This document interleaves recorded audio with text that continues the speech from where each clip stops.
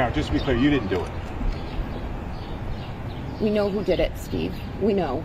And we know who spearheaded this cover-up. You all know. Yes, we do. If John was beaten up and attacked in that house, who did it? We don't know. We don't know. We don't know. And it's not for us to know.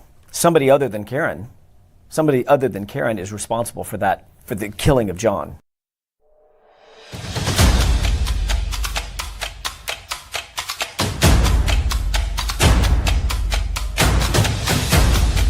You are listening to the Roberta Glass True Crime Report, putting the true back in true crime.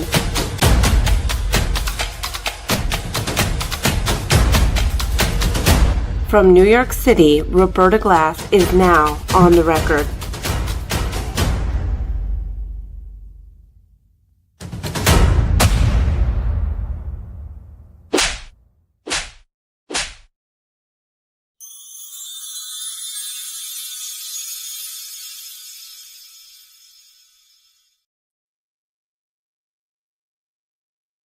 Okay, good morning. Good morning, Betty, Riverdale, Manny, She-Fly, Candy Canes, Truth and Justice, Riverdale, Pilates, hello, Debbie Martin, Doris Bug. We're waiting for a verdict in the Karen Reed case. Yesterday we waited all day, no verdict. We're back. Are we headed towards another hung jury? Maybe, maybe not. Don't know. We have a fan. Hopefully we'll get a verdict today. We'll stay positive. We looked at a fan for a long time yesterday.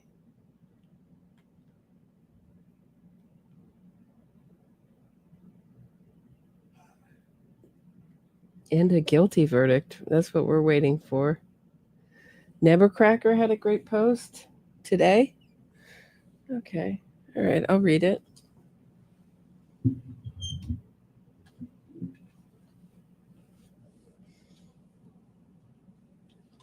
Give me a minute.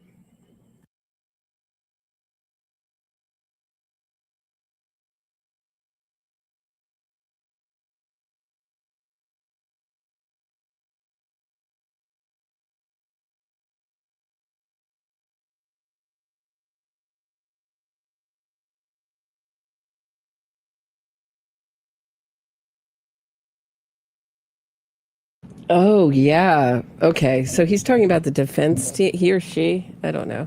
He's talking about the defense team. Got the message yesterday. Yeah, you got to see this. This will cheer everybody up. You guys got to see this. Hold on. I watched this yesterday. Before I read this, I have to show you what he or she is talking about. Got a ton of notifications. Oh boy. Oh God. Jen McCabe made 200 calls. Yeah. Oh my God.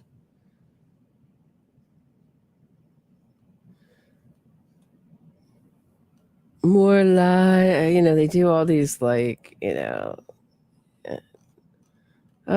God. I won't miss the free Karen Reed people. Let me see. It's just so okay, so yeah, let me just show you them leaving the courtroom yesterday. Crazy. They looked like a funeral leaving the courtroom yesterday. It seems like it's, if it would have been a acquittal, acquittal could come at any time, but it seems like unlikely after a lot of deliberation. If there's no evidence, right? It's just so obvious she's innocent. You just acquit. So here, take a look. Stay here until you're ready to be done in the ring. I'm done. You're done? Yeah. Okay, no comments right now, guys. And do me a favor. The cameras weigh a shit ton. Give me some room. She needs room. We need room. Okay, let us walk. And we need room on the sides as well. Yep. Just let us walk. You'll get all the pictures you need. Hanging in there, Karen. Karen, do you have any comment you want to make leaving today? Say how you're feeling. Any message to the supporters? There's gonna be no comments. A little faster, guys. Don't trip. There's their friend Ingrid Curtis behind her, or Ingrid Miller. She goes by both. Thank you. Thank you.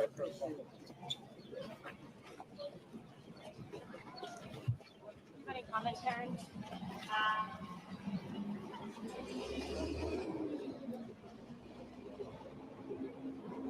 Here we go, guys. Keep Come it on. going. A little Keep moving faster. fast. You got to keep moving. You got to keep moving. You got to keep moving, pal. No need to put a mic in. There's no comments.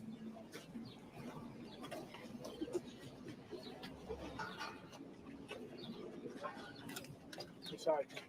Keep going, keep going, keep going. Do me a favor, keep going. There you go. Thank you. Watch your step. Yep, don't want anybody to fall. All right. Karen? Yep. Come with me. We got her, Dean. You got to move Yep, to the I'm left? just gonna go ahead and create the So space. much. Appreciate you. All right. Thanks, guys.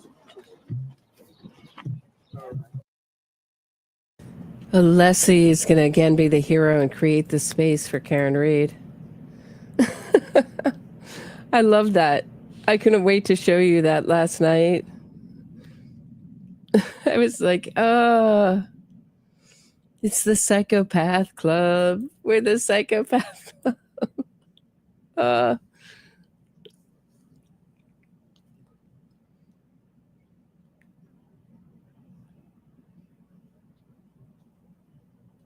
Yeah, I mean, just.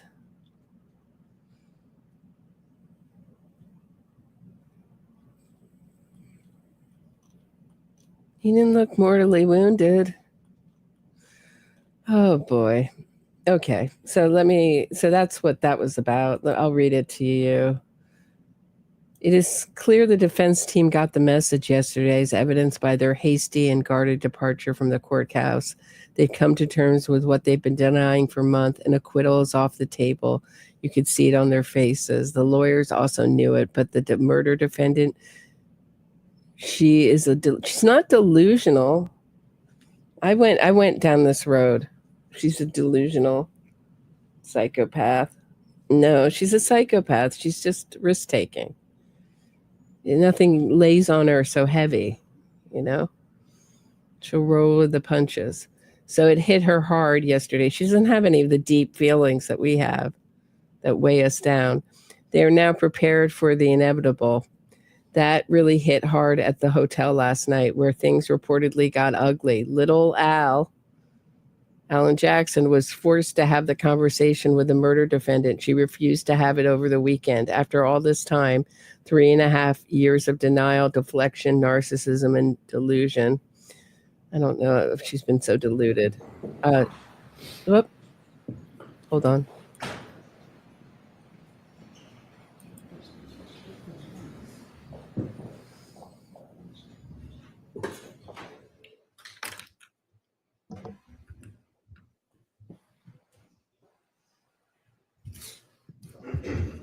Christy.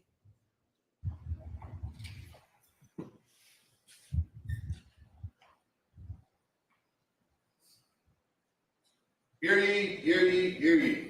All persons having anything to do before the Honorable Beverly Kearney, the Justice of the Superior Court, holding in Dedham, within and for the County of Norfolk.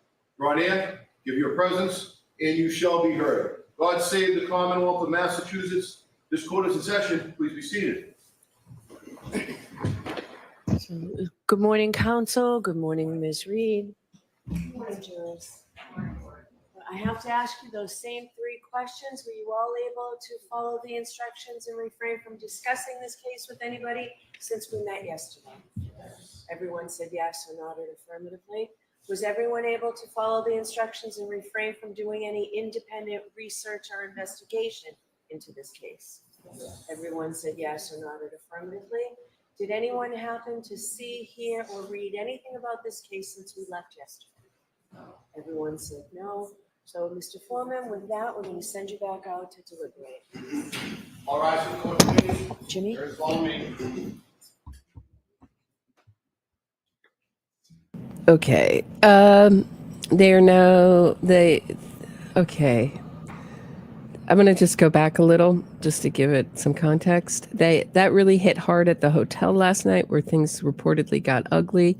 Little Alan Jackson, was forced to have the conversation with the murder defendant. She refused to have it over the weekend. I hear she refuses to look at anything negative.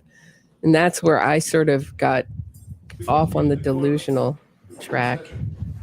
So I've been sending a note in at 4:00, so I would like counsel here at 4:00. All right, so if you just plan on being here at 4:00, it would make it easier in case the jurors want to go home. So, all right, Ms. Yannetti, it wasn't until I was here that I noticed you were not in the courtroom. They held me downstairs, Your Honor. I think the jury was being brought in, so. Okay. No one told us otherwise either. So. Understood. All right, thank you. All right. What's the reason to exit courtroom?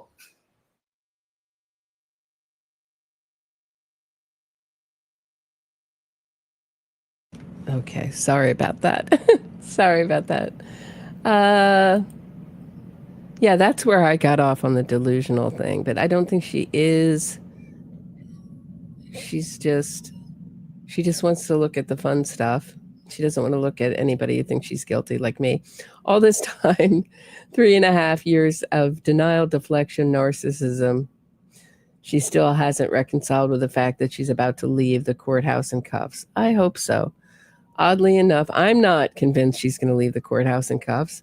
It wasn't a member of the scumbag defense team. It's not because I don't think she's guilty. It's just I know the power of these innocence fraud campaigns. It wasn't a member of the scumbag defense team leading the conversation. Do I have the hiccups? I hope not. It was Janet Reed, Mommy Dearest, team and Bertha herself who took control. She pushed the issue, forcing the defense to start dealing with it.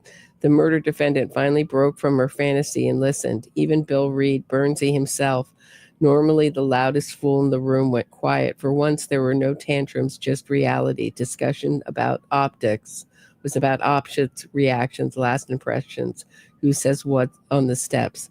But most of the discussion revolved around the appeal because they know what's coming. As for sentencing, which won't happen right away, but will likely take place in the coming days if it's a manslaughter conviction that is returned, the plan is to request leniency.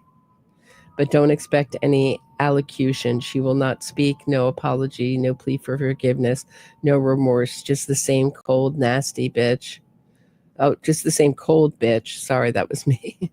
That was me. Nasty. Just the same, that's my words. Just the same cold, nasty bitch. Narcissist behavior that has defined her from the beginning, because you can't show remorse when you don't have a soul. So true. And then because there's always one more layer of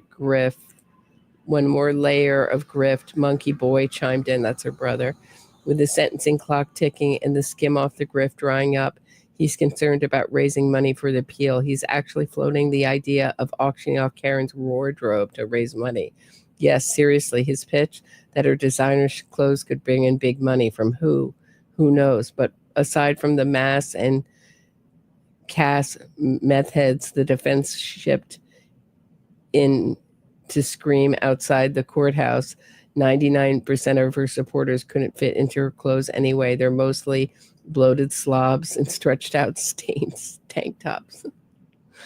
Oh, that's kind of mean. The end is near, and every single one. You just don't dehumanize Karen's supporters. Let's not dehumanize them. There's a lot of dark personalities. Let's not go sink to their level. There's a lot of dark personalities, but there's a lot of good people. There's good people who have been fooled. Let's not all pretend we haven't been fooled by something, okay? All right. I mean, I know this seems outrageous, but it's very convincing. They get these experts up there. You think, well, these experts wouldn't lie about dog bites if it wasn't a seriously viable. I'm trying to get into my younger, naive self. It's just, yes, they would lie. They would lie. They would lie. There's.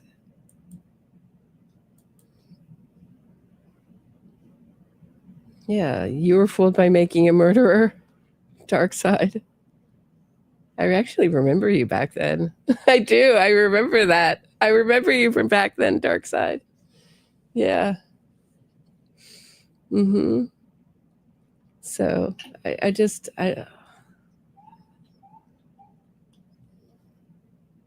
know it's easy. I know it's an easy way to think of everyone. Yeah, I was fooled by Amanda Knox. So yeah, you know. So these things can be very convincing. So let's not, yeah, I have to make some coffee. Can everybody be patient and wait for me to make some coffee? I'm sorry, I woke up late. I know it's bad. I know, but I haven't. Yeah, West Memphis 3, me too. There's the one. I got that letter from Amanda Knox's Friends of Amanda, whatever, and I was like, whoa, injustice? And then there's really no good information in America, very little to refute it. Online, you know. Yeah, Iowa, I wish I were like you, yeah. So let's all just try to yeah, hit the thumb, have a positive attitude about the Free Karen readers. They really feel like, you know, the good people feel like in there that they are writing an injustice, not taking part in an injustice, not the reality that they're taking part in a huge injustice. So let's try to have some grace and thoughts and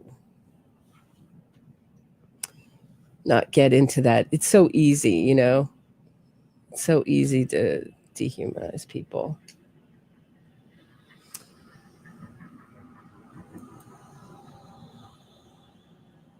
What can we do?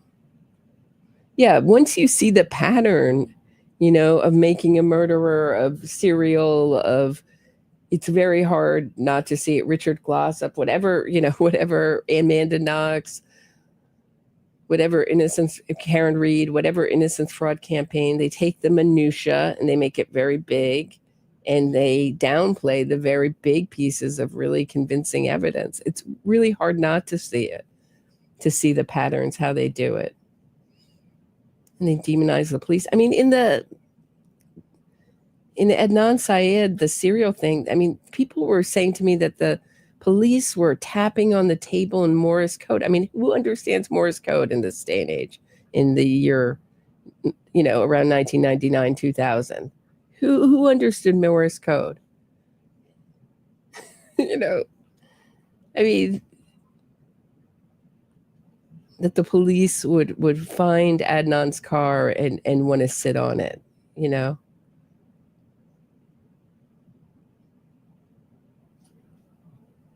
Maybe a little song about Marie Russell.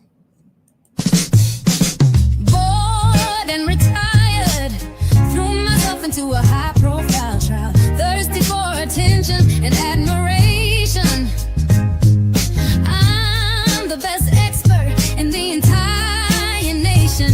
Get paid to lie by the hour, making stuff up is my superpower. I see dog bites. I see dog bites. Just pay me and I'll tell you they are dog bites. Limp to the stand, decked out in polyester. Lay my lies on the court and let them fester. Oh, puncture wounds in the shirt. Testified to a great deal, I'm certain. Hell, they'll say anything. It's the prosecution that's got the burden. I'm the best expert that's ever been. Who else can testify to a dog bite by a canine without a chin?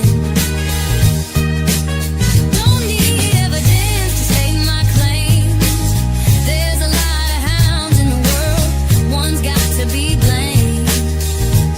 I'll do anything to get rich and get off killer.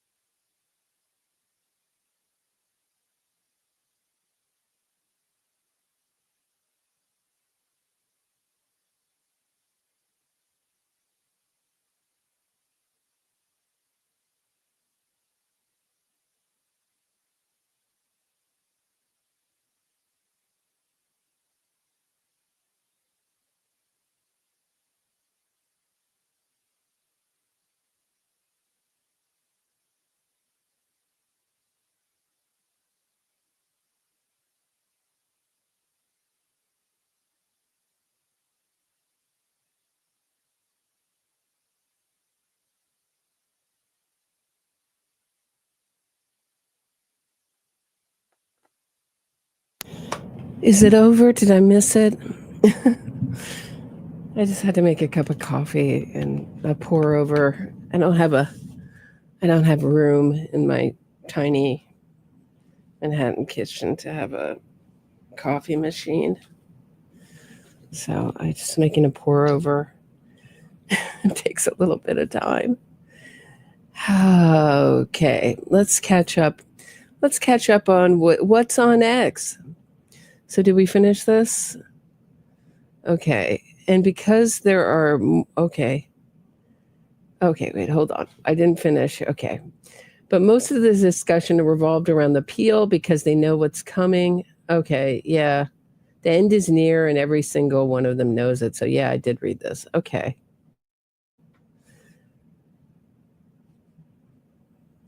I hope that's right. I hope we get a guilty verdict. I'm just can't, I don't know,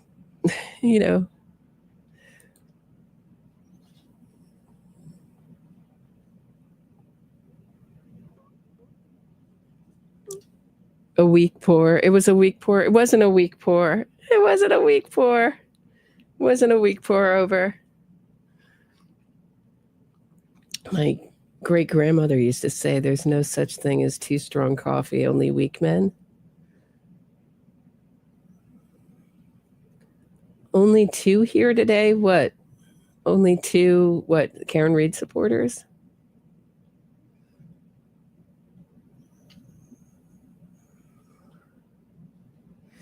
Kitty, will you stop?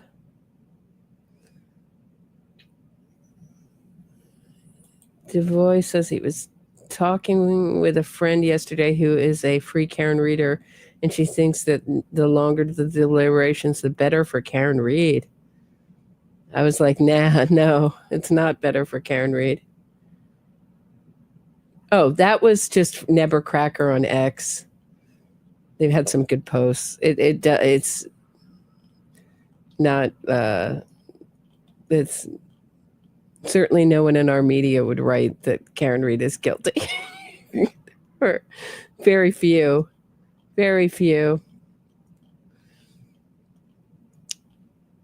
But yeah, I was really excited to show you that video of them walking out. I mean, they're just looking so depressed.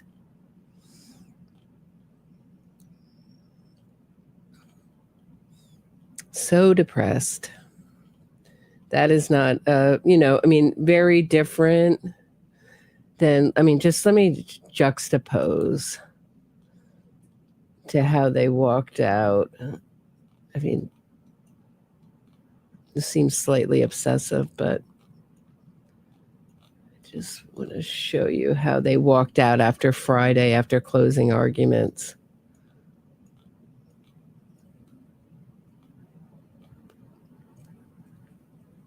Here we go, okay? This is them Friday. Thank you all for coming. Actually, I'll start from the beginning.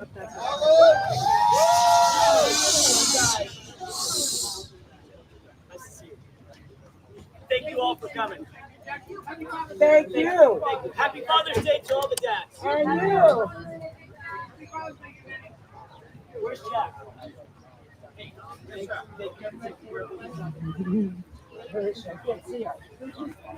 All the fathers, and the mothers and daughters and sons who support us. You guys are great. Disgusting. All the mothers with Peggy O'Keefe in there just weeping. Yeah, I'm sure John O'Keefe would have liked to have celebrated Father's Day if Karen Reed hadn't murdered him. Just the insensitivity of this crew is so enormous.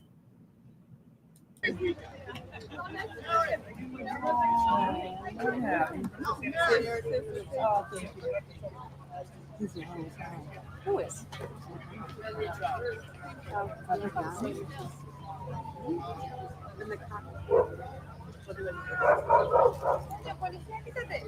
What was the cameraman giving Alan Jackson his card? Look at this. What's being handed off here? between Alan Jackson and the cameraman. Look at this. All the fathers and the mothers and daughters and sons who support us. You guys are great. Have a great weekend.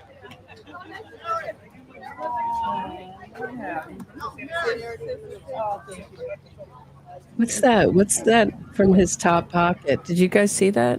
What's he giving Alan? Is that his card from his top pocket? One more time.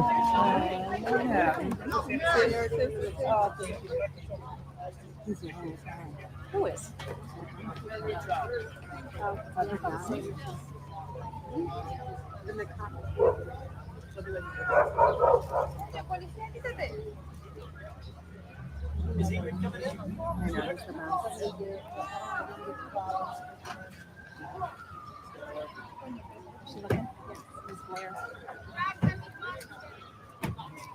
You guys having fun?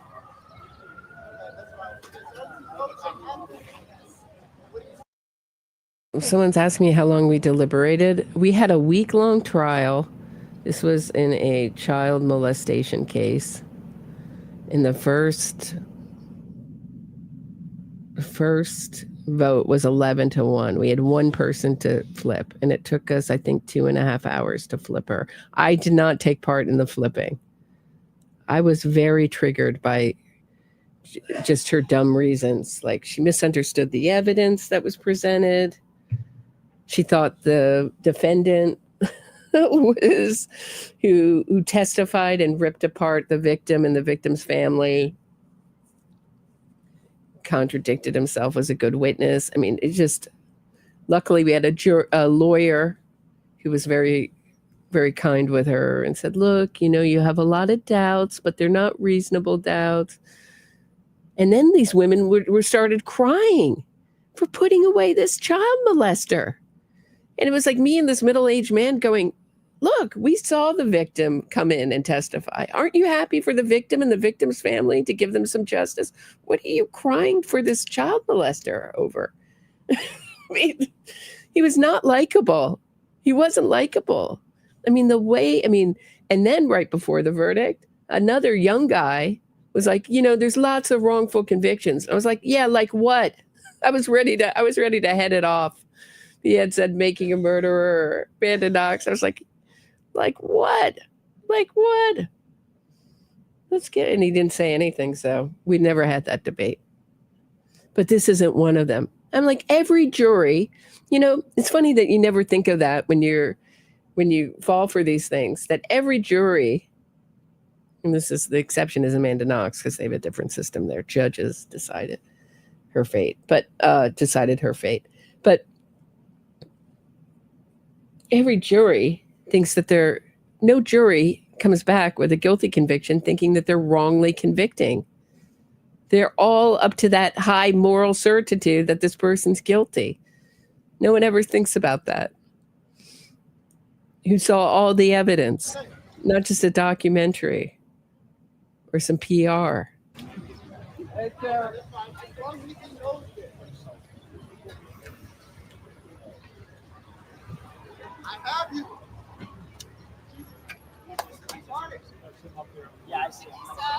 Hey, sweetie. Love you. Hi, Lisa and Lynn. Nice to see you. Look, she's like a politician now. Hi, I'm a murder defendant. But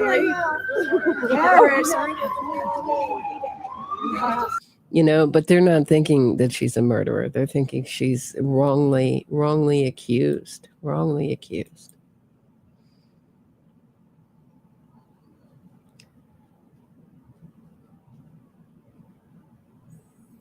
Yeah, be careful, Maestro.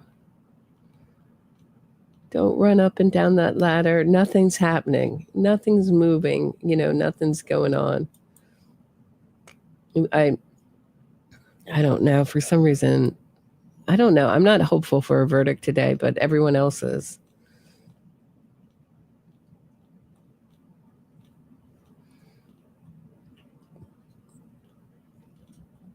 It's a horrible feeling, though. I mean, it's a very weird feeling when they lock you in that room to deliberate with a what do you call it? One of those coffee machines where the coffee never gets really hot enough.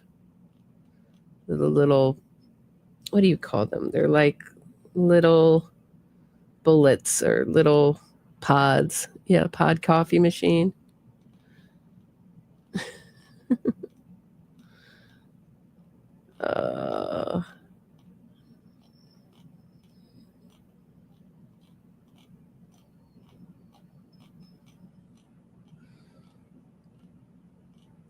And some creamer. That dried creamer and sugar packets. Not that I take sugar, but just like that's the vibe, very 12 Angry Men type vibe. You're like, when am I going to get out of here? And it was worse for this guy who was a smoker he was like, they let us out. I just went out with him just to get some fresh air, but he's like, when am I going to get out of here? I was like, dude, you didn't bring like some gum, you sat through this whole trial for hours. He was clearly losing his mind. Just 2 hours, because we had sat through all the judge's instructions, et cetera, et cetera. So let's see, what can we look at? Well, I'll keep an eye. Let me see. Is there any part of the trial that you'd want to watch again? Or I'll just pick if.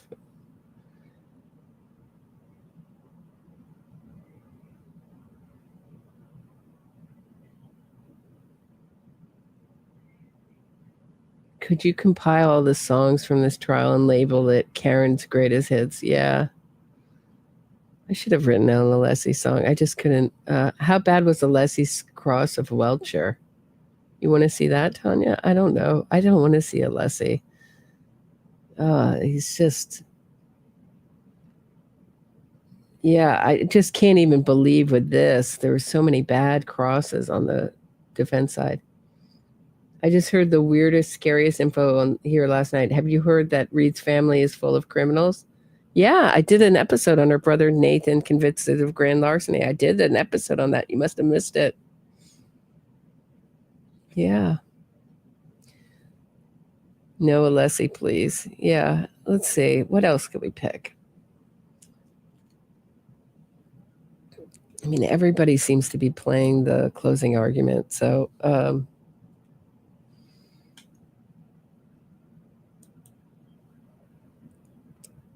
let's do something different. Let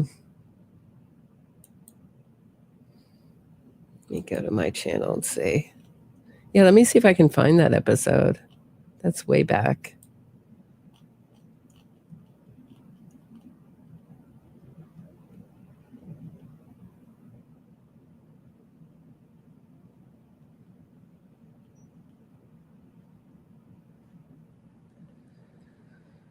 Okay, let's see.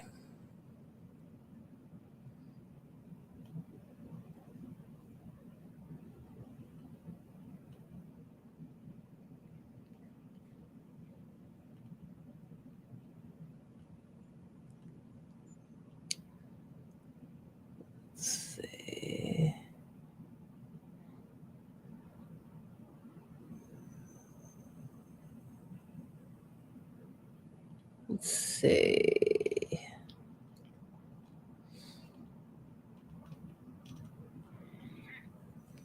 Okay, I know, but Kitty, I've been feeding you and you've been on food protest. So I'm not sure I want to open up another can to have you not eat it. That's what I'm worried about. I'm happy to open up a can of food if you're going to eat it.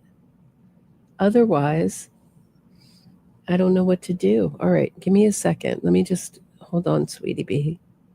This is girl Kitty is harassing me. Okay, all right.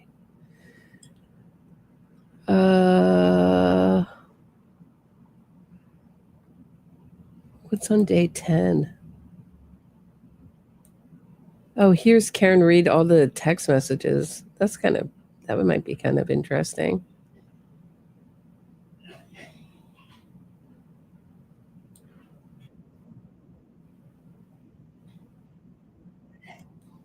Here we go. Let's look at this for a little bit.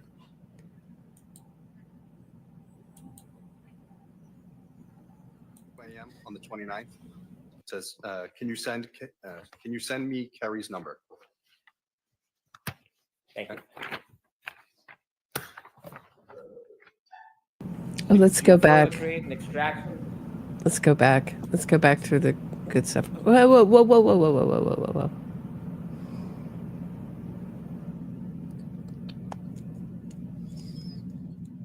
Hey, hey, hey, hey, hey. Was Carino on the stand in this? Here. This is what I was looking for. Right here. Hey, hey, hey! Here, there were a number of extraction reports that we introduced into evidence. Do you remember that? Yes, I do. And just remind us briefly what an extraction report is. It's the information from the cell phones that I pull up via cell phone. All right, so I'm just going to ask that this witness identify himself. My apologies, Your Honor. Could you please again introduce yourself to the jury? Spell your last name for the record. I'm Trooper Nicholas Guarino, Guarino. You would explain what an extraction report is. Yes, it's the information in the cell phones. We can create PDFs or portable cases from information, whatever is specified. An extraction report, can it be general or more narrow? Yes, it can be. I want to introduce a few more extraction reports that we didn't get to last time. Okay. In this case, did you use Mr. O'Keefe's phone to create an extraction report that included all of his calls from the 28th and the 29th of January 2022? Yes, I did. May I approach, Your Honor? Yes.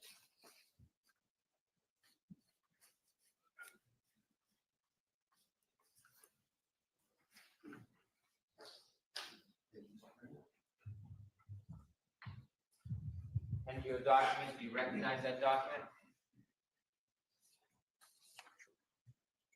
Yes, I do. And what is it? It's John O'Keefe's call logs from everyone from the 29th to the 28th. Right. I move this into evidence, ma'am. No objection, Your Honor. Thank you.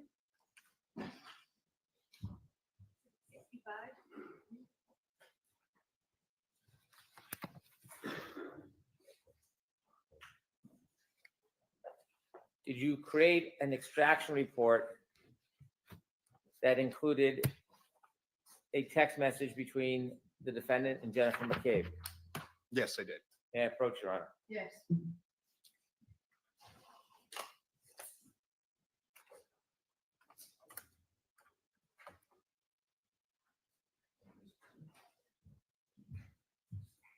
And in your document, do you recognize that? Yes, I do. Can you tell us what that is? Yes, it's the text chain from the defendant to Jen McCabe. I move this into evidence, please. No objection, Your Honor. Thank you.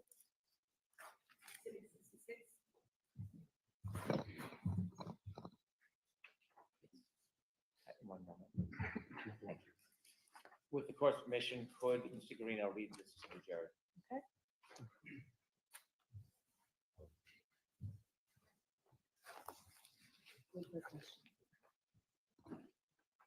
Could you kindly read that and explain it to the jury? With all the information on it. Yes. This is from the defendant to Jen McCabe, 7:26:52 a.m. on the 29th. It says, can you send me Kerry's number? Thank you. Did you further create an extraction?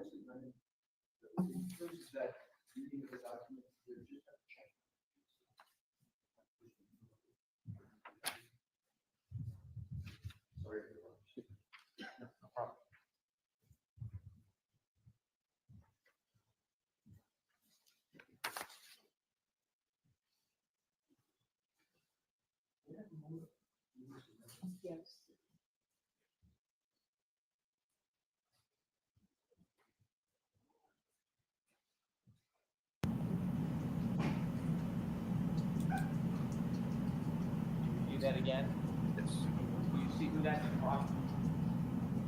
And who is to? I'm sorry, Miss. It's from Jen McCabe to the defendant. And what does it say? Can you send me Kerry's number? What time and date? That is at 7:26:52 a.m. on April 29th, 2022. Thank you. All right, that's. Did you do a further extraction report from John O'Keefe's phone with text messages between him? Did you call the plumber? That's what I want to know. Did you call and see if she had any text messages for a plumber on her phone? Let me see. When did Jen McCabe testify? I'd like to watch her testimony again, and Carrie Roberts. So it was day 6, I think. O'Keefe at that time. He was a very good.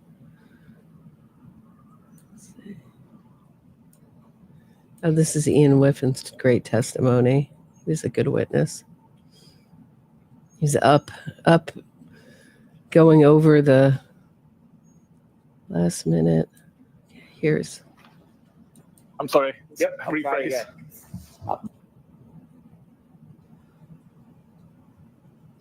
I mean, they didn't even dispute this 227 search. There's the O'Keefe family. I really hope they're not re-victimized by this trial.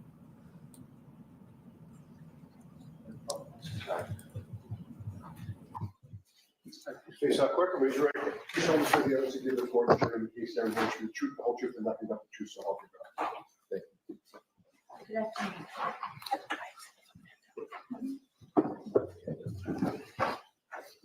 Right, Mr. Brennan, whenever you're ready, Ms. McCabe, I'd ask that you pull the microphone close.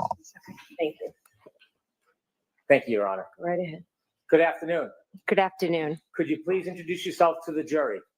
Hi, I'm Jennifer McCabe, MCCABE. Ms. McCabe, And her husband was a good witness last time. I mean, we heard much more of the story last trial. And it would be ironic with all the praise that Hank Brennan has got about, not this time, this is a much better case, if we got the same. I mean, I just think sort of the public kind of picked up on the way that Judge Kearney treated Adam Lally. He went 1 minute over and she's screaming at him. She's screaming at him to keep up his voice. He was really just up against it all. Even this side of the fence really not supporting him. It would be ironic to get another hung jury verdict in this. how old are you? I'm 49 years old. Are you married? Yes, I am married with 4 daughters. Without detailing your children's names, can you tell us a little bit about your family? Sure. I have 4 daughters that are 16, 17, 19, and 21. 2 are in high school and 2 are in college. In raising your children, was your family active in local sports? Yes, all 4 of my daughters played multiple sports from when they were young. 2 now are playing in college.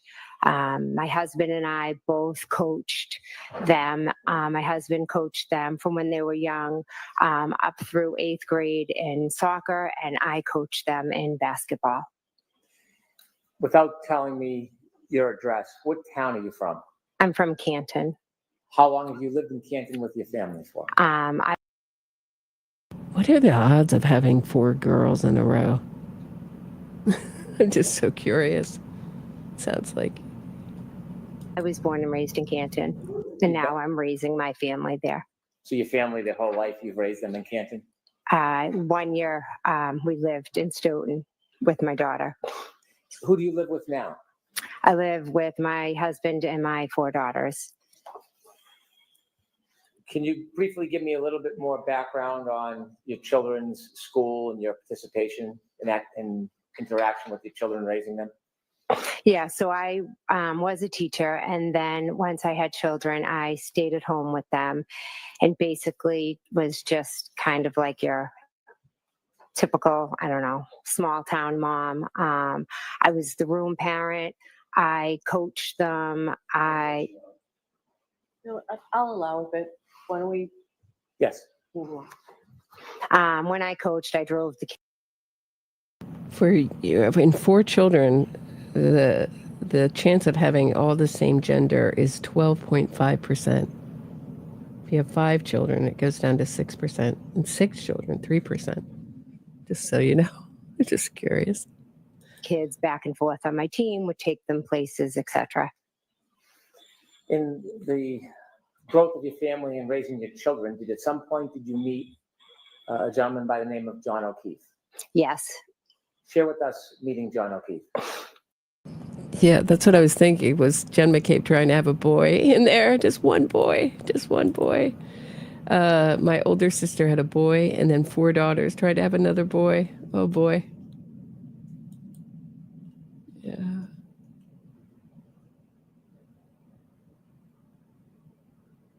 She's a great witness. This is one of my favorite witnesses, Jen McCabe.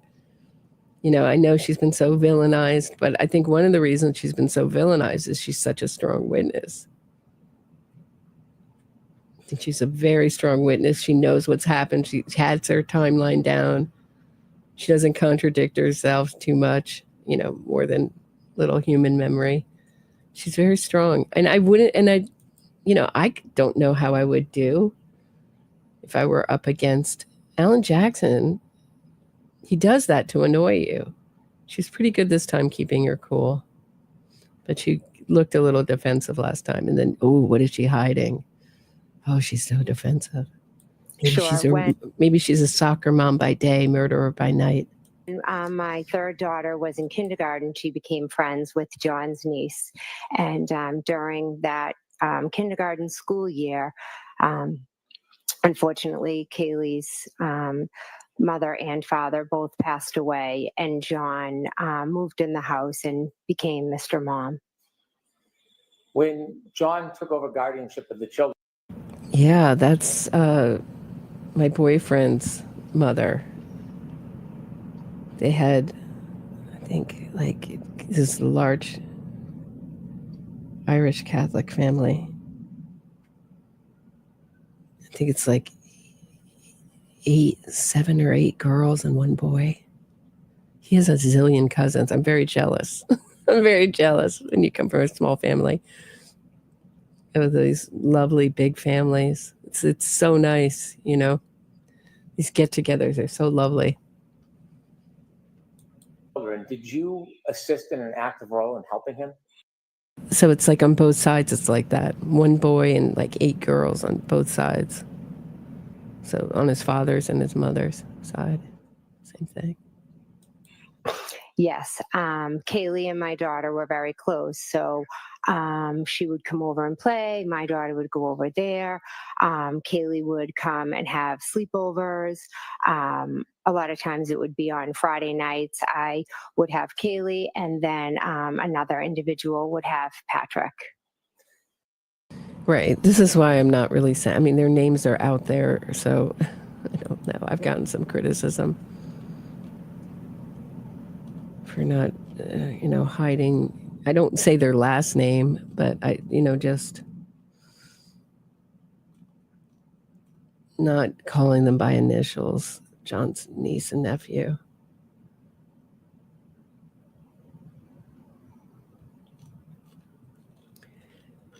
But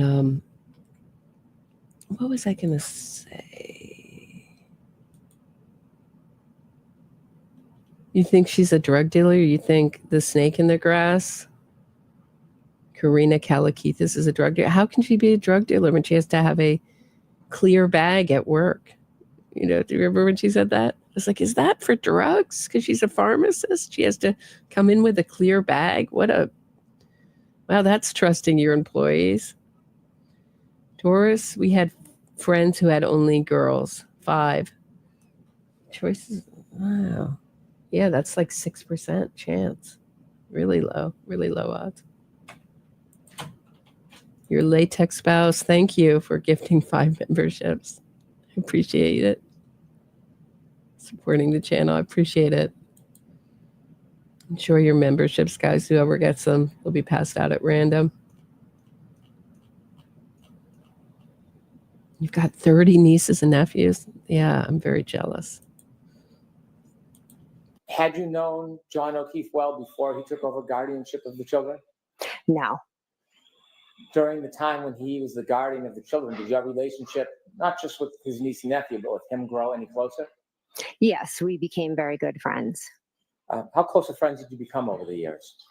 Well, throughout the years, obviously, when they were younger, we talked more, just about the logistics of CCD, pickup, drop off, basketball, sports. But then he would also call me, about, as the girls got older, the girl drama or, the hormones and things like that. He would also come over, and hang out and have a beer and, just talk about whatever was new in his life or going on, or, just the day in and day out struggles of his, life and raising the kids now and figuring it all out with, work and family and all of that. Leading into January 28th of 2022, so the jury understands, how close is your friendship with John O'Keefe at that time? He was a very good friend of mine that I knew I could call for anything. I want you to take us forward to January 28th, 2022. Do you remember that day? Yes, I do. Do you remember it well? Yes. Take us to the early morning hours, January 28th, 2022. Did you learn there may be weather or a storm coming?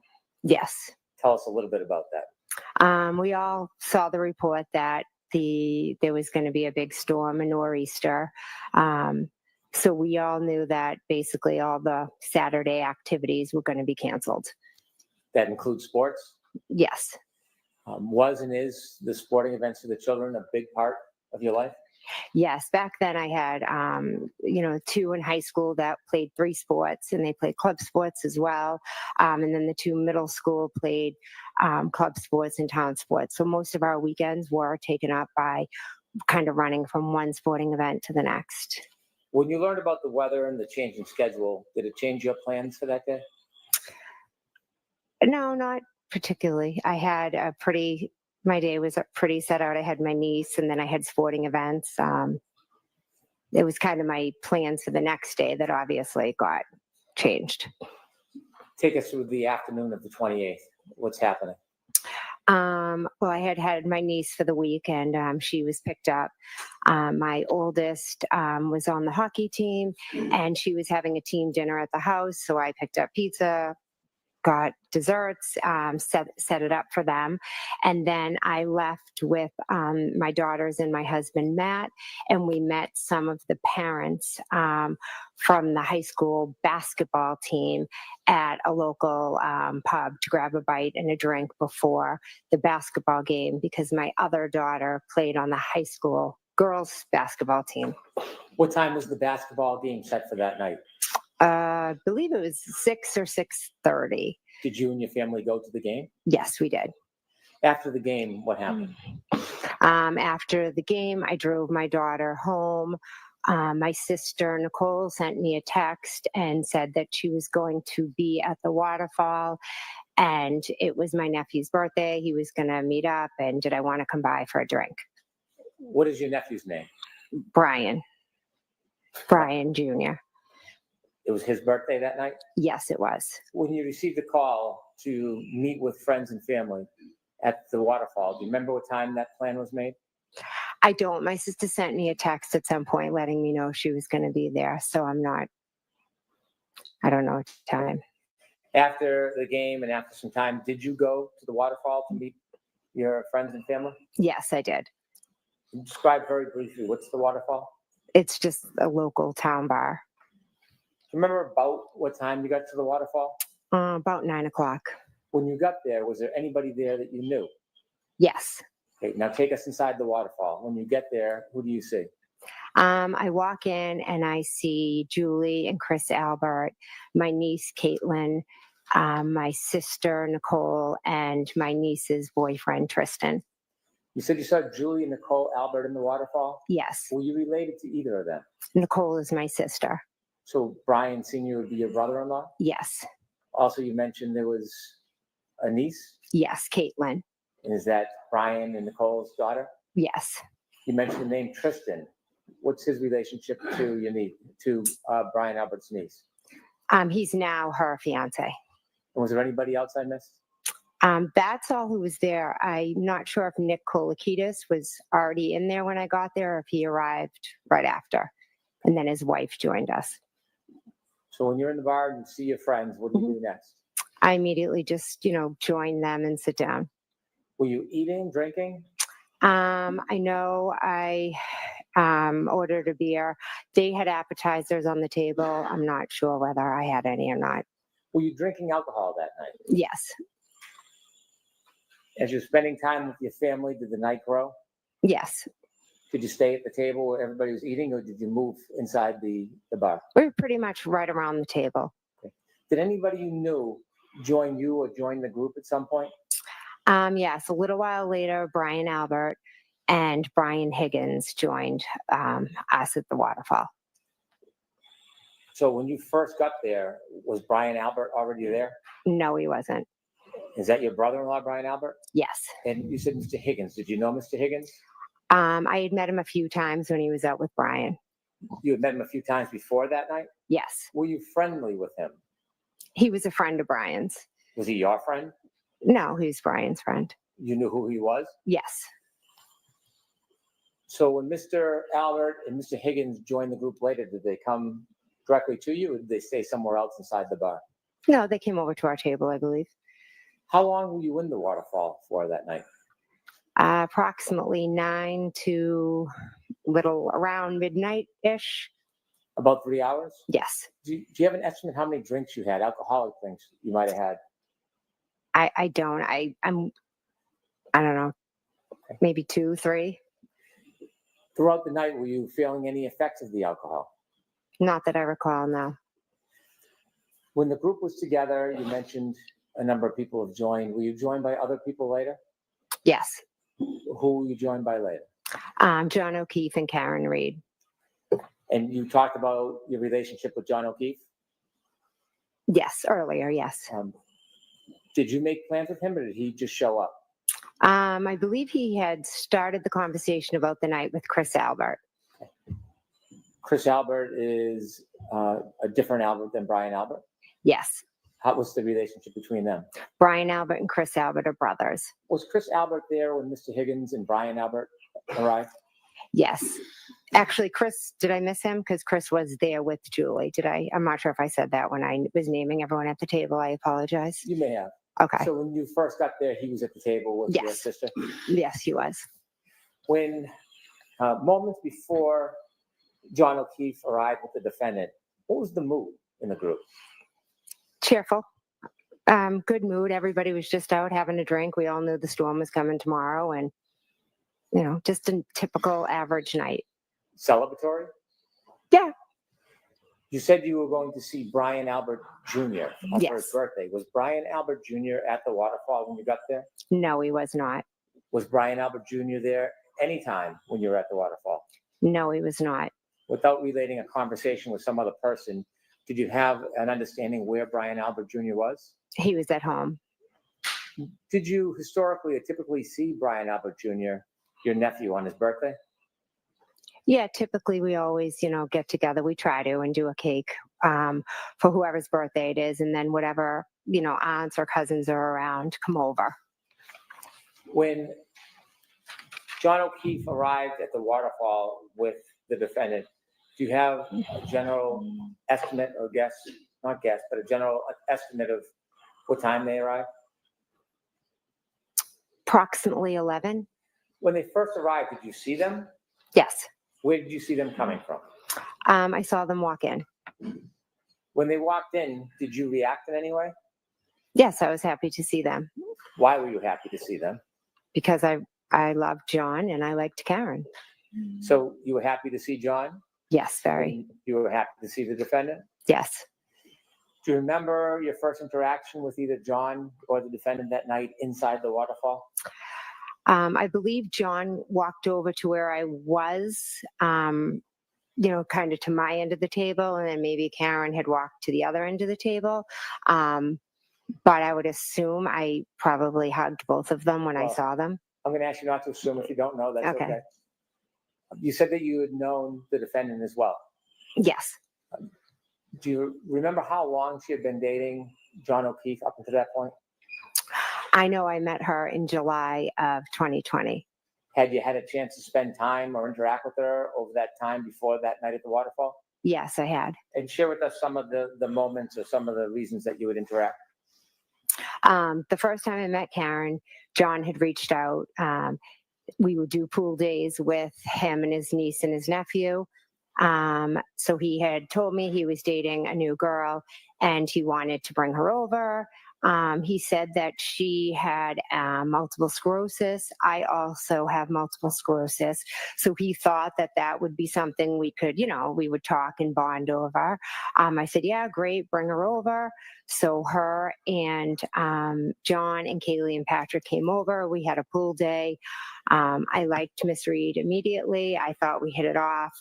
It was really great, talking to someone my age that also had MS, because I didn't really know a lot of people who have it. So it was really nice to have somebody to relate to. Then moving forward, we would see them, if it was my daughter's birthday party. When it was time for pickup, they would come in, have a couple drinks. Same thing for like a Halloween party, after basketball games. So you spent time both with John and Miss Reed? Yes. Did you spend time with the defendant separately without John around? No. Did you become friendly with her? Yes. And were you friendly that night? Yes. After John and the defendant entered the bar and you agreed, did you interact or spend time with Miss Reed at the waterfall? Yes, I did. And speaking of the defendant, do you recognize her here in the courtroom? Yes, I do. Could you kindly point to her and describe an article of clothing she's wearing? She's sitting right over there with a black shirt or blue. Is she between Attorney Jackson and Attorney Yannetti? Yes, she is. When you were at the waterfall that night, do you remember who you were speaking to or where you were spending your time? As to earlier in the night or after? I'm sorry, after Mr. O'Keefe and the defendant arrived. Yes, Miss Reed came over and spoke to me because I had seen her the Saturday before, and she had told me how she had started a new medication and it was giving her some awful side effects. And I said, I'm shocked they put you on that, etc. Let me not ask you about conversations you had, but about the moment that you were in. Did you spend time with Miss Reed that night? Yes, I did. Inevitably, did you drink more alcohol as the night went on? I believe I had, like I said earlier, a couple of drinks, 2, 3, not sure. Did you ever have a shot of alcohol? I do not believe I had the shot, no. Did you see the party, the group of friends and family doing the shot? I was in the bathroom and walked out, and they were doing or had just done a shot. With the court's permission, I'd like to display parts of Exhibit 22, which has already been introduced into evidence, which is video surveillance footage from the waterfall. Okay. I'd like to start at 10:54:20, please.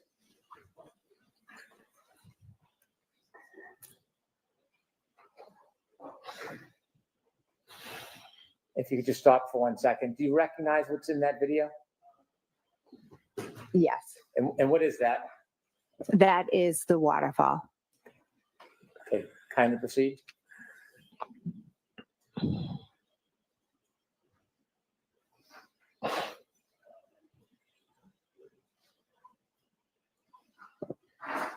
If you could stop.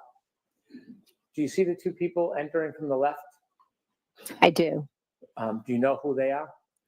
I believe that is Miss Reed and John O'Keefe.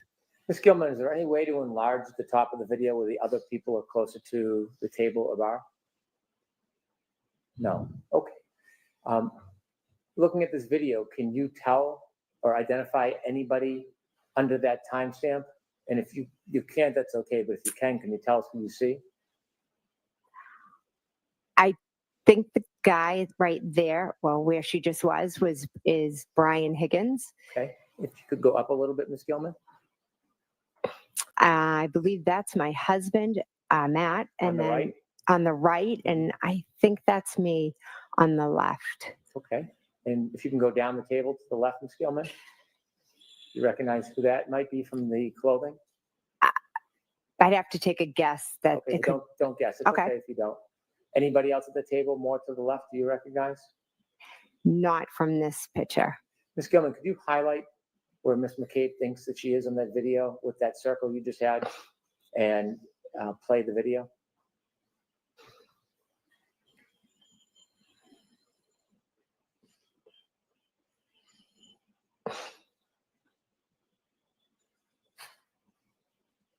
If you could stop. Is that you clapping, Ms. McCabe? Yes, it is. Why are you clapping? Because I was happy to see them. Both of them. Yes. Okay. Could you continue, please? And who's that person walking right to left hugging people? That is John O'Keefe. Can you continue, please, Ms. Gilman?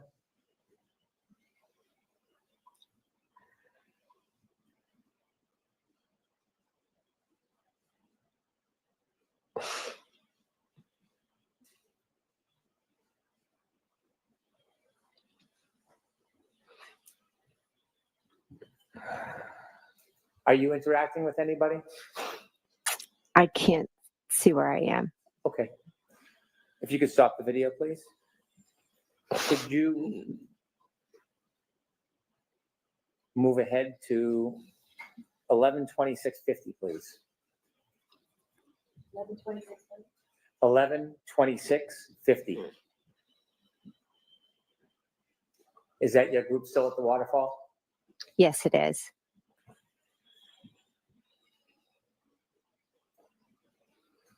If you could stop there, Ms. Gilman. If we could hone in or circle where you were previously, where we saw Ms. McCabe. I know it's a bit blurry. If you can, and if you can, please let me know. Can you see whether you're in that area? I believe I am, yes. Could you put the circle down just a little bit, Ms. Gilman? Okay. If you could play from 11:26:50 to 11:27, please. We're a little bit ahead right now.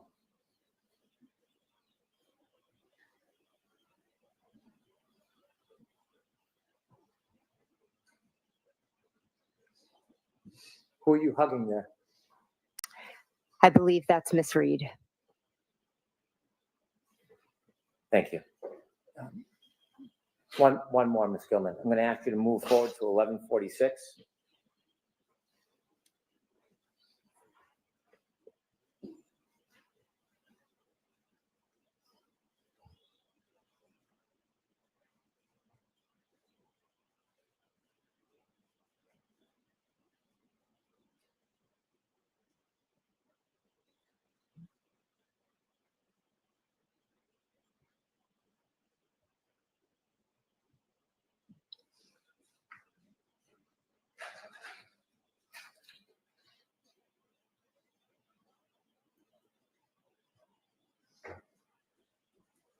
Could you pause, Ms. Gilman?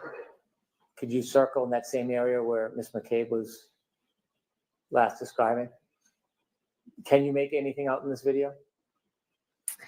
Yes, it looks like they're all, toasting or doing a cheer before they do a shot. Can you see whether or not the defendant's in that part of the video? Yes, it looks like she is in front of the man in the plaid coat. Were you participating with the drinking at this moment? I don't see myself in the video. I don't believe I was. But you were drinking separately that night, weren't you? Yes, I was drinking beer. If you can continue, please.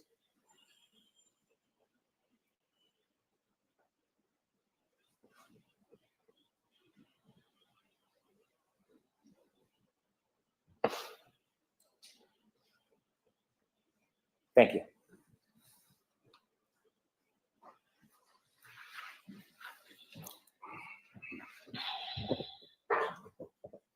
Shortly after the shot, was there conversation about leaving the waterfall as a group? Yes, there was. Was there any discussion about where the group should go? At first, Miss Reed was asking if we could go up the street to D&E. What's D&E? D&E is a sub shop that's owned by Chris Albert. Was it open that late at night? No, it wasn't. Had you in the past gone to that pizza shop after hours to eat? Yes, we had. And tell us what the defendant was saying. She just kept asking, can we go up to D&E? Can we go up to D&E? She wanted just to go up and, Chris makes food and then we were going to go she wanted us all just to go up there and eat and hang out. That wasn't an uncommon occurrence for the group to sometimes go to that pizza shop after hours, was it? No. Did the group decide to go to the pizza shop? They decided they weren't going to go. Okay. Was there a different plan made? Before Brian Albert left, he said to the group, hey, we're going to go back home and have a beer with Brian Jr. If anyone wants to come by. When you received the invitation to the group to go back to Brian Albert's house, did you decide whether you're going to go home or go back to your sister's house? Yes, I decided I was going to go to my sister's house. Without saying what was said, was there any discussion in the group among the participants about going back to your sister and Brian Albert's house? Everybody seemed to want to go back. Did anybody object to going back? No. Had you been to your sister's house before? Yes. Many times? Yes. Do you know the address of where your sister lived? Yes. And so after that conversation, did you stay at the waterfall for a little bit or did you leave immediately? Probably left after maybe 5-10 minutes. Without saying what was said, before you left, did you have a chance to speak to John O'Keefe? I did, yes. You spoke to him inside the waterfall? Yes. Did you have a chance to speak to the defendant? Yes. And was your plan to go back to your sister's house? Yes. Before you... Okay, just going to interrupt the great testimony of Jen McCabe, one of my favorite witnesses in the Karen Reed trial. I heart Jen McCabe. I do. You can call me McAlbert, whatever you want to call me. I thought she was a terrific witness. Terrific. So here's a little rumor. I'll report the rumors. People are sending me stuff. Okay. I don't know if people are making this stuff up. I don't know how they're hearing. They shouldn't be hearing anything. I am hearing they have convicted her on OUI and manslaughter and are arguing over murder too. If that would be true, that would be wonderful. I'll take manslaughter and the 15-year sentence. I want the murder too, but I'll take what I can get with this innocence fraud campaign. I'll take anything. I'll take anything that gets her, that would give her a 15-year sentence with 20 years of probation. She has to give up her passport and open a victim fund. She can't wait for the civil lawsuit. She'll be broke. Good. Oh, so she has restitution on this? She has to pay restitution on this? I don't know. That's a rumor. I mean, this is just rumor. This could be totally untrue. I'm just reporting what people are sending to me. Here's some, let's see.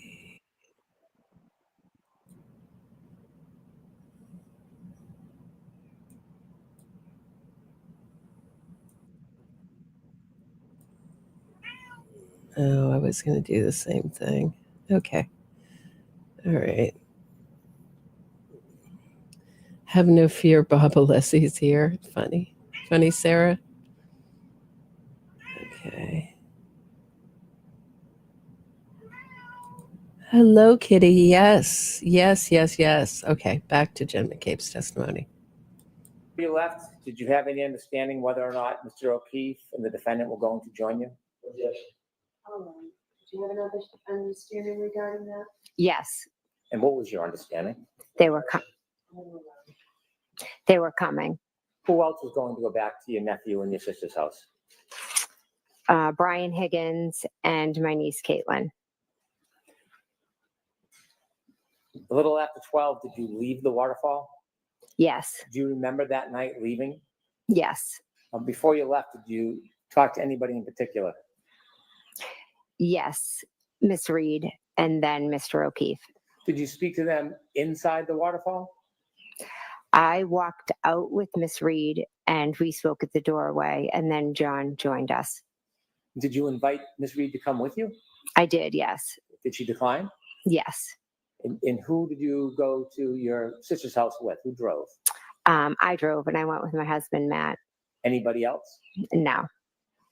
Do you remember what time it was that you were speaking to Miss Reed about going to your sister's house? After midnight. If I could have Exhibit 22 again. Ms. Gilman, if you could take us to 12:10:36.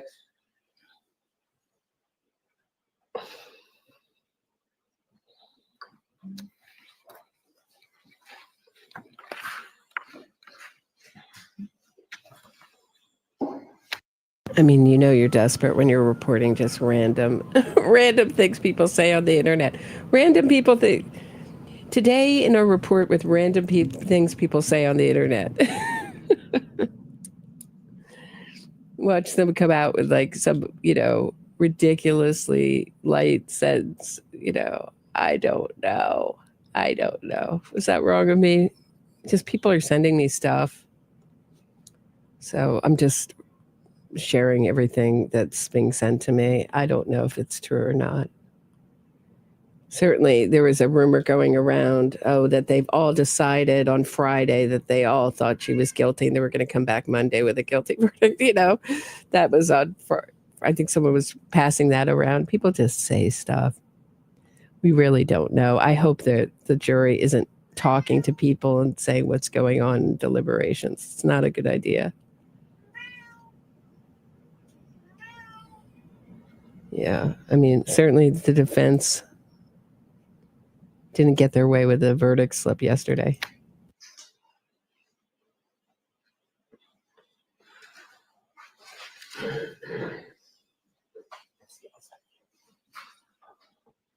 Okay, if you could stop it there, please.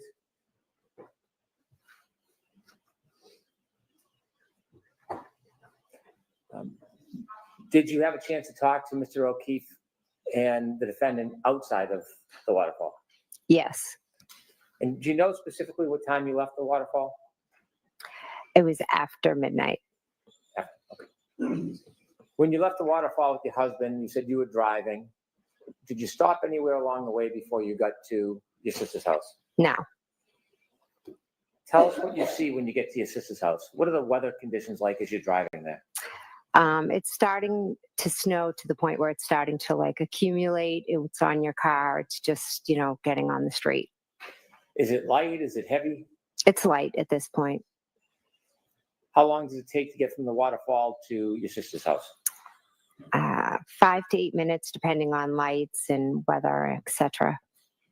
When you first get to your sister's house, while you're still in the car, describe what you see. My wipers are on. I'm just looking out the window and it's snowing. It's dark. Anybody in the driveway? Any cars in the driveway that you see? Oh, when I pull up to my sister's? Yeah. As I pull down the street, I take a left into the driveway and there is a Jeep that's parked on the street, and there's maybe a couple of cars in my sister's driveway. What do you do when you arrive at your sister's house? I go in the house. Now, there are a couple doors at your sister's house? Yes. Is there a front door? Yes. Is there a side door? Yes. Which one's closer to the driveway? The side door. Which door do you go in when you get to your sister's house? The front door. Was anybody with you when you went in? My husband, Matt. You walked in together? Yes. Tell us the first person you remember meeting. When I went in the house? Yes. Probably my niece was at the table, and then I saw my nephew, Brian. Was there anybody else you saw at the table? Julie Nagel and Sarah Levinson. So when you walk in the front door of the house, Is it what table? Is this a living room table or kitchen table?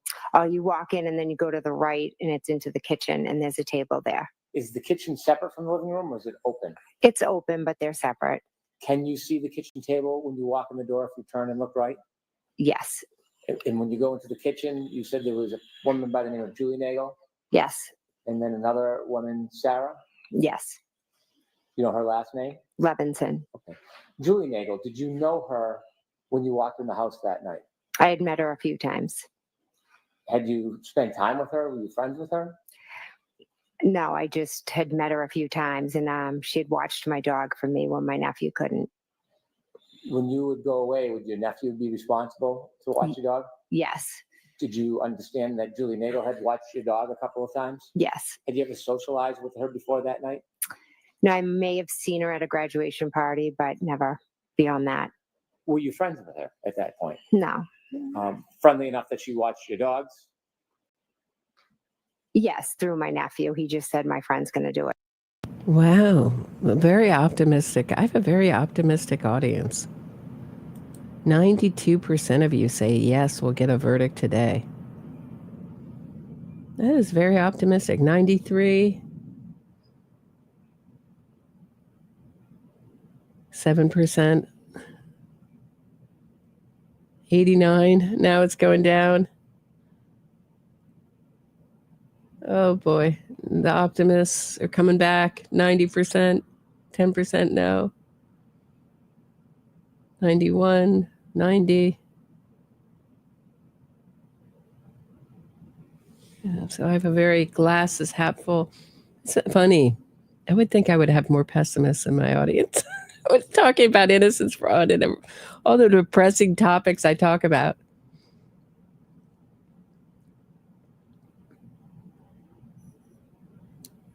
It is 89-11. Yeah, I'm not feeling super. I strangely am, I think, a more optimistic person, but I'm not feeling super optimistic today. It's just, it scares me. The scene outside the courthouse scares. This is what I'm talking about. There's just no need for it. Judge Kearney was so wrong to reverse that buffer zone, extra buffer zone. It's just what a nightmare.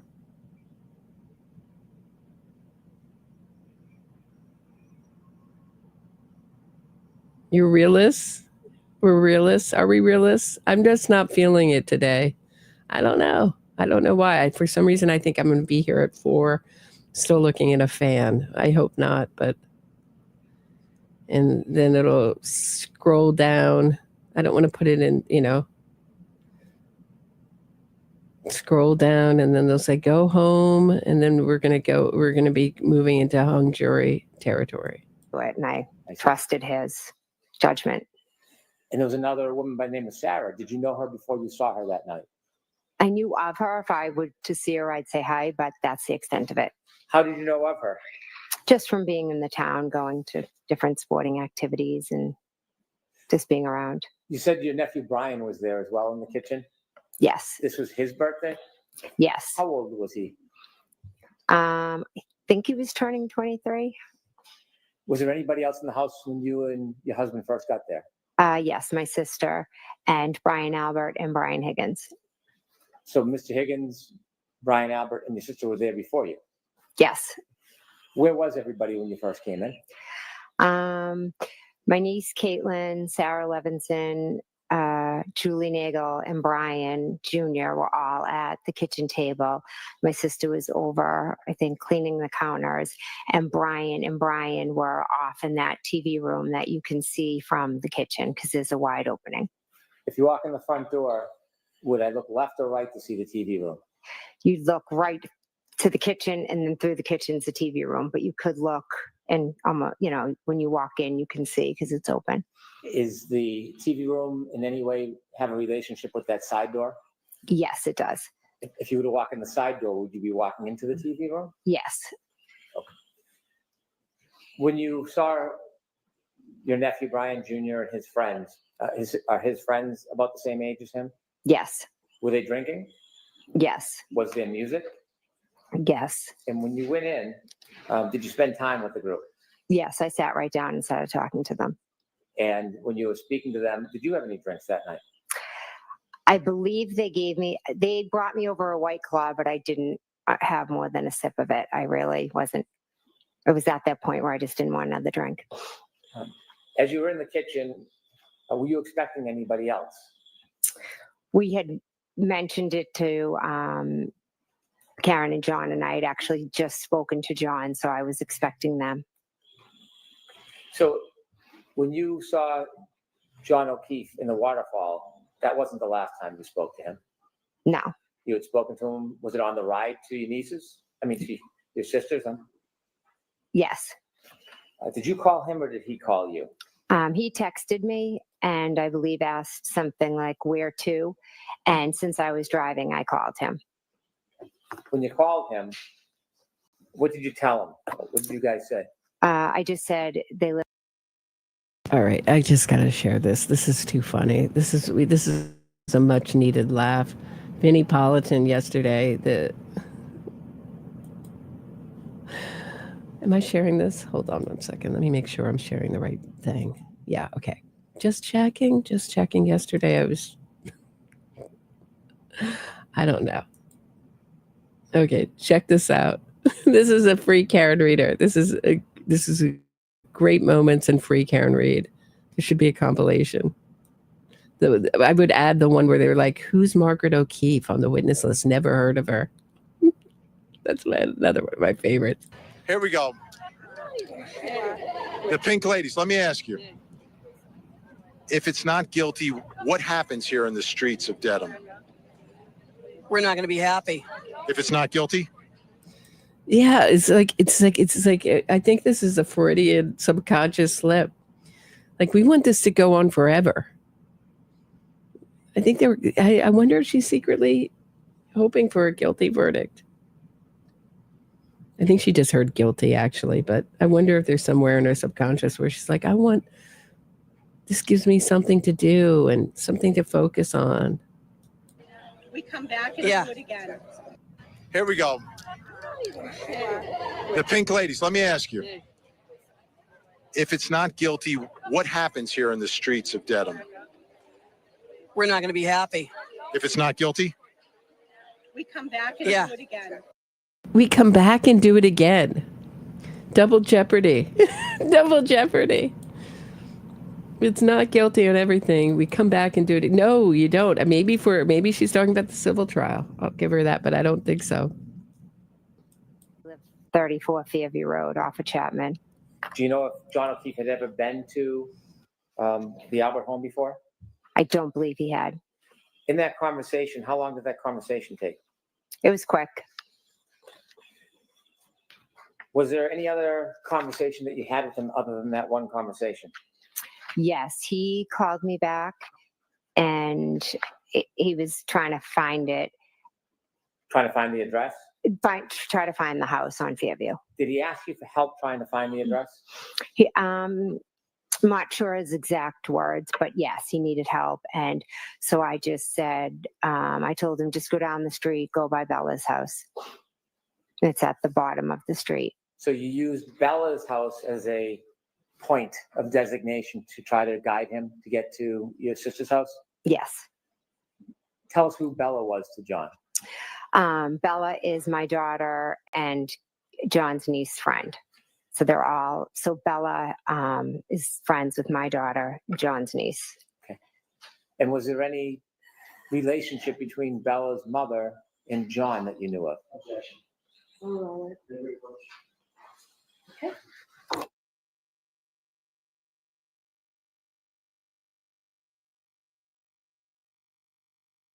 Right, let's move past this.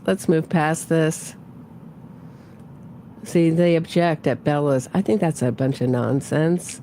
See, there's no proof here. I proved my case again that John O'Keefe, she was listening on speakerphone in her car. There's no proof. Oh, no, don't let the monster in. Oh, gosh, Kitty's back. This monster is back in. You going to come in? You going to come up? You are? Which side of the door do you want to be on?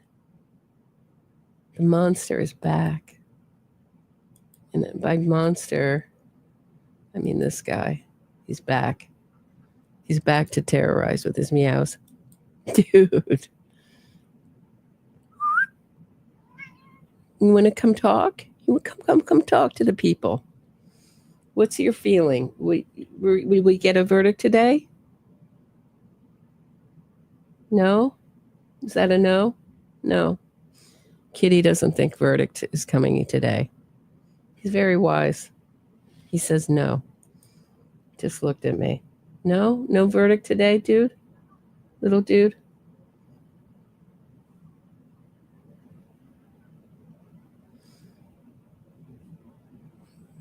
One meow for yes, silence for no. Do you think we'll get a verdict tomorrow? No verdict tomorrow. Are you saying it's going to be a hung jury? No. He says we're going to get a verdict, but not today or tomorrow. Okay. That's Nostra Kittydus. Okay. Back to Jen McCabe and this, but there's just no proof that John O'Keefe was playing his call with Jen through his car speaker. She was playing it through her car speaker. It's no proof that Karen Reed heard. She found out in discovery from the grand jury, etc., that Jen said that, but she didn't hear that at the time. There's no proof she heard that at the time.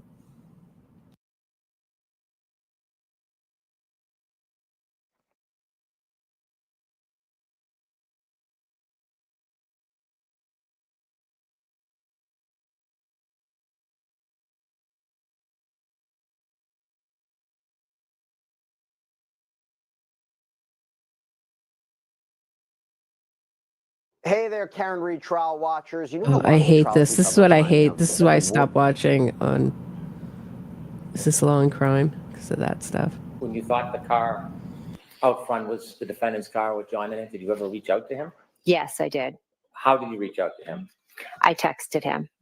Do you know if there was a phone call that was made to you before 12:30? A 7-second phone call? From John? Yeah. You have 3 monsters? Is that what you're saying, Myrna? You have 3?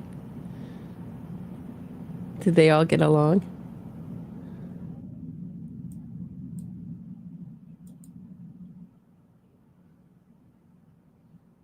He's chilling now.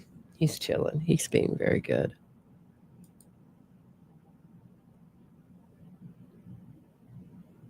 Yes.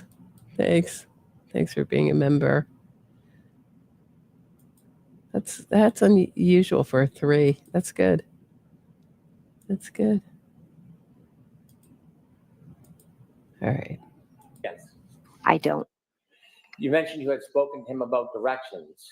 Is that the last time you heard his voice? Yes. When the car was out front, did you exchange text messages or were you simply texting him? I was texting him. Do you remember what you were texting him? The first time I said here.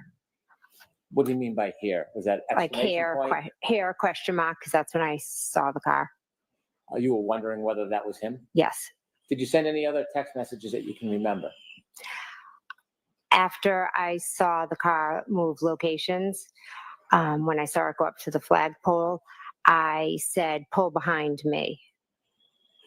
And do you remember any other communications you had with him? Was he texting you anything? No, Did he ever text you again that night? he never texted me again. Never called again? No, Did you continue to text him over the next 15, 20 minutes? I did, yes. And so at some point, did you? All right. Someone asked me to check in the Magic 8 Ball did us dirty yesterday. It said it was certain yesterday, or Outlook looks good yesterday, that we get a verdict yesterday. Magic 8 Ball online.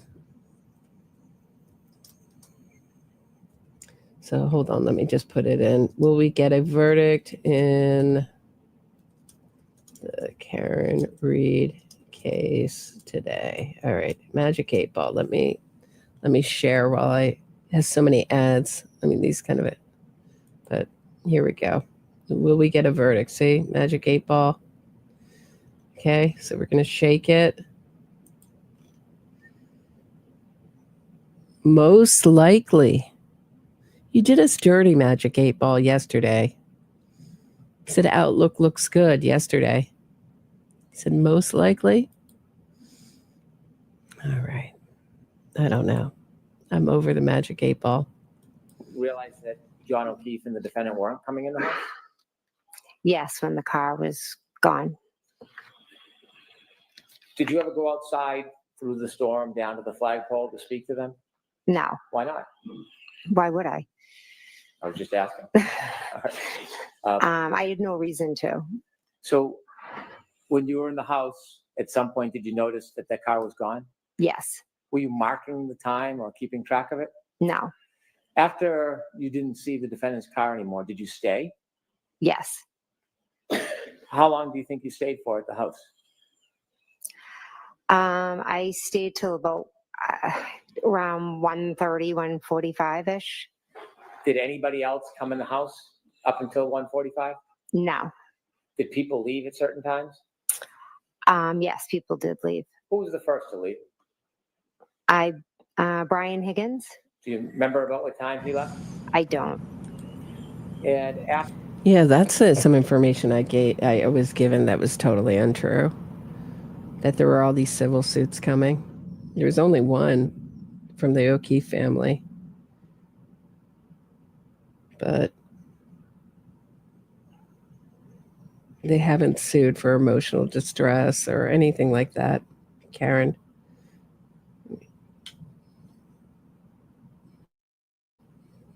You know, certainly a guilty verdict in this case would make a civil suit more likely guilty verdict in the civil suit. After Mr. Higgins left, do you know who left? I'm not sure. I believe it was us, and then my niece Caitlin was also like at the door. It was kind of in a row. Brian left, and then a little bit later, I think it was, myself, Matt, Julie, and Sarah left. But Caitlin was at the door. I believe she was waiting for her ride. How much longer after Mr. Higgins left did you leave? Maybe a half. I honestly can't say. I think he was there for a while I was there. So maybe he left anywhere from 15 minutes, approximately 15, 20 minutes before I did, or maybe a little more.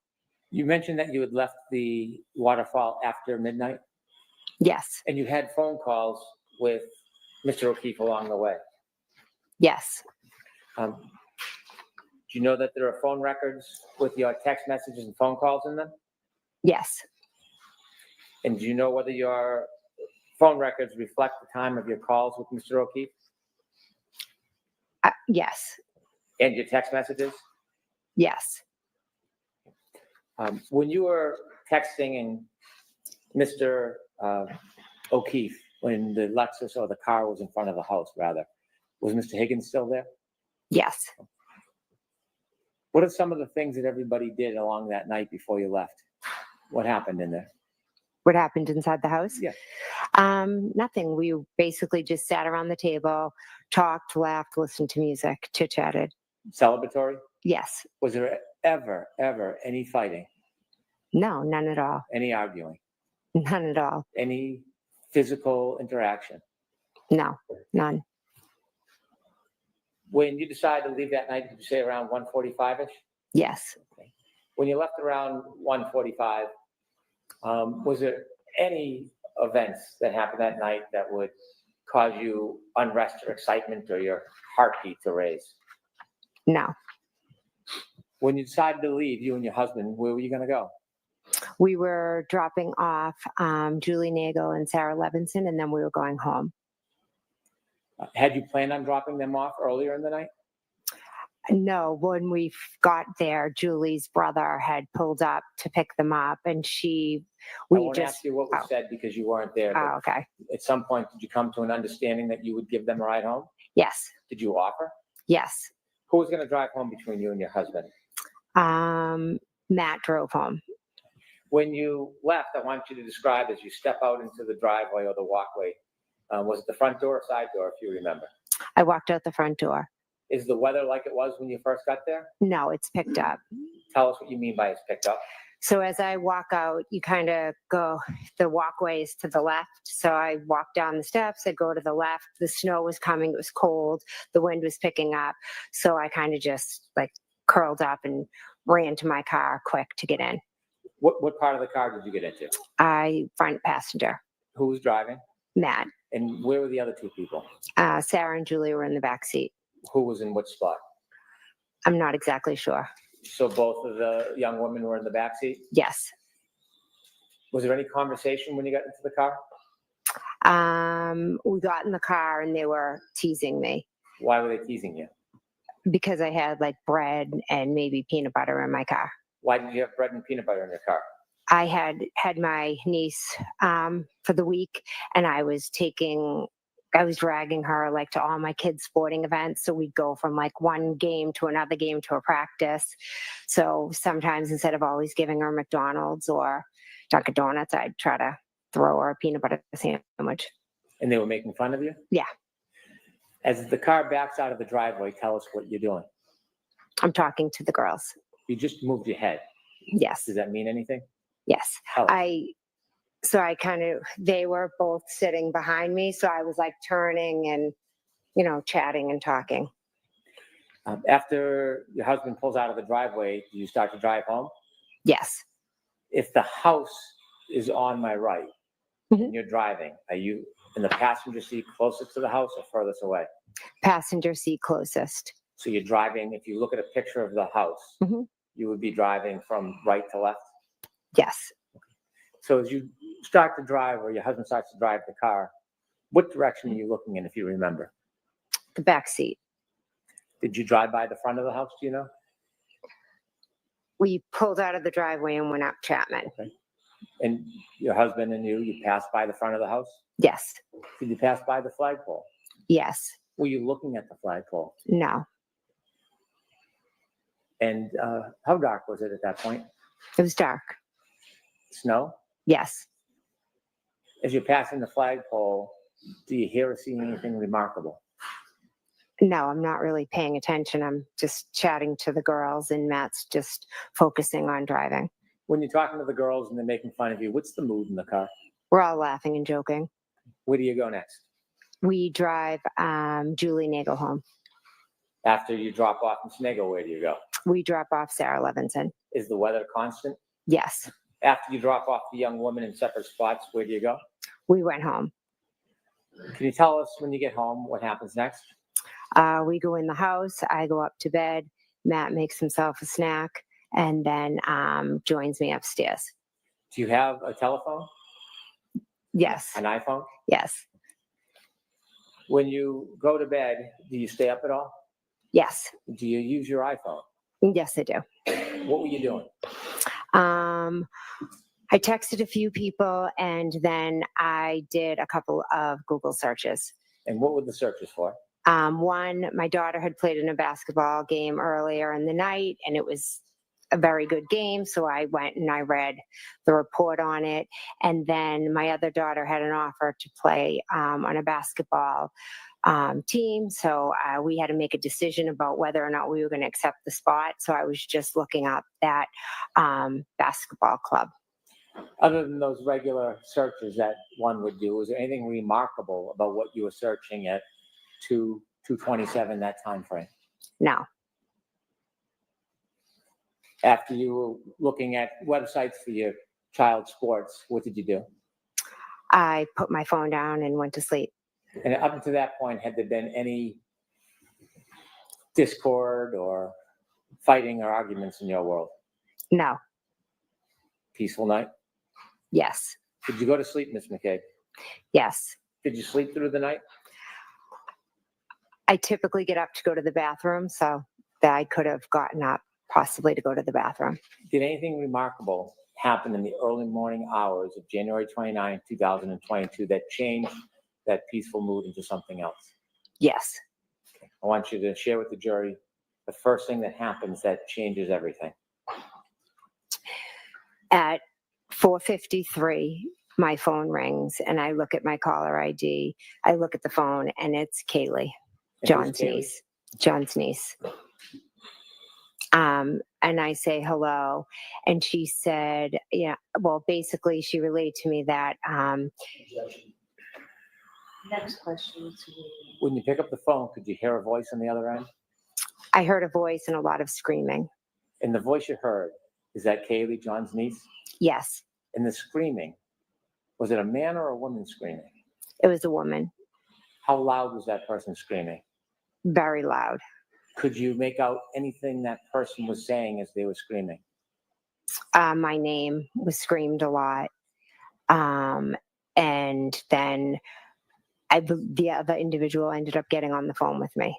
And who was that person that was screaming in the background? Miss Reed. How long was she screaming for while you were speaking to your niece before you spoke to her? The entire time I was speaking to Kaylee, she was screaming.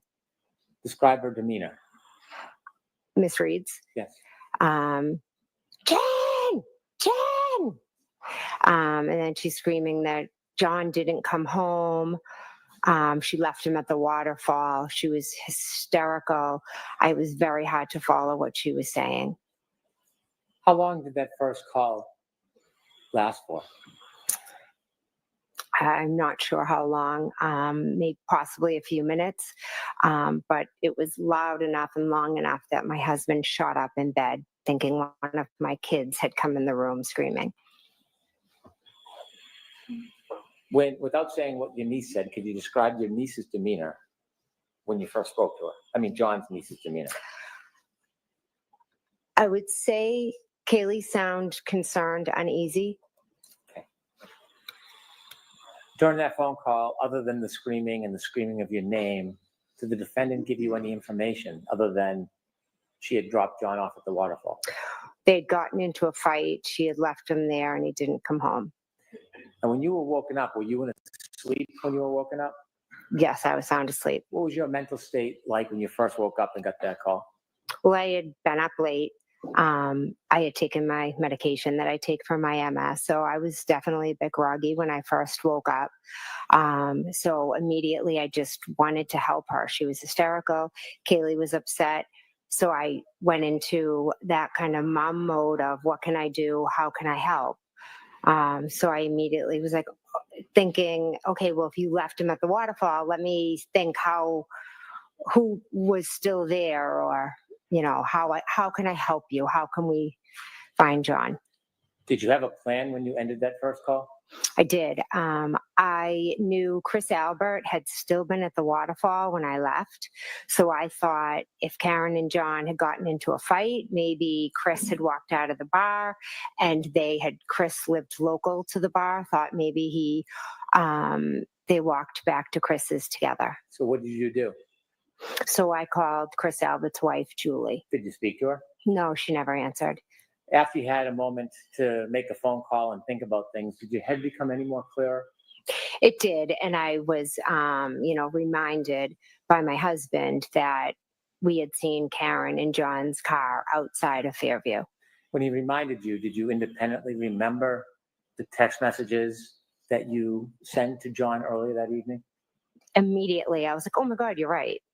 Did you remember that you had seen what you believed to be the defendant's car in front of the house and near the flagpole? Objection. Watch the form. Okay. What did you remember? What came to mind after you spoke to your husband about your memory from earlier that evening? The minute he said it, I remember seeing the SUV and then all the text messages that I had and the phone conversation with John. So after the defendant spoke to you and said she had left the defendant at the waterfall and you had time to think about your memories, did you react or do anything with that? Yes, I believe I called Kaylee back. Why did you call Kaylee?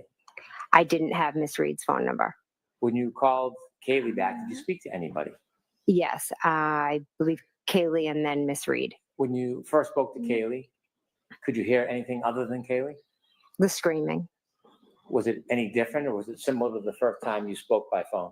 Similar to the first time. Regarding the demeanor or intensity, had it changed at all? Not at all. You mentioned the first time that you had that phone call, the defendant was screaming your name. Jen, Yes. Jen, Jen. Was she saying your name in the second call, or was it just general screaming? My name. And then when she got on the phone, I had told her, Karen, I saw you guys outside of my sister's house. And then she told me she didn't remember being there. And then she went on to say, she started saying, could I have hit him? Did I hit him? I don't. And then she just was just all over the place, like screaming my name, screaming so many different things. She was hard to follow or understand. When she was saying to you, did I hit him? Could have I hit him? Was that before or after you informed her that you had seen her out front of your sister's house? It was after I told her that. She also informed me that she had cracked her taillight. In that conversation, she told you that? In one of the conversations I had with her in my bedroom, yes. Okay, jury, question. I'm ready. I'm ready.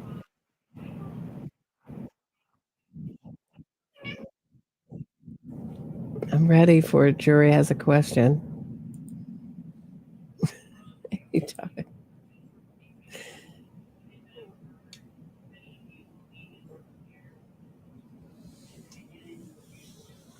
Thanks, your latex spouse, for letting me know.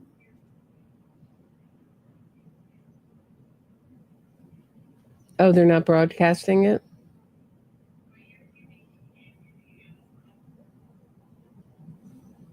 Let's see if we can find any information about this.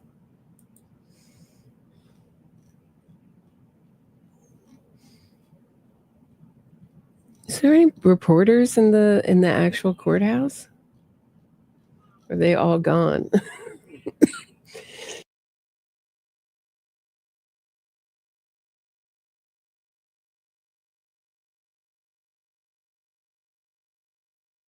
Thank you. Stay calm. Jury has a question. We'll be coming back to court soon to ask it. This happens by giving a note to the judge. That was 7 minutes ago. That all lawyers get to read to. Stay tuned. So we didn't get the first last time. This day 2, they requested the cert team report. Day 3, nothing, full deliberations. And day 4, we got a deadlock note.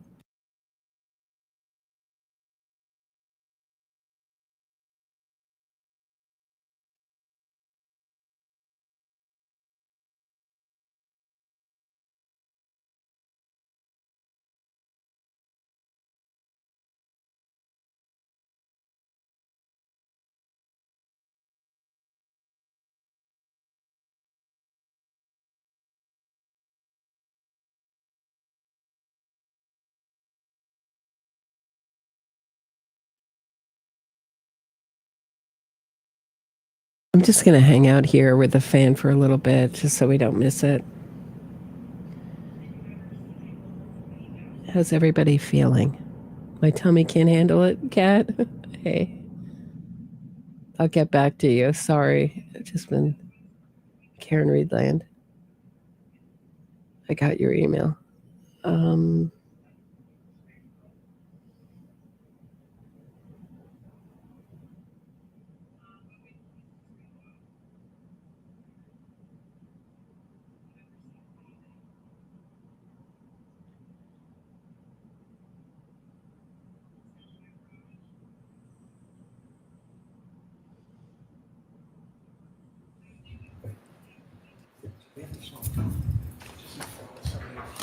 Please be seated. Court is in session. Excuse me. I was just informed somebody he's just informed.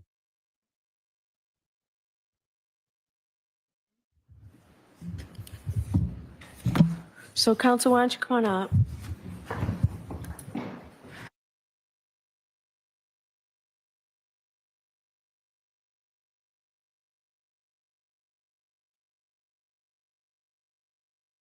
Anybody read body language?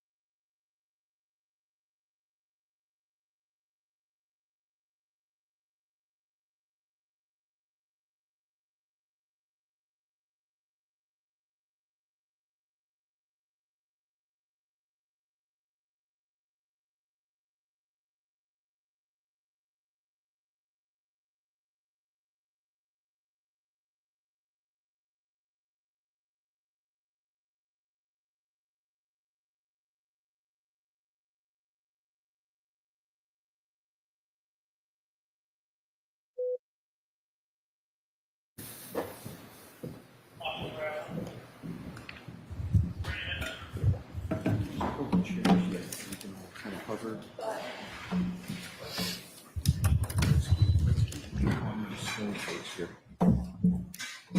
Bob, I can't do this. I can't.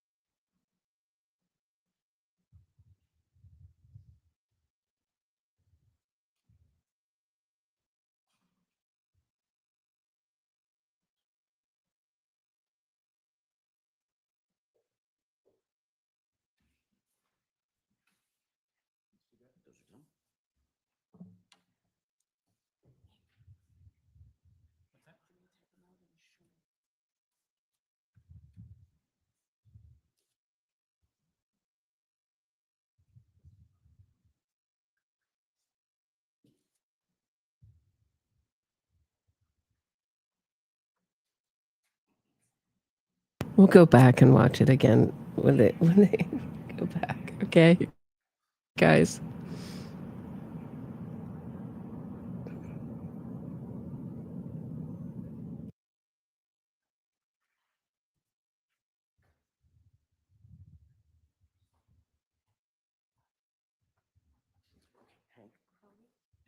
Here's number 3.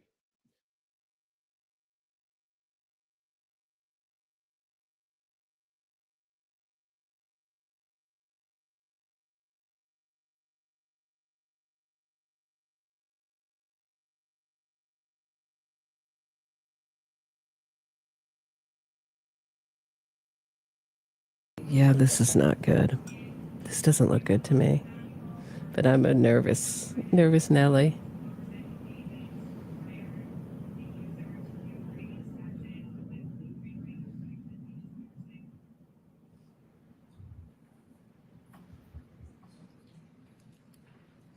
It's over the verdict slips, it looks like. Thank you. Thank you for the calm down. I'll calm down.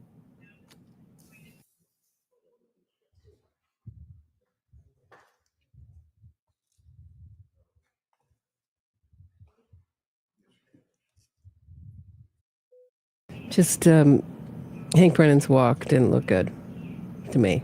That's all.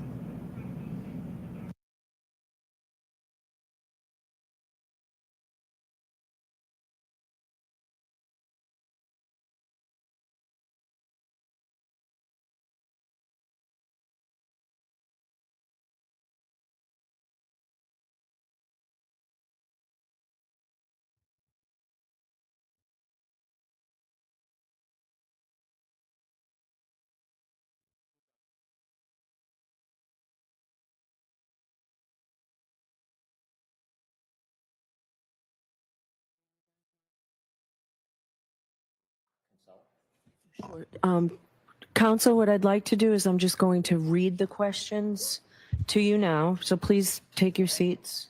So I'm going to read the questions. I'm going to have them marked. Then I will take a short recess, let you all talk about it, and then come back. Thank you. So, all right. So I received 3 questions from the jury. The first one is,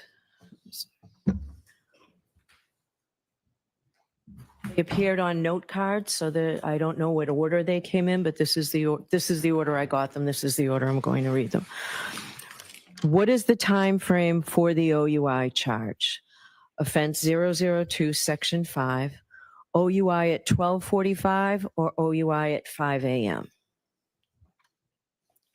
The second, are video clips of Karen's interviews evidence? How can we consider them? And the third, does convicting guilty on a subcharge, example offense 2, number 5, convict the overall charge? So I will give you some time to consult. I think the first one, I'll hear from you as to what the time frame is, and I don't need to hear from you now. That's pretty clear cut what they're looking for. The second one are video clips of Karen's interviews evidence. How can we consider them? Well, we know they are evidence and they can give them whatever weight they want. I would also be inclined to give a humane practice instruction, and tell me if you want the digital evidence instruction. It's a little awkward because it would be something like, before you consider any electronic communication in your deliberations, you must first find that it is more likely true than not that the person who appeared in the communication was in fact Karen Reed. So think about that when you, when I come back out. But I think it's appropriate to give a humane practice instruction, and also tell me what you think about what to say about the weight. The third question is a little bit more, I think, unclear as to exactly what they're looking for. Does convicting guilty on a subcharge, example offense 2, number 5, convict the overall charge? What I'm proposing, I gave you both a verdict slip where I included the language. I know yesterday I said they have to be read hand in hand, the jury instructions with the verdict slip.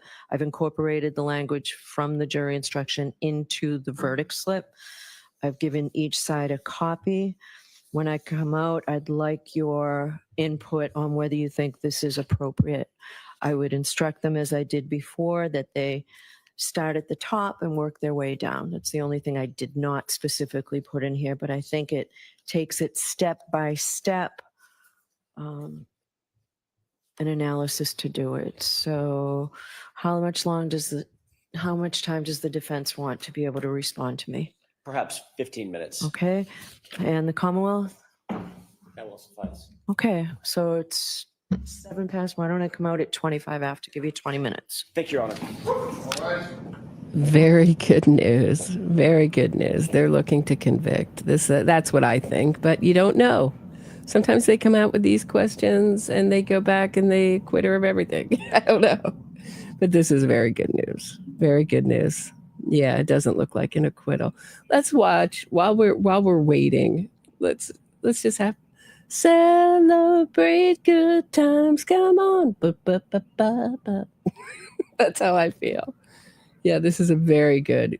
Can we consider Karen Reed's own words? Yes, you can. That's all evidence. Karen Reed convicting herself.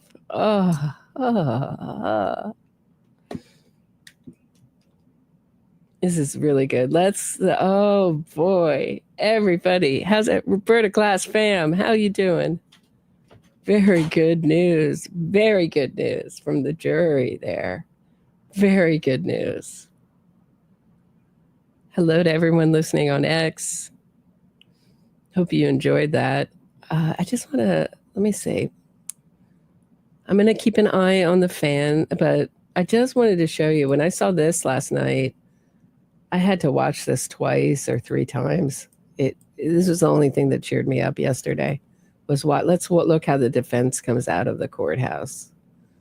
Again, they were depressed because if acquittal was going to happen, it was largely going to happen Friday or yesterday.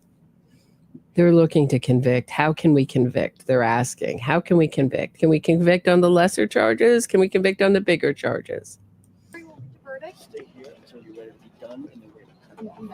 You're done? Yeah. Okay, no comments right now, guys. And do me a favor. The cameras weigh a shit ton. Give me some room. She needs room. We need room. Okay, let us walk. And we need room on the sides as well. Yep, just let us walk. You'll get all the pictures you need. Hang it in there, Jared. Karen, do you have any comment you want to make later today? Say how you're feeling. Any message to the supporters? There's gonna be no comments. When she feels good, she talks. When she doesn't feel good, after closing arguments, she won't have much to say. A little faster, guys. Don't trip. Thank you. Thank you.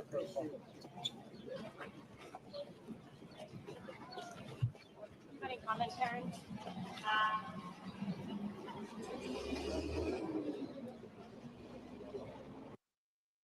And if you don't believe me, look at the cameraman. Look at the cameraman looking at her. Usually they're beaming at her. Here we go, guys. Keep Come it on. going. A little Keep moving faster. fast. You got to keep moving. You got to keep moving. You got to keep moving, pal. No need to put a mic in. There's no comments.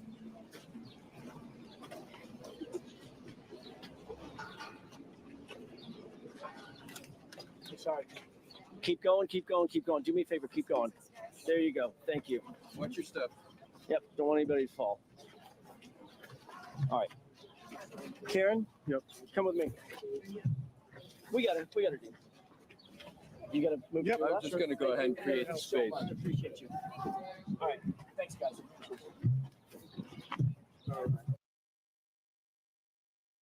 Oh, that if that doesn't cheer you up, I don't know what will.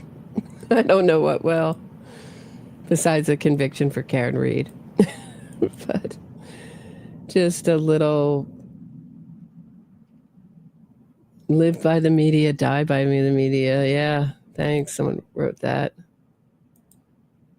Yeah, they're asking for her own words. Can we use their own words? She was drunk. They're looking to convict her on OUI at least. Can we consider it? Yeah, you can consider it at the time. That's why they did that reverse. Sorry, I'm behind in Super Chat. Sorry. Liz, is the PD on standby for the verdict? Police department. Yeah, good point, Liz B. Free Karen Reeds are warning about a reaction either way. Well, I don't know if they understand the verdict. That is, if they understand, I vote for water can or fire hoses. Yeah. Scary, right? I mean, can you imagine letting this go on? It's just no need. You know, the closer you let them come, they all want to see Karen in honor of little dude. Thank you. Little dude, thanks you. Let me see if he's so, well, he was here. I don't know where he went. Oh, he's in his cat bed. Little dude's in his cat bed sleeping. They're both sleeping next to me. Sweet. He's a little further away, but they're all in this room with me. They're going to all wake up if I yell. I might have a big reaction if we get a verdict.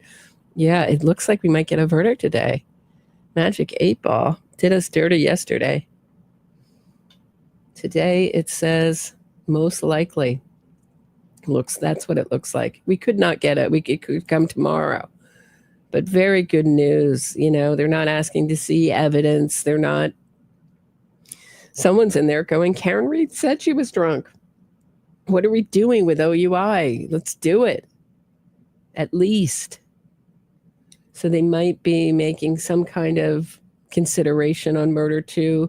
But if she gets OUI and manslaughter, leaving the scene of an accident, both those things are, yeah, we're looking at a verdict after lunch, I think.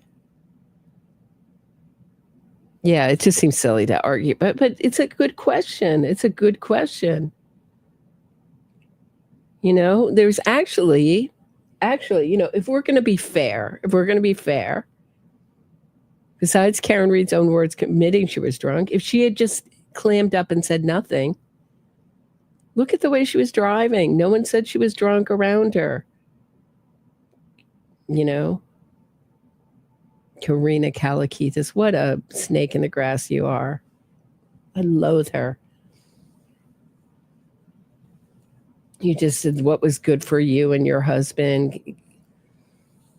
Shaking Turtleboy's hand.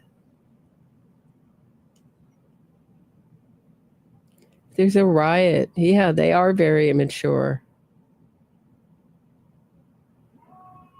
What is subcharge on? Oh God, let's look at these jury sheets. Let me see if I can get a picture of the jury sheets. I just saw one just recently. I believe you pick one. It's a lot of options. It is a complicated, confused. I'm not sure about the. Here we go.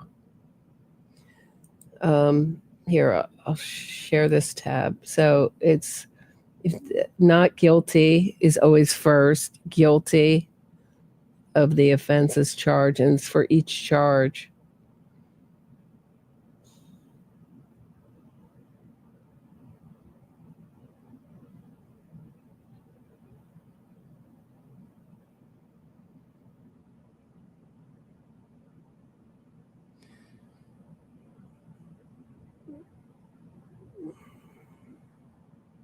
Involuntary manslaughter, that doesn't sound like that. Motor vehicle homicide, OUI negligence, which apparently has some teeth. I just don't, sorry guys, I just don't want to miss the arguments and everything when they come back over how they're going to instruct the jury. So I'm not going to be spending a lot of time on other things. I don't want to get so deeply into other things that I can't switch gears. So what sucks is I gotta work. It's okay, Dean.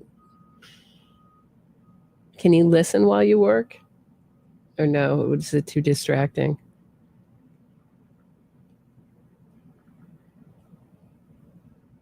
Can we take her? That's a great question. That's a great question for conviction. No? Can we take that as evidence? Yes, you can. Who's confused that that wasn't evidence? Anything presented in court is evidence, except argument. An opening statement's really like a preview of what you're going to say. And they promised the world, the defense, and did not deliver. They promised to show a 227 phone search. They didn't deliver. Whoops, sorry, guys. That's my coffee cup hitting my microphone. Sorry. Yeah, they promised to prove no collision. They didn't. They had some really terrible experts.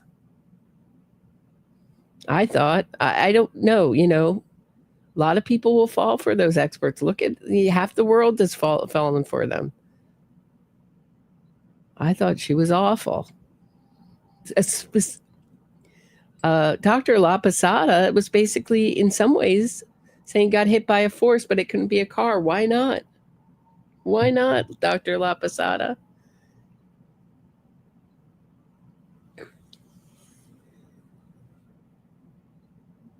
You got, you know, so yeah, unless he did look rattled. I thought it looked good. You know, at first I got my worry wart side got the worst of me, but I kept looking at Alessi and go, that looks like Alessi when he goes into savior mode, the hero mode, desperation mode. I don't know if it's sunk in with Karen Reed, but those are not good questions for her. They're not saying, can we acquit on everything? She may not get murder too. It doesn't look likely. Sadly, that would be the best scenario. Everything would be the best scenario, guilty on everything. But I will take, with this innocence fraud campaign, I think, you know, we get guilty on everything. I'd be very surprised if they came back and acquitted on everything. Or we may be going into another hung verdict. We don't know. We don't know. Obviously, there's some people who want to convict on the jury.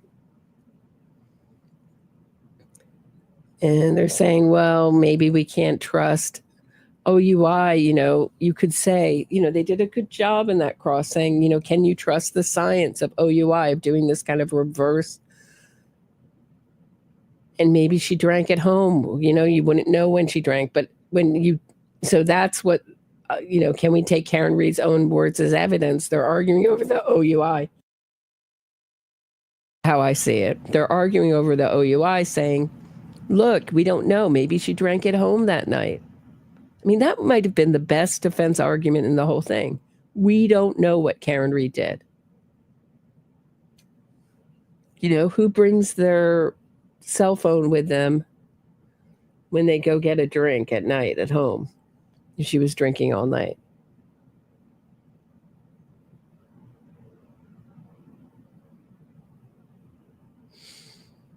So then someone else on the jury saying, listen, dum-dum.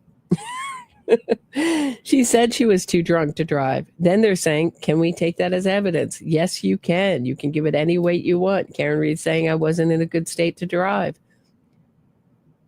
You know, it's amazing that Karen Reed had these, you know, she's such a major league liar. Right, unless you believe she drank when she got home, which maybe a reasonable person could believe. I'm sorry, she didn't get home. I'm sorry, I'm falling into the trap. I'm falling into the propaganda. Did you guys see that? She never went home. She went to John O'Keefe's house. She never went home. There's no drinking at home. I don't know what to call it. At John O'Keefe's house. She drank. You could have said she drank when she snuck into his house like a burglar. Okay, how about that? She had no right. I mean, just absolutely violating his boundaries. I hope someone picked up on that on the jury.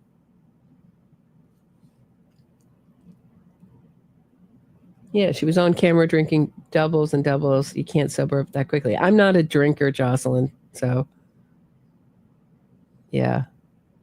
Horrible calls. Yeah.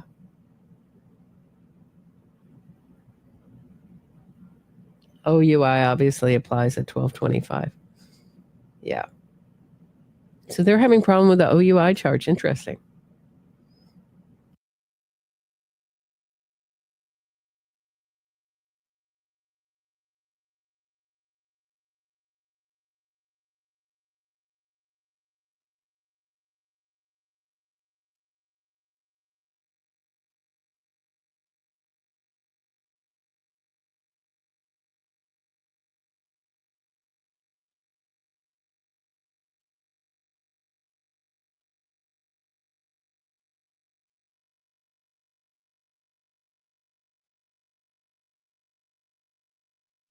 Doesn't seem like we're going to get a murder 2 verdict. It doesn't seem likely.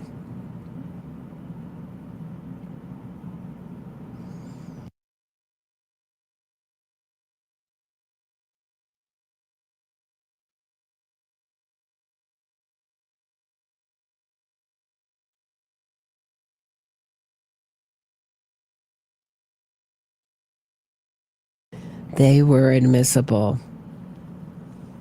They can argue they were too prejudicial, but she said it. She said it freely. Sometimes with her lawyer there, she made some of those clips. Her lawyer was sitting right beside her. So, yeah, it's going to be a weak argument if she argues the clips were not admissible. I don't think maybe a Massachusetts judge, but I don't know.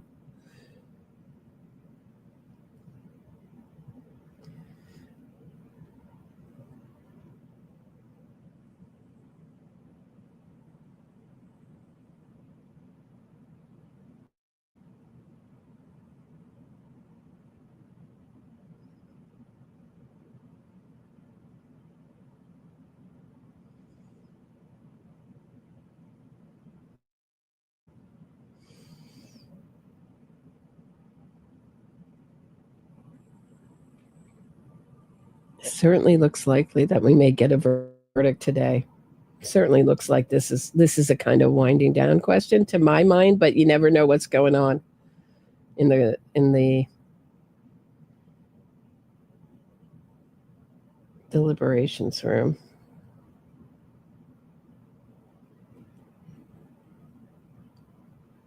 I'm glad that they're asking questions about the verdict slip because it's going to be hard to argue that it wasn't clarified.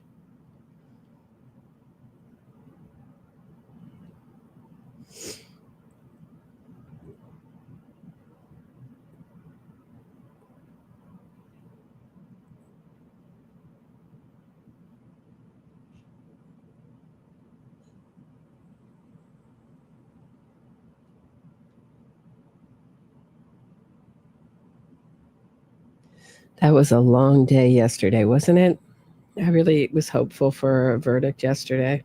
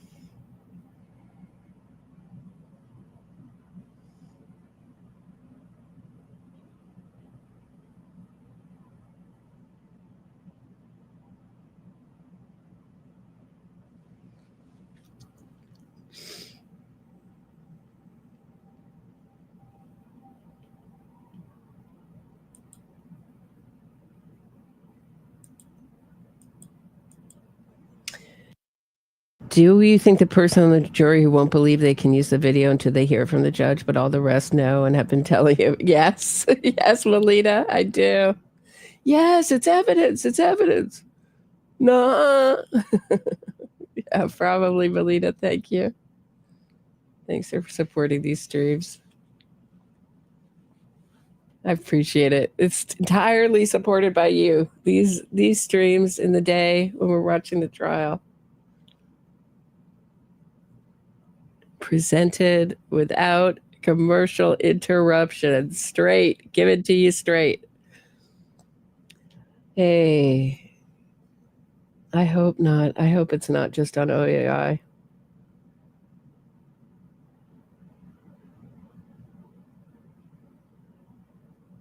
Yeah.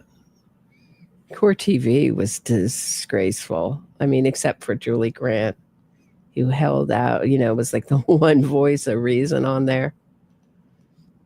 I still can't find the feed. I can't find the clip of what I did on Court TV. If anybody has it, can you please send it to me? I was on for like an hour. From 10 to 11, little 15-minute clips in between, and I can't find it. I still haven't seen it. I don't even know where to look. Send it to me, please. Roberta Glass 23. I've asked Court TV to do it. I don't know if there is a clip of it. If it just went out on the air and it's gone.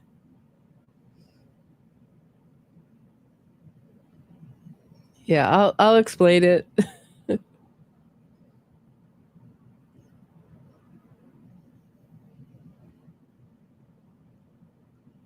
Yeah, Julie got really abused, I mean, I got abused, Julie got abused, I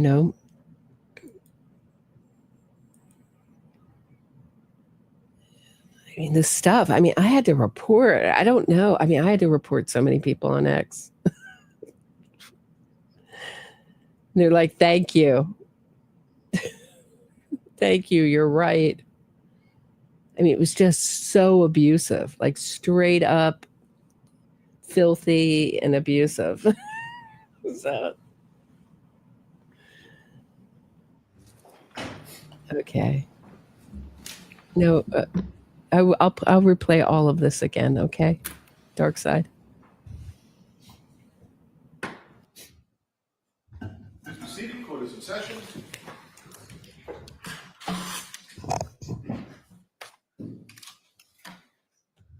All right, so I will hear you on the first question, the time of the OUI. Any suggestions? Your Honor, do you want to hear from the defense first? I'll hear from you're standing up, so I'll hear from you first. Okay. On question number 1, what is the time frame for the OUI charge, offense 002, section 5, OUI at 12:45 or OUI at 5 a.m.? Our suggestion would be something along the lines of, ladies and gentlemen of the jury, you have the evidence. It's your decision. You are the fact finder. You're the fact finder.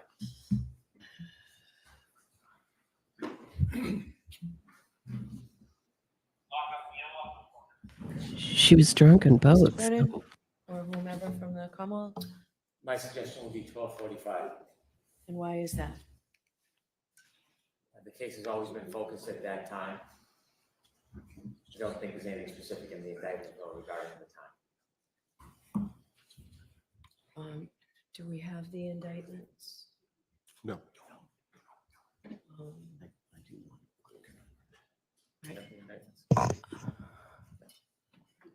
If it's not in the indictment, I'm uncomfortable telling them a time.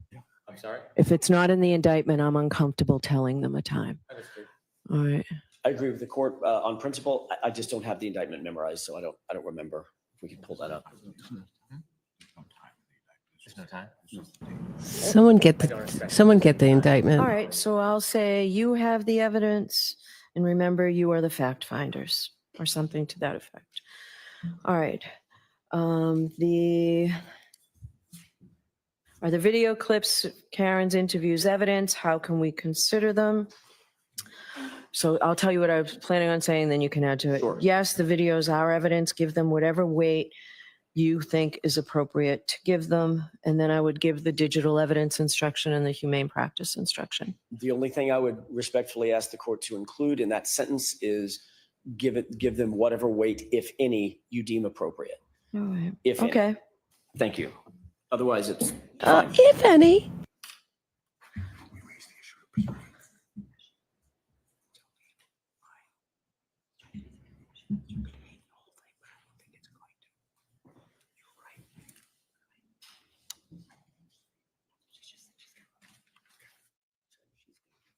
Okay. What's the Commonwealth's position? We have a different perspective on that. Okay. The first part of the question, are the video clips of Karen's interviews evidence? The answer should be yes. Okay. How can we consider them? I think it's fair to say you should weigh the defendant's statements as you would evidence. Since they've been introduced substantively, they are like any other piece of evidence. There's no difference, and there shouldn't be any reflection of a difference in the answer. We didn't introduce any evidence in this case and say you should give it any weight, if any at all. We didn't provide a limiting instruction in any way, and these shouldn't be so limited. This is just like a photograph. It's no different than a physical piece of evidence. And so I think the answer should simply be yes. You should weigh the defendant's statements as you would any other piece of evidence. I do not think the court should give humane practice or digital evidence. It suggests that there's some deterioration or further analysis that is different. Those instructions were already given during the charge. In addition, those instructions are in their hand in the written jury instructions. And so, to put it most simply, as I think that we should, is this is a piece of evidence, and you weigh it like you would any other piece of evidence, whatever they decide, rather than give them guidance to curtail it or to limit it in any fashion. My only suggestion, Your Honor, is that every single piece of evidence that's provided to them, it's in keeping with Massachusetts laws, in keeping with the responsibility that they have. Every single evidence is given the weight, if any, they deem appropriate. That is not a misapplication of the law. I think the Commonwealth's suggestion suggests in the answer that they should or they have to give those statements weight, and the law is they don't have to give them any weight. So I think the appropriate comment by the court is exactly as the court suggested initially, which is you give it whatever weight, if any, you deem appropriate.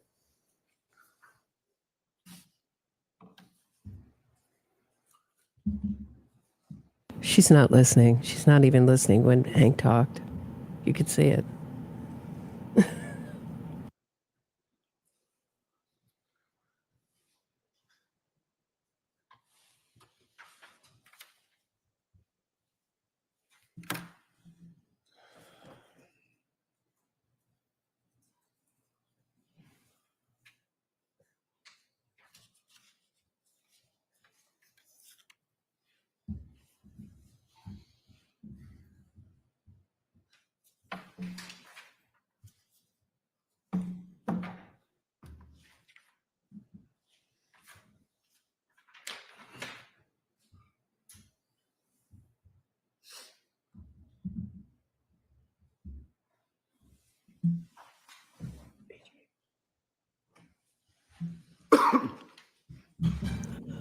This is happening in real time. I'm not replaying this.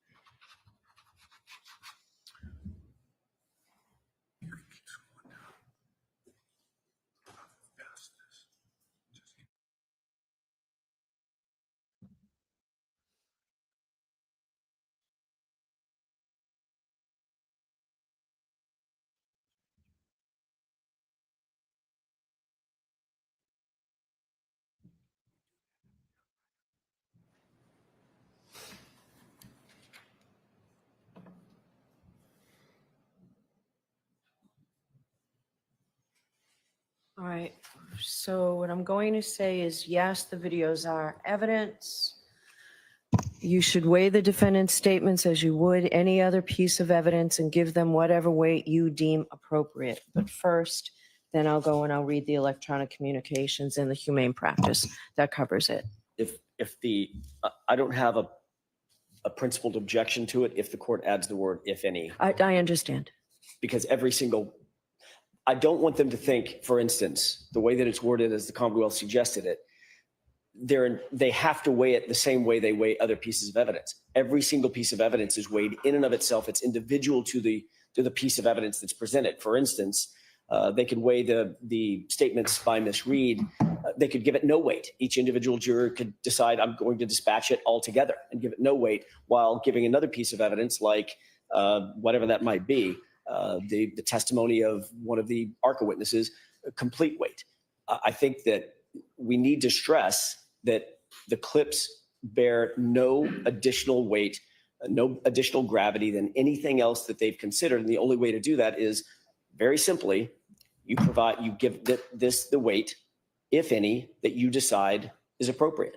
It doesn't, I think, comparing it and contrasting to other pieces of evidence in the case, it's unnecessary, and it tends to suggest they have to give it weight.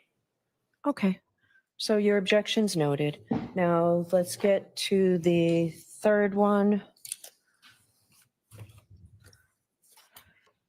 Does convicting guilty on a subcharge, example offense 2, number 5, convict the overall charge? What do you want to say, Mr. Jackson? Your Honor, I appreciate the effort that the court went to amend the verdict slip as it relates to count 2. And I think there are some excellent suggestions by the court in the verdict slip. By and large, I think question number 3 is answered by the amendments in the verdict slip. So we certainly could say something like, does convicting guilty, the question was, quote, does convicting guilty on a subcharge, example offense 2, number 5, convict the overall charge? The answer is no, obviously. And perhaps we could formulate an answer that says something along the lines of, no, new verdict slips have been provided that will make it more clear, or something of that nature. As well as a decision of guilty on the OUI charge 002, number 5, is an explicit acquittal on the higher charges in offense 002, which is a proper statement of the law. And then there are suggestions that we have regarding the edits that the court has made to the verdict slip. And I'm happy to go over those with you and put those on the record. Okay, go ahead.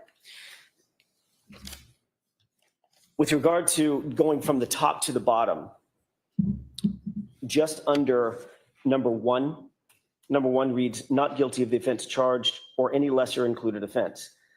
We would propose that the court add the consistent language that it's added throughout the verdict slip.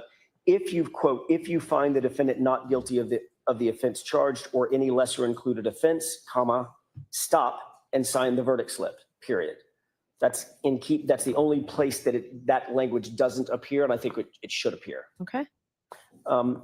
The second is a relatively minor issue. However, under number 2, sub 2, the parenthetical check one or both of the following, I think it should say, just to clarify it further, if guilty, comma, check one or both of the following. All right, I think I'm going to leave it because it appears only under the guilty. It appears only on? Under the guilty. So go ahead, I'll hear you further. Going further, going under number 3, toward the bottom of the page, in the parenthetical that the court suggested, which we find is excellent, if you find the defendant guilty of the lesser offense of involuntary manslaughter, we would simply add that clause. So we'd have to add it in all of them. Correct. Which makes sense. I think Correct. we had it in the first one. Right. Okay. And then moving to page 2, at the top of the page under sub 4, again. Hold on one second. Of course.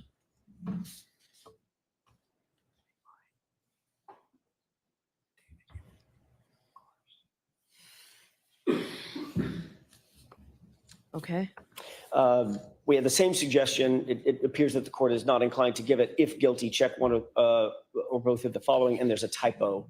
It says the parenthetical We says fixed it. check one of. Okay. Yes, so we changed of to or. So my only suggestion to that would be to, again, add the if guilty, comma, check one or both of the following. Okay.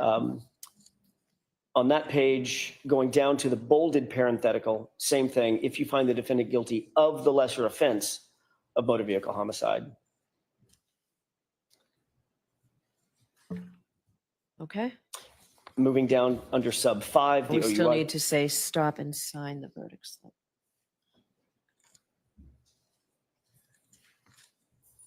Right. After the word stop and sign the verdict slip. Yeah. And then under sub 5, again, the same thing. We just suggested that for consistency that it say, if guilty, check one of the following of the both. And the final edit would be in the final parenthetical, the last sentence. If you find, I think her should be Yeah. changed to the defendant. If you find the defendant not guilty on this offense and all other offenses, check the first box on page 1. Okay. And those are the edits that we have suggested for the verdict All slip. right. Mr. Brennan? I don't have any disagreement with the edits. Okay. The idea of instructing them on the nuance of selecting one guilty or not guilty, I don't think needs to be explained. I think that the edits, this proposed instruction explains it. All right. Would I I, don't have any issue with if you state, if you decide on a lesser included offense does not include the earlier offense. And I'm not sure of the exact language that can be used. I don't think that's necessary, but that is something I wouldn't have an objection to. But I think the form that you filled it out with the edits is going to be sufficient for them to follow. what do you think about the defendant's position that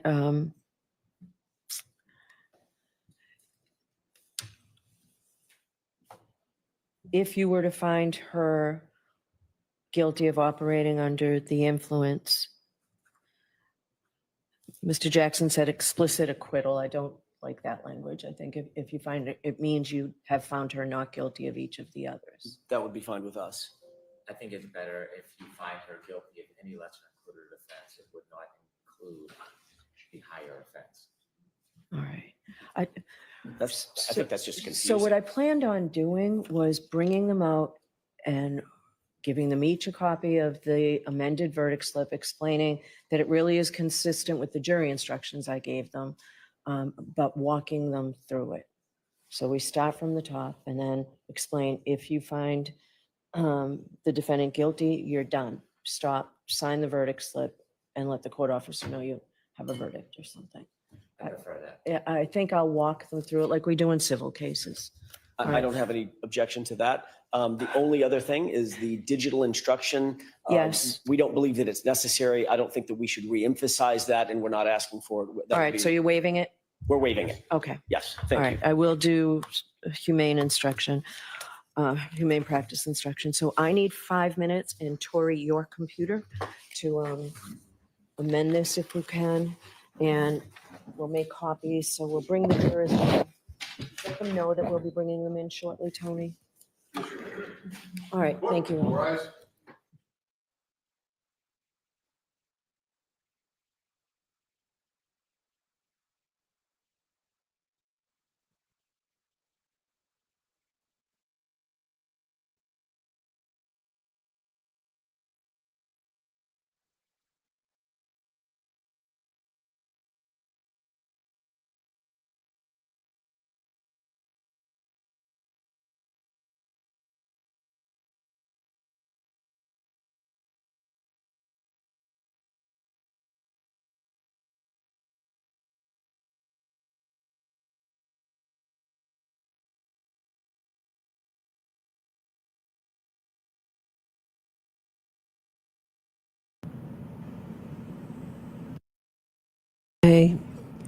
They're saying the defense feels good about those questions. Looks like they're going to convict on something. I don't know.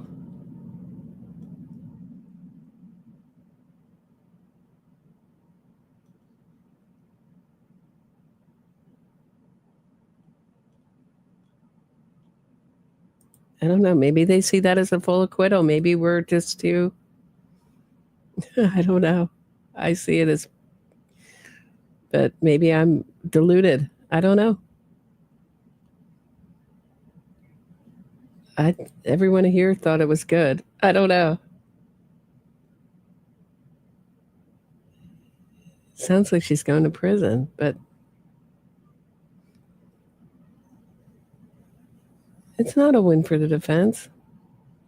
Win for defense is a lot of those.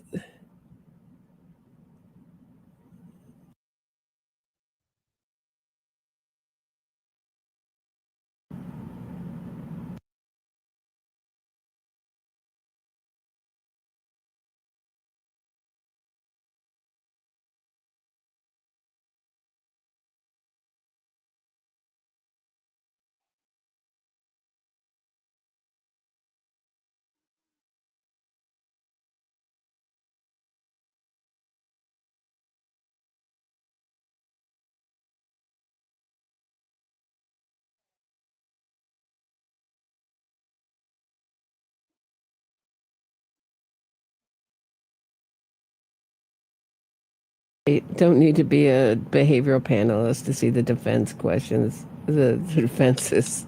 That's how I see it. The other questions I think are neutral. It's not good to ask, can we convict on her? Can we use our own words? That's not good. We know what those words are. They're not good. They're not good for Karen Reed, okay?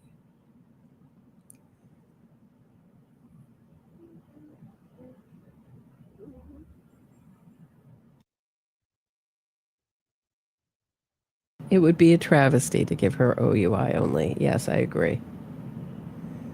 And they can thank the judge for that. I mean, the most lenient judge ever, had no control over a courtroom, created a kangaroo court with this freaking trial.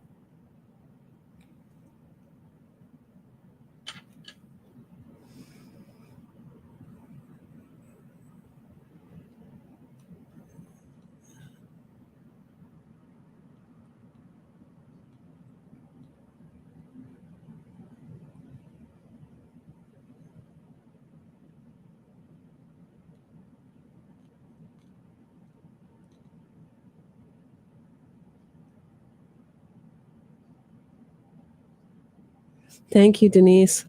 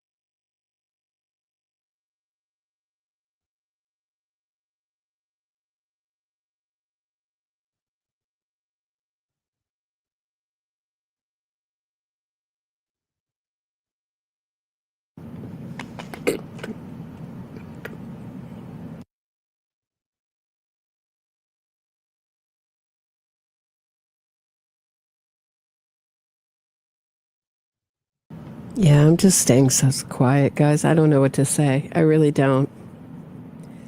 I know I should be more. We're just going to have to sit tight and wait.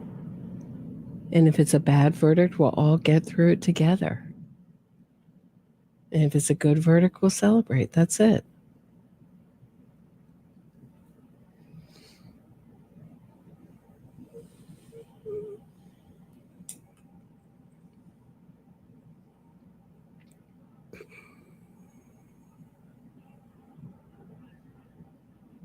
So we'll all think positive, right?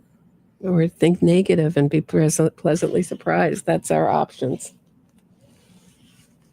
I told my boyfriend what the questions were, and he thought they were very good for the Commonwealth. So, I mean, if the media wants to spin it, I don't know. Maybe I'm wrong. I can only call it the way I see it.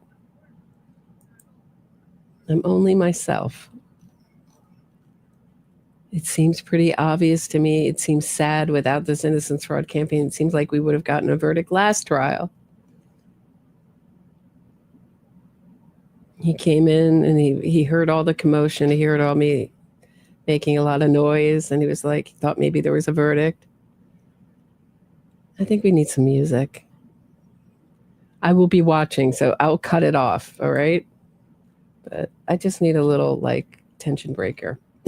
Okay. I'm really liking, I don't know. Yeah. Everyone is waiting for me to arrive at the bar. At home in Mansfield, I'm making up a new co-star. His name is Richie the plumber. No hot water, it's a bummer. It's all a figment of my imagination. Call it a lie, I feign rightful indignation. Call the plumber, I got a rusty pipe. Hot water is not working, I'm starting a fight. Sure it's a lie, but it's a little one. Gotta get my boyfriend under my thumb. John says he and his papa would have fixed it. If only this broken pipe in real life existed. Causing pain and suffering is what I do best. Putting my boyfriend's patience through test after test.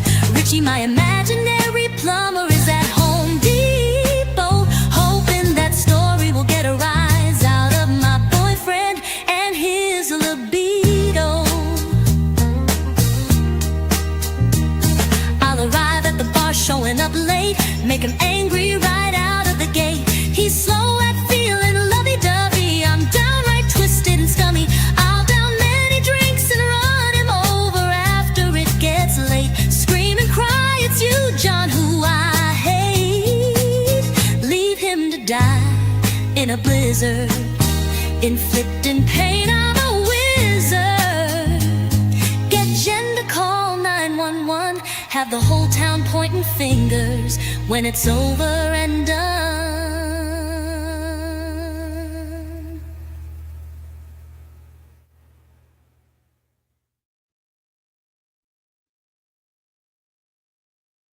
It's so funny. As I'm watching that, I'm watching the numbers go up, I think people think because I have Karen Reed and Pink that maybe I'm a free Karen Reed place that they can watch.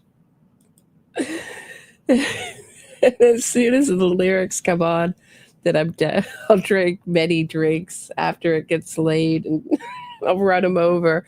I just watch the numbers go way down, like people who just like come in for a second, like, oh, maybe this is free Karen. Oh no, out.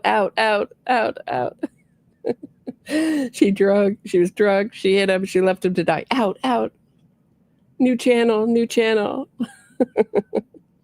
It's funny. Like in here and out of here so fast. Like, maybe I'll go. I've never heard of Roberta. What's this? Oh, music. Out. I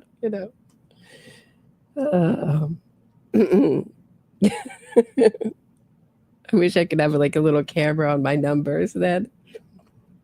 Funny. LA woman in Vegas, fingers crossed, peace and love from the West. Yeah, it's early where you are, isn't it? LA woman. Walking down the street. Okay, thank you. Yeah. I was really happy the way that Richie the Plumber song came out. it took a little working with. No, I wasn't on Court TV. I was on Court TV like a week ago, and I still haven't seen it. I don't know what I was on. I don't know what stream. It wasn't Julie's show. It was like they were playing clips of the trial. Then we were commenting. I was on from 10 to 11. Oh, years ago. It was during the ARCA witnesses, I believe. And we were talking mostly about Marie Russell. And I've never seen it. I asked them, we've hit a record, a Roberta Glass True Crime Report record. We are now at over 1,000 watching. That is a record for me. In this little channel, we have 613 people watching on X. 389 in YouTube. Hey, everybody on X. So I've just never seen it.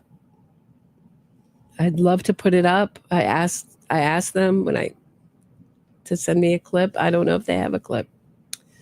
So if you have it, send it to me, robertaglass23@gmail. Send me the just even the stream of where I could find it. I'd love to see it and put it up. Yeah, that's not good. They want to watch. I mean, gosh, Karen reads own words. It's not good. It's not good. Not good. I played them all yesterday. Do you want me to play them again? Karen reads own words.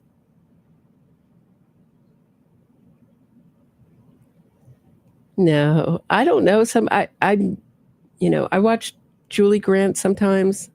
Not a super court. I try to just watch the trial and watch mostly my own stuff, so I'm not getting influenced by other people's ideas and plagiarizing other people's ideas without knowing it.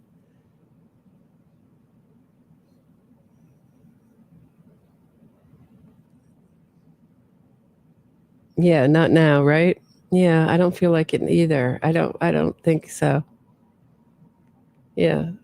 Right. I think we all know what this is about. We'll wait for them to. Right. And I mean, we had people on this side of the fence going, it's manslaughter. And now they're going to be proved. They say they're proved right. If it is manslaughter, it's going to be a guilty on count 2 Tuesday. I love that optimism. They're just trying to say, can we convict of all these charges? Can we convict on one? If we convict on basically they were saying, can we include the lesser? It's not good for Karen. No, not good for Karen. Not good. I mean, a good question for Karen would be, can we see, I don't know, can we see La Posada's testimony again? That would be a good question for her. I'd be very depressed if that were the question. What weight can we give La Posada? Yeah, not opening statements. I wasn't on opening statements. It was like more recently. It's like June 10th, I want to say. Was it? Hold on, let me look at my email. Hold on, my messages. Hold on 1 second. I'll tell you. Thank you.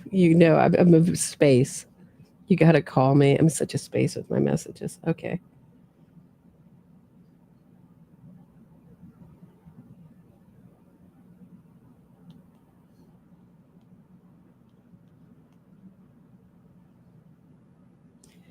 Okay. When was this? Did they date? Yeah, it was Wednesday, June 11th I was on.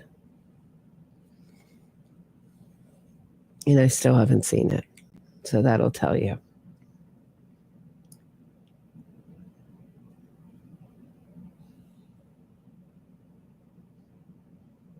Yeah, I may have been on. Yeah, no, this wasn't opening statements. It was some other, I didn't ask what show. I think it was just like the general stream of court TV They were showing the Karen Reed trial, and then they would just like cut to us. I was on from 10 to 11 Eastern time. That's all the information I can give you. If anybody can find it, please send it to me because I'd love to see it. I don't know if it just went into the ether. It'll be a memory, faint memory for everybody who saw it that day. I don't think she really, Jennifer. Do you really think that, Jennifer? You always have such a smart insight. You really think they're going on OUI and nothing? Really? They could. Could be a puny charge. It's too early to celebrate. We're all seeing it from our own bias. We don't know what's going on in the jury room. But I didn't think those were, if I were the defense, and with the defense was with the effort they put into this, I wouldn't think those would be great questions. You think it's OUI only? Okay, maybe.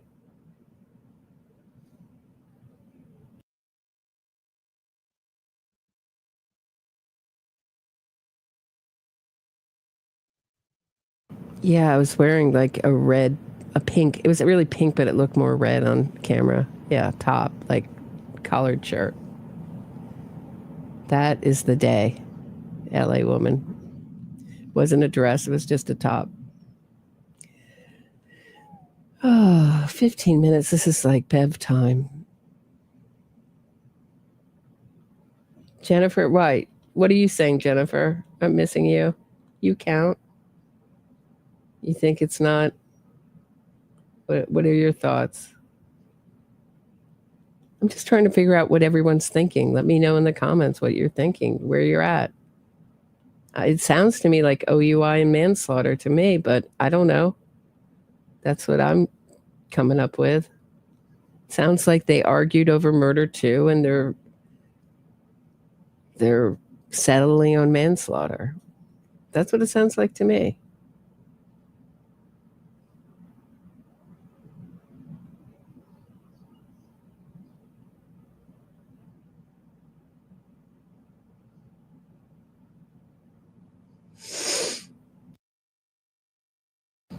You have to remember, Hank Brennan is steely. It's just a job for him. I don't know. I think he'd like to get a conviction, a good conviction, but you think it's murder too? Okay, Jennifer. I like that optimism. I like any optimism. I'm all into it.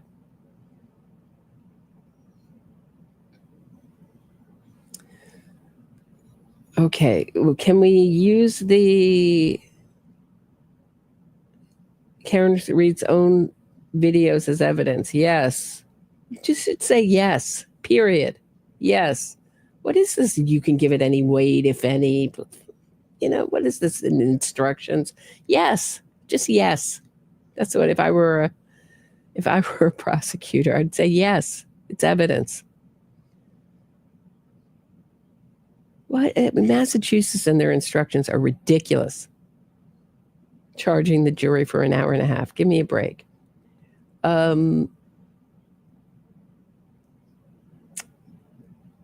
Basically, they're saying, can we convict of the lesser offenses and the higher offenses? No. Like, you know, if we convict of the lesser offenses, does that exclude the higher offenses? Yes. So they were maybe thinking of maybe convicting her of both. I don't know. That's what it sounds like to me. It was all proven. We know what happened to this trial. Even if she walks, she'll always be guilty. So the sad thing is, if she gets convicted of some puny charge and, walks away from this, we're going to see a lot more of these innocence fraud campaigns. If it's not successful, I think we're going to see less of them. We're still going to see them. People are still going to be inspired by this. Yeah. Bev time. We're on Bev time. We've already played a song, talked, done so many things. Yeah, Judge Everett would say, yeah, he's a pretty defendant-friendly judge. This is beyond. She's a former public defender. She's so far. All her concerns are with Karen Reed.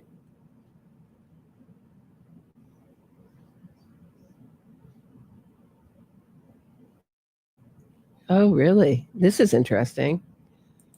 I think some of the jury are holding out because they don't want to convict on murder 2 unless they can judge on their own words. It will be murder 2, in my opinion. Wow. I like that optimism. I'll take any optimism. Only 80. It went down to, I think, like where we're at now on a verdict today. If it's not today, it's going to be tomorrow morning. We're getting a verdict soon. That's what I think. That's my prediction. It's very, very broad. I get it. It's a lot of time between today and tomorrow. But it looks like maybe after lunch. We're already at noon here. So I think we might get a verdict soon. Might come at the end of the day. I know that's after lunch, but yeah.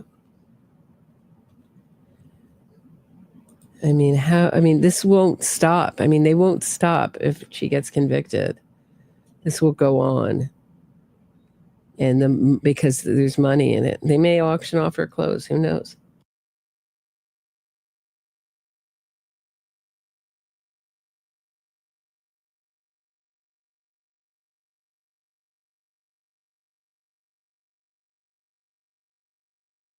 Yeah, 4 may come and go, and we may end the day with a fan.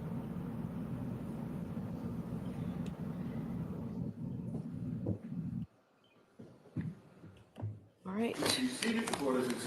All right, so we can bring the jurors over. Tori, do you have those? So Tony will take those. All right, so I'll take. Thank you.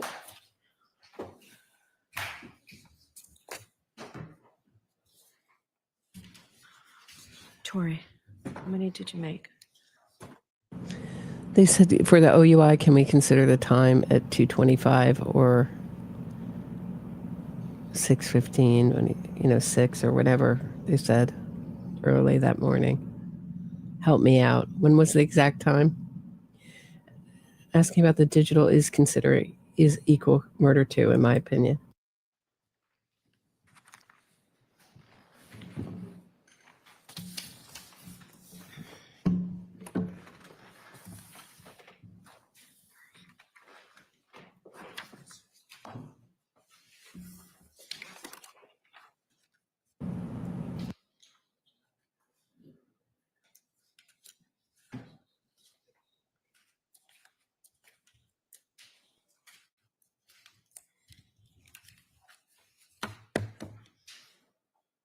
The Commonwealth All-Star Super Team of Lord McLaughlin, Adam Lally, and Hank Brennan.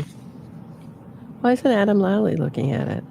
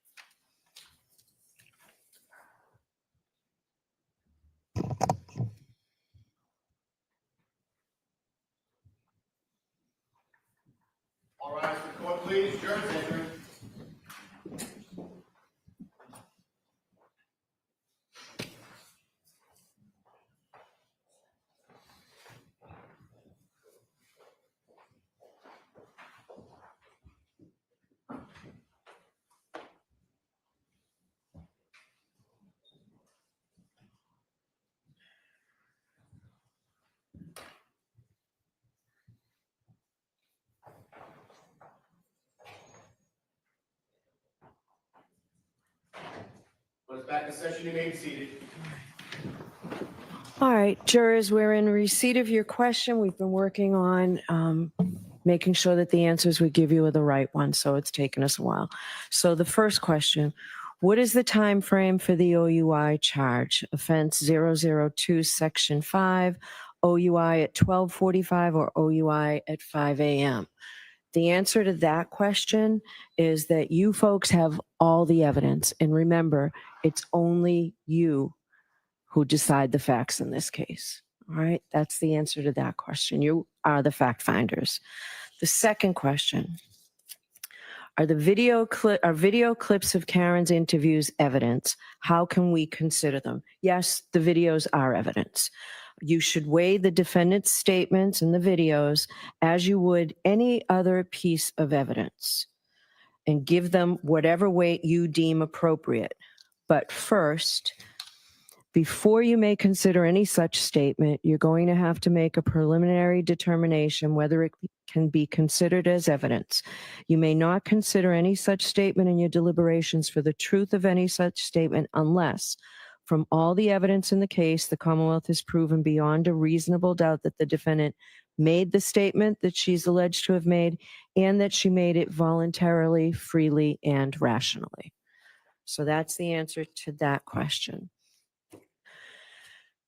So for the third question, does convicting guilty on a subcharge, example offense 2, number 5, convict the overall charge?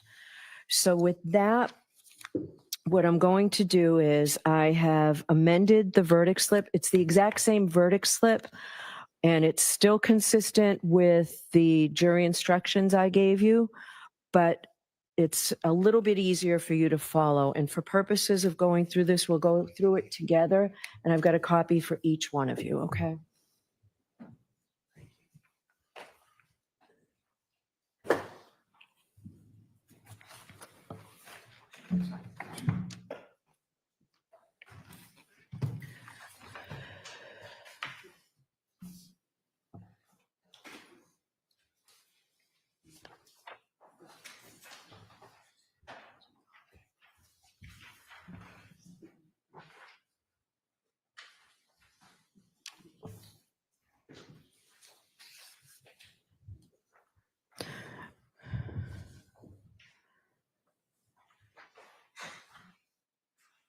All right, so you'll see it really is the same verdict slip, but we've added a little bit of language to help you follow it through.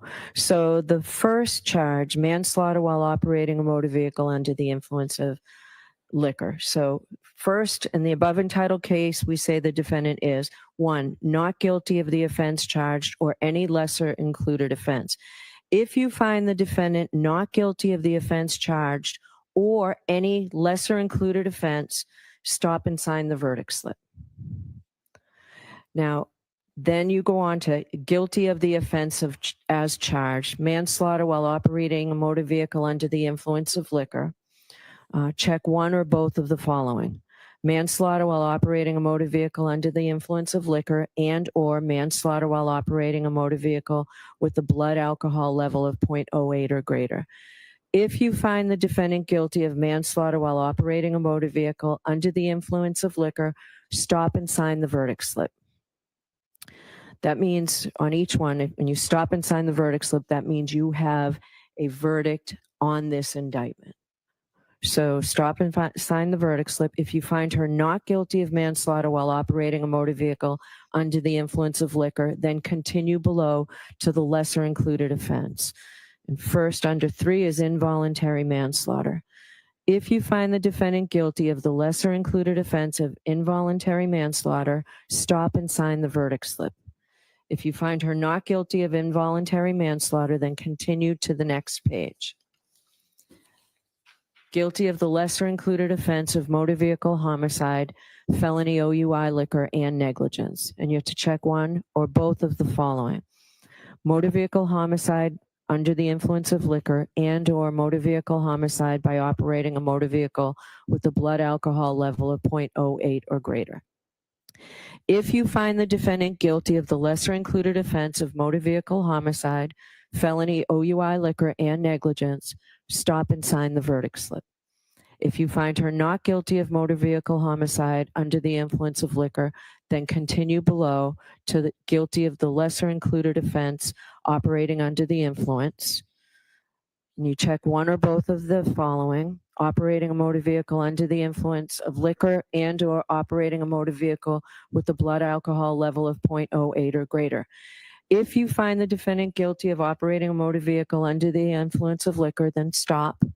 If you find the defendant guilty, you stop and you sign the verdict slip. If you find the defendant not guilty on this offense and all other offenses, check the first box on page 1. And remember, your decision must be unanimous. All right, does that make it any clearer, hopefully? All right, so with that, I am going to send you back out. Before the jurors are set, Sure, why don't you come on over? Those are the most defendant-free, friendly verdict slips I've ever heard in my life. They're wild, wild. I mean, they just encourage you to stop at these lower charges. Wildness. Wildness. Oh, I'd never live in Massachusetts. Remind me, never live in Massachusetts. Sorry to anyone who's living there.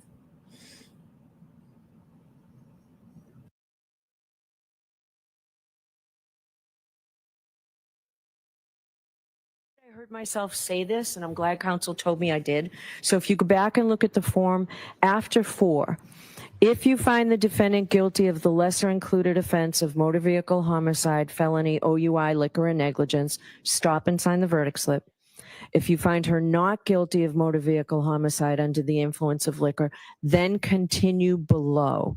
I think I said, then find, I don't know what I said. I heard myself read the guilty of the lesser included offense. So if you find her not guilty of motor vehicle homicide under the influence of liquor, then you continue to decide whether the Commonwealth has proven to you beyond a reasonable doubt that she's guilty of operating under the influence of liquor. And if they have not, and if you find the defendant not guilty on this offense and all other offenses, then you go back and check the first box.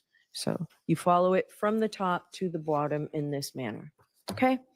Thank you very much. We're going to release you. Worst verdict slips ever. Ever. I mean, can you imagine if they had them for the Commonwealth like that? If you find it guilty, don't go any, murder 2, don't go any further. It's so easy to just go click murder 2. I mean, come on. This is horrible verdict slips. Awful. Awful, but I mean, they have made it so easy for Karen Reed in this case. Sorry. Jury is exited the courtroom. Please be seated. Are you satisfied, Mr. Yannetti? Yes. Okay. I'm going to ask everybody to stay a few minutes. I'll be back out in about 5 minutes. All right. Questions and thoughts, and why was this objected to? And so we've been able to do it while we both tried to be jurors and listening to it. We've had the advantage of getting legal expert insight into every single moment in court. They haven't. And so, just because this has been such a polarizing and divisive case. Yeah, get us back to the fan. I don't want to see that. I really don't want to see. I didn't click it. That's just the way it went. I really don't want to see them talking about it on TV. I just want the fan. That's all. So the jury asked a question about how they fill out the jury sheets. If they can, this is a very good question for the Commonwealth. Can they look at Karen Reed's own statements? Are they evidence? Yeah, it's not like that in Texas, Ruth Lang. I don't think so. I don't think so. Even New York, I mean, they charged our jury. I mean, it was long, but it had all the things about gender affiliation and, just nonsense. You can't consider racism in your verdict. Oh, I thought I could. I thought I could just free the white person. I don't know, I don't know. It's just all this woke nonsense in there in our jury charge. I mean, I don't even know why it's there. It's just words. It's too long. I really think that if lawyers were honest, they'd really would condense. When you're, at least when I was a juror, I was ready to go. I wanted to talk about the case. I did not want to listen to the jury charge. I did, but after the first, 45 minutes, you're like ready to go. It's way too long in Massachusetts. That was a ridiculously long jury charge on the jury. I get that it makes you feel good to include all these extra things about you can't use bias and can't be a bigot in the deliberations. I would hope you wouldn't pick a bigot for a juror. I would hope not. Yeah, it's just, to me, I mean, they're tripping over themselves to give her,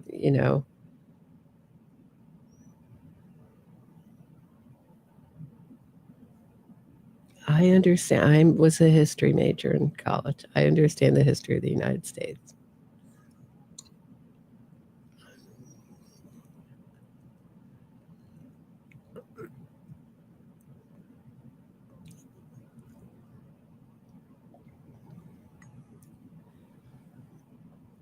Right. Yeah. Right. If you're a bigot, if you're right. Here she is. She's back.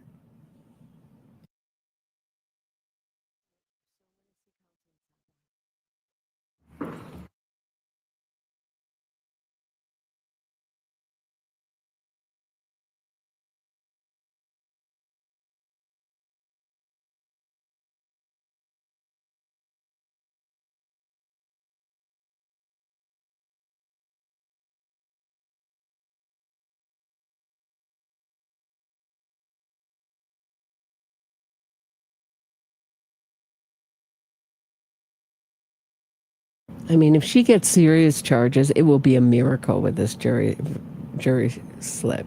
Really like a miracle. Flat out.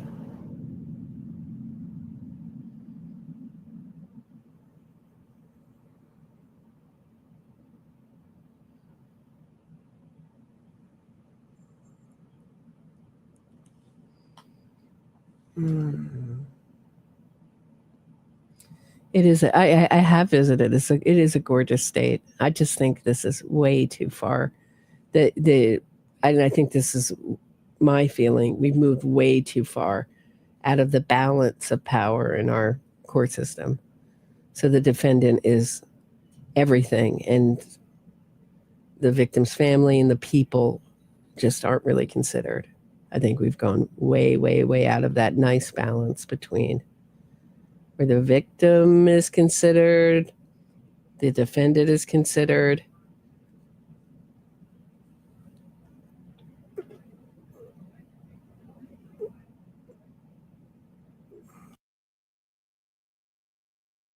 I like miracles. I hope so. I believe in miracles. Okay. Here. Yeah, it really does seem like we're going to get a verdict soon.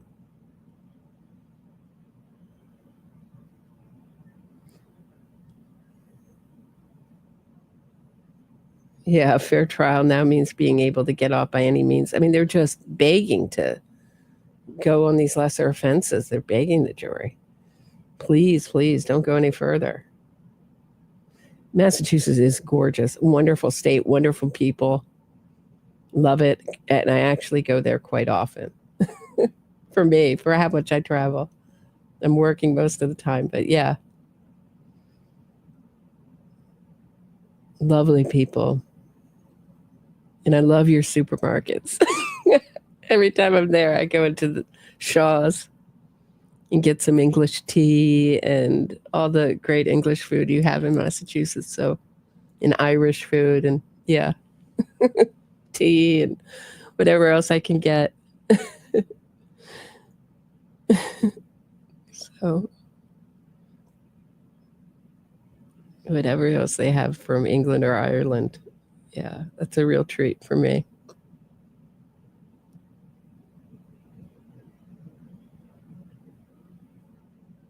Beautiful. It's a beautiful, beautiful city. Boston is a beautiful city.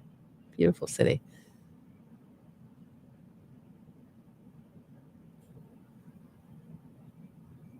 Jury went back in to deliberate, and the lawyers are on a sidebar. That's what's going on right now. Yeah, this is what I've been saying all along, that Karen, jurors tend to give these statements some weight.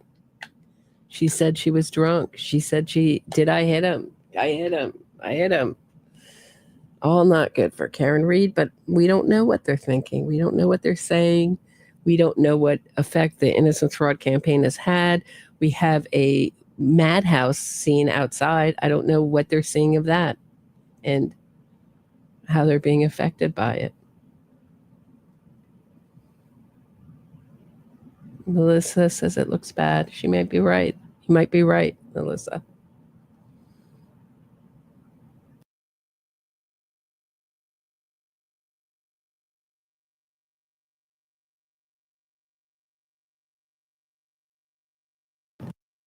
They may compromise on manslaughter, and that's still with the OUI lesser included is hefty. I don't remember what she was wearing, Doris. I was so nervous about myself.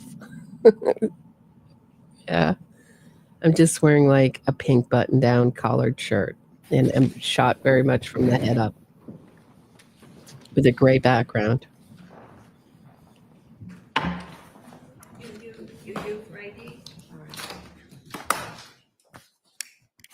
She's over the limit in both, so I don't know. All right, so we'll see everybody at 1:30.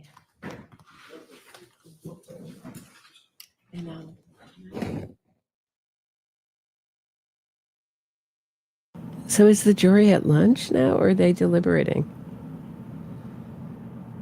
Let me see.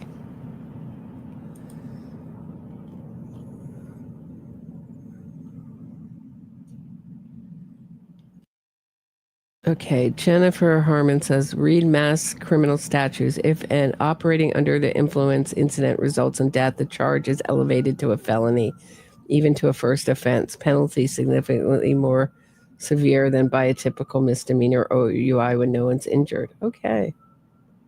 I don't know how that works in this case. As you can see, these are all sub-charges of this broader charge at the top. So she's going to add that instruction line to the bottom of each charge so that the jury knows, okay, so if we find not guilty here, it will literally say to them, if you find not guilty, stop, go down to the other page and sign the bottom of the verdict slip.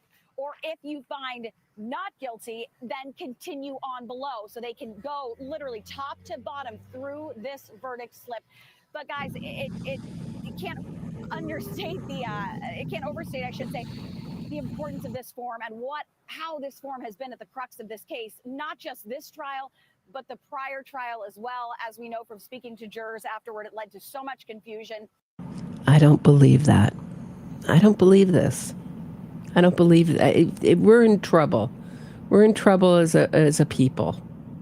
If they felt that they couldn't ask about the verdict slips, if they didn't know how to fill them out. They were much simpler last time and easier to understand. This is a maze of nonsense. I'm just refuse to play this. Okay, I'm gonna go to a different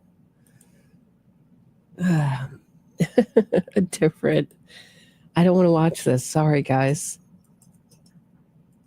I just want the fan. Just give me the fan.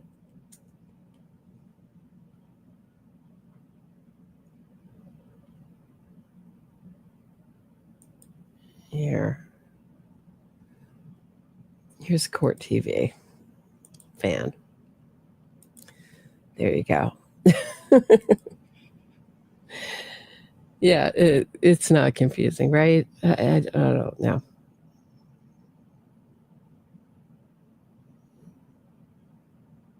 Yeah, we don't know what they're gonna. All the Free Karen Reed people are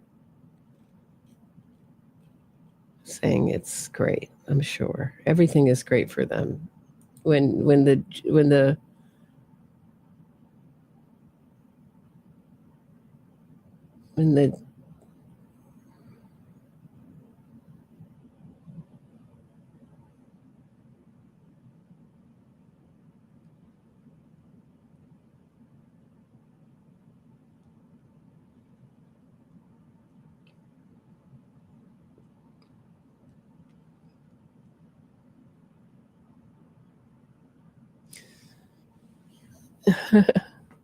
So she would go to MCI Framingham prison, which was built in 1877. It's the only women's prison in Massachusetts. And it's classified as medium security if she gets a serious charge.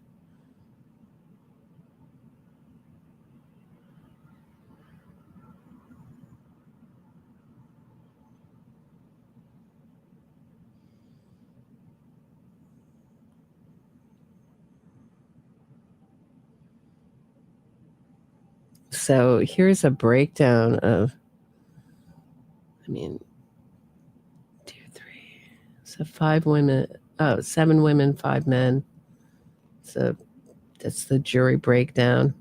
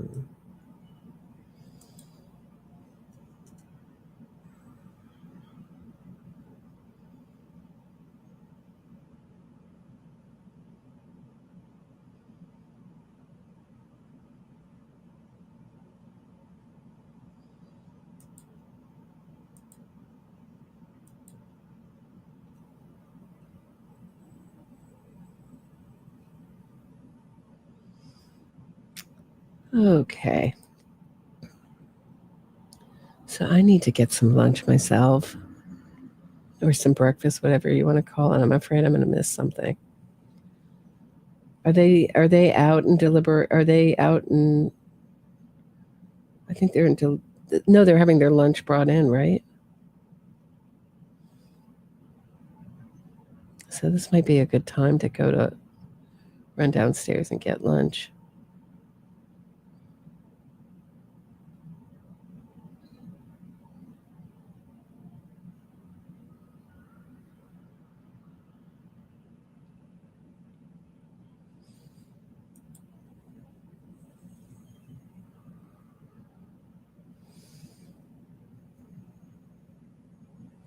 All right. I'm going to go to lunch, guys. I'll be back. I'm going to just run downstairs and get some lunch.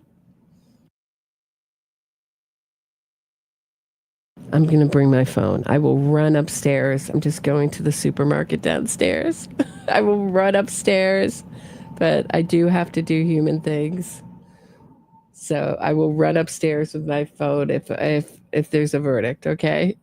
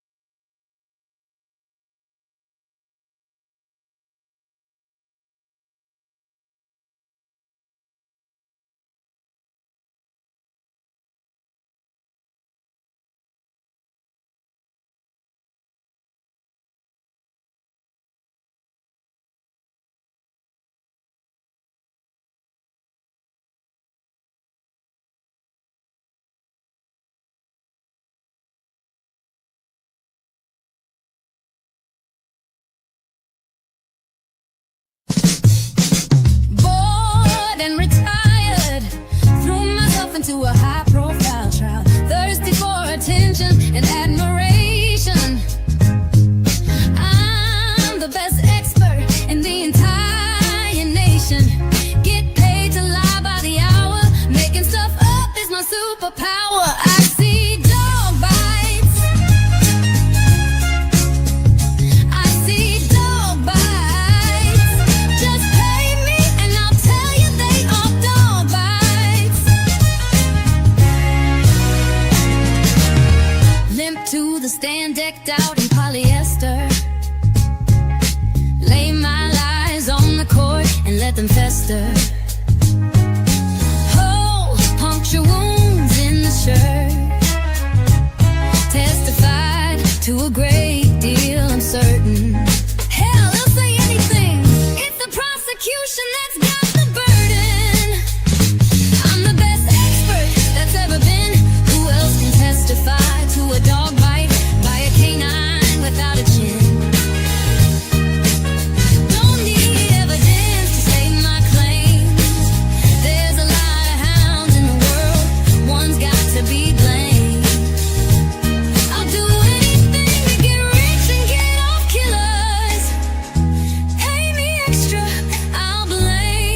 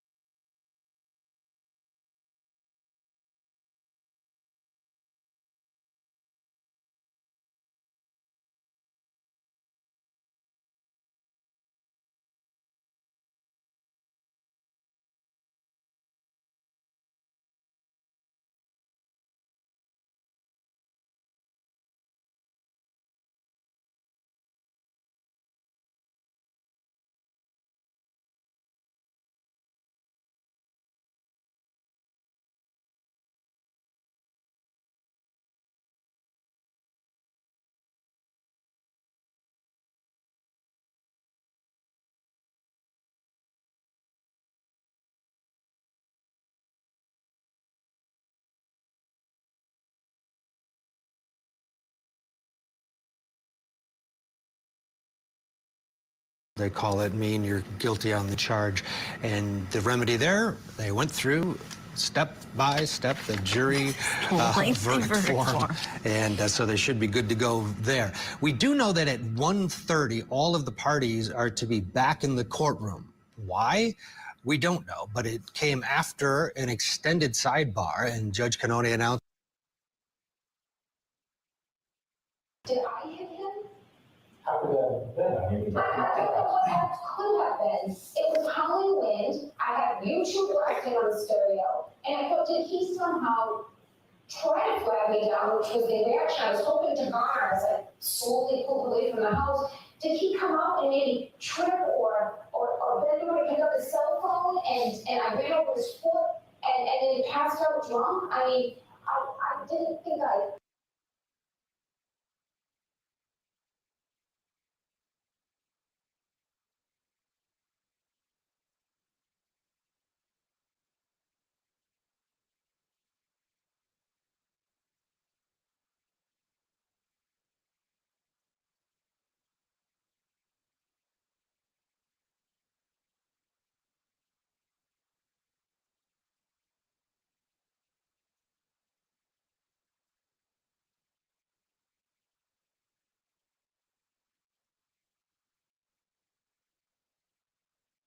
I hit him?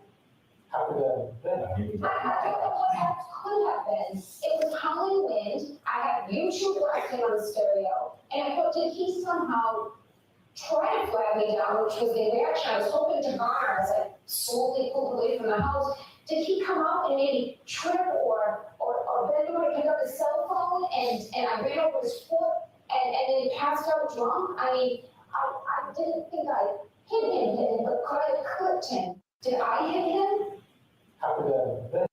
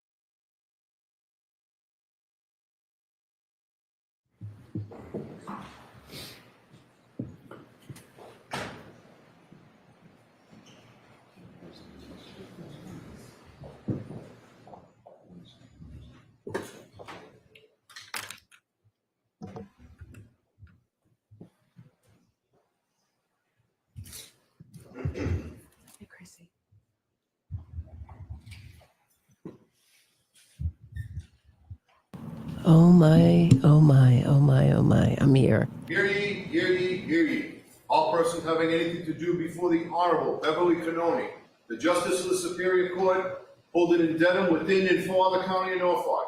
Draw near, give your presence, and you shall be heard. God save the Commonwealth of Massachusetts. This court is in session. Please be seated. Good morning, council. Good morning, Ms. Reed. Good morning, jurors. I have to ask you those same three questions. Were you all able to follow the instructions and refrain from discussing this case with anybody since we met yesterday? That's my fault. I'm sorry. I'm sorry. False alarm. Sorry, guys.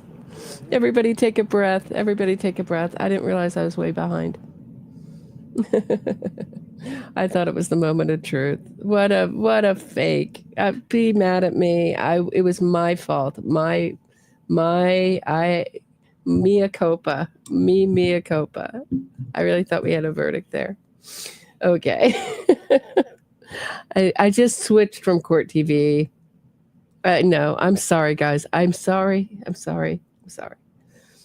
I didn't realize that I switched from Court TV to a fan, and I didn't realize I was way behind. Yeah, they're still deliberating. Do you want to see the questions again? Or does everybody get it? I mean, yeah, I can't, really. Yeah, no one knows why. I come back at 1:30. Sorry. I didn't mean to spam you out, Charles. Thank you, but I didn't mean to spam you out.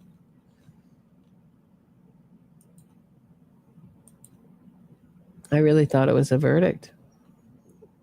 Yeah, 1:30. I was not trolling. Yeah, I was fooled too. I just saw the thing move and I go, oh my gosh, a verdict. Because I think we're close. I don't know. It is stressful. It is stressful. I mean, every show I've been doing, I've done more shows on this case, I think, than any other case. I haven't counted. It's just my guess. This channel has been devoted to this case 24/7 pretty much for at least the last year and before. So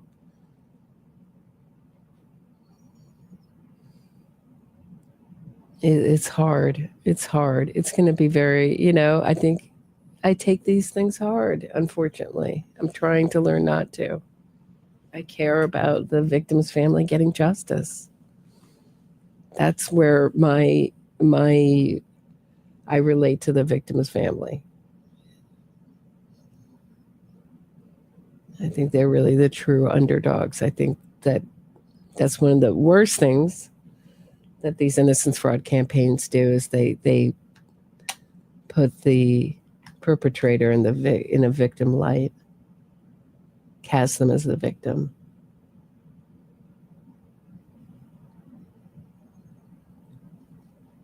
So those are my feelings. But I do feel I'm fair. I think, when there was a bad day for the prosecution, I said it. There was so many more good days for the Commonwealth. It's going to be hard to reconcile if she gets some puny charge, what we saw in court with the verdict, I think. But that is the point of innocence fraud campaigns. They can't win in court. They work outside the court where there are no rules. And there's been very few rules inside this court, too. It's been like the Wild West. I've never seen a courtroom run like this. I mean, that's something that I'll agree with the Free Karen readers with. I think that the judge has done, the way she treated Adam Lally was disgusting the first trial. I would love to interview Adam Lally. I'd love to know how they don't seem to be working as a team. And I think that was really unfortunate. Opportunity missed. I don't know what the personality dynamics were. But Laura McLaughlin is a dynamo lawyer. Adam Lally, excellent lawyer. It would have been great to see all their strengths used instead of, Adam Lally giving kind of like these lesser witnesses. And I mean, why not go to Laura McLaughlin and check out where those holes came from in John O'Keefe's shirt before you get up. Check it out with Adam Lally. They know this case.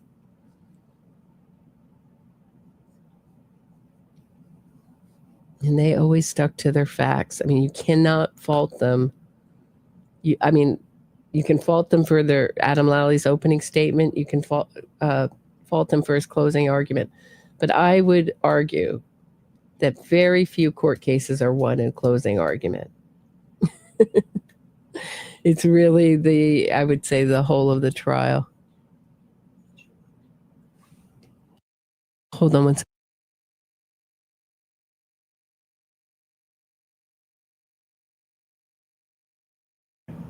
Yeah. Do you want?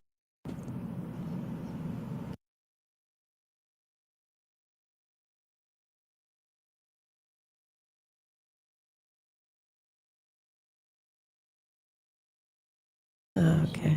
All right. I was trying to get my boyfriend to sit in for me while I go make my lunch. He kindly went down for me downstairs and got groceries. All right. So I'm going to go make my lunch. I'll be right back. Okay.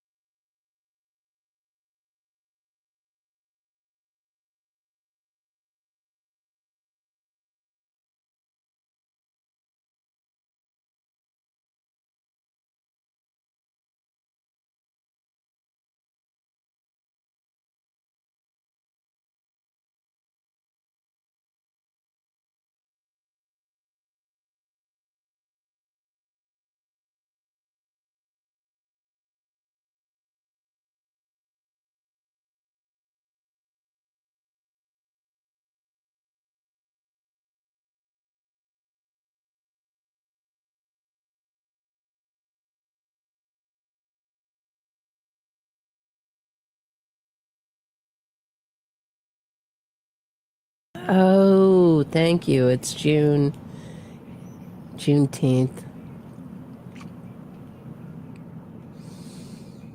I'm old. I'm old. I feel old.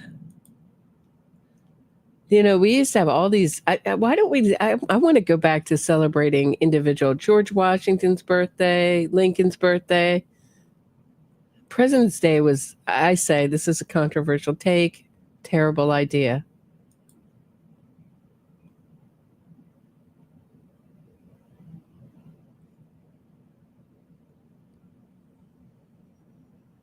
Yeah, and this judge will decide the sentence, which is scary.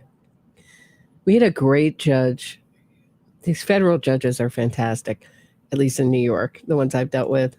Not so much so Maxwell's judge. She was just fair. But she was fair. She was fair and fair. A little bit too defendant friendly for my like.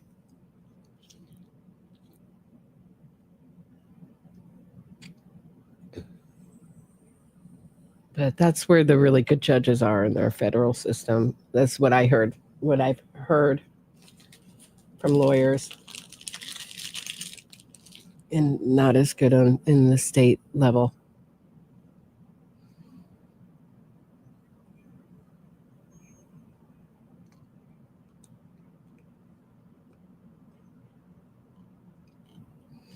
Yeah, it's kind of nice to have a holiday in the middle of July. We have the 4th of July. I mean, in June. I'm sorry, June.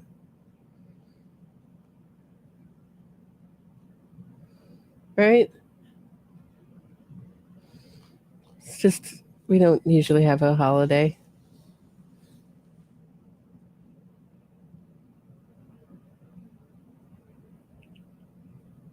She will hate prison. Jail is nicer, I hear, than prison. But then my mom, who works in a jail or volunteers in a jail, say it that way, more descriptive, says that her clients are dying to go to prison or dying to stay in jail and not go to prison. But I've heard the reverse. I think it depends what state you live in. Like in Florida, that jail that Donna was in had like beekeeping, more things to do than anywhere I've heard. In Pennsylvania, where I'm from, not so much. They don't have so many resources, and same with New York. Our jails are just really don't have a lot of resources, but Tallahassee jail is crazy good. It sounds like crazy number of resources there. If they really offer it. I'm just reading from their pamphlet and hearing all the things that Donna was involved in. Art, yoga classes, right? Yeah, depends on what state. But yeah, that's what my mom says about where she works. There's just nothing to do. There's not a lot of resources. Framingham Prison does not sound great. That there's really no choice where you're going to go in Massachusetts if you get prison time.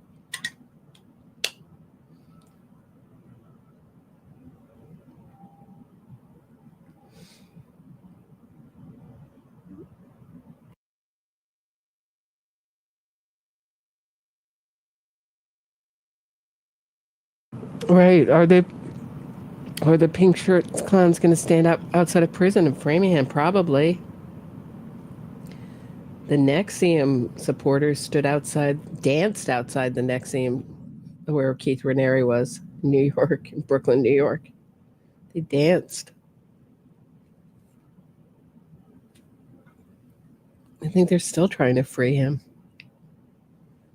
I mean, they had like Alan Dershowitz, all these lawyers trying to free him.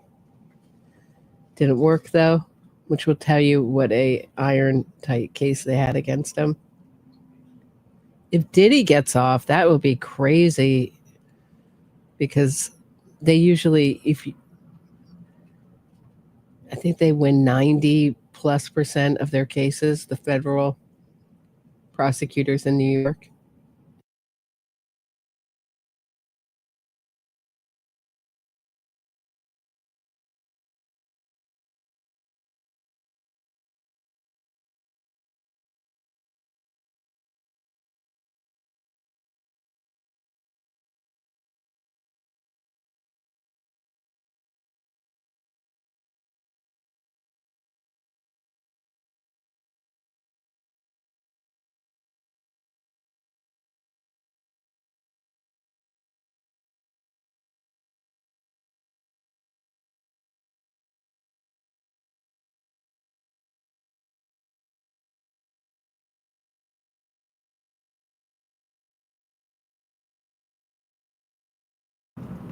Yeah, I didn't read it was that high, 99%, but it's in the 90s. I thought it was like 91, 92, 93.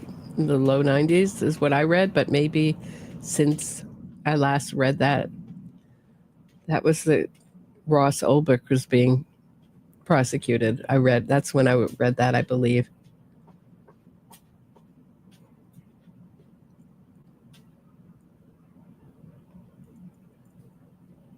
Karen is going to love going to prison. It would be great for them to have a verdict around 227.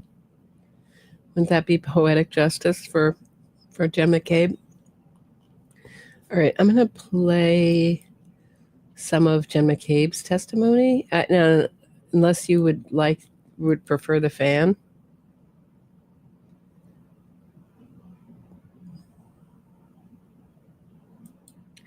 Educate me about how food makes it into New York City. I live in the burbs where trucks unload right onto the huge superstores. What's the magic behind you going downstairs to buy cat food? What do you mean? How do trucks get in? Trucks get into New York City. And sometimes they stop on the side of the street. And unload, but we don't have mega stores unless you're in Brooklyn. Like we don't have, or uptown. It has to be so like we don't have like these big supermarkets, like giant supermarkets you do in the burbs. They're quite smaller, and then we have a lot of these like really fancy, really expensive supermarkets. It's a lot of them. There was one up the street and then it got taken out and a CVS went in it. We used to have like an A&P up the street, which is great. But in a building close to mine, there's like a big supermarket, pretty big. But it's very expensive, unfortunately, because everything is in New York. Yeah, trucks come into New York, but if you're talking about big box stores like Costco and stuff, that you'll find that way uptown or in Brooklyn where there's more room. Does that help? Let me refresh. Thank you. Thanks.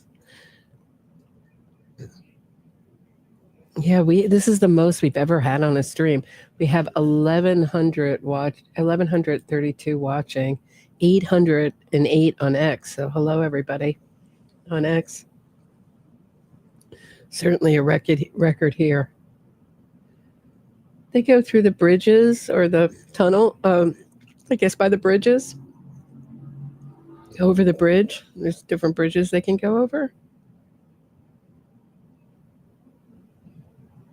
I don't know if they can go through tunnels, but they can't. Yeah. All right, let me ask the internet. I mean, you see trucks.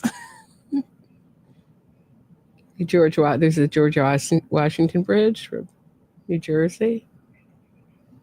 There's the Verrazano. Let's see.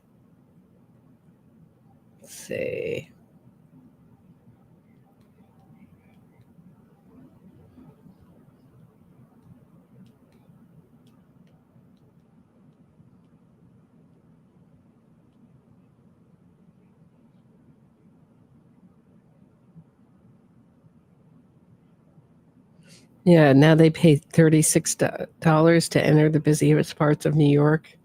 I don't know if that plan. I don't take a car around New York. I take the subway. So I don't know. There are certain routes that have vehicle restrictions and stuff. Yeah, there's certain routes they can go.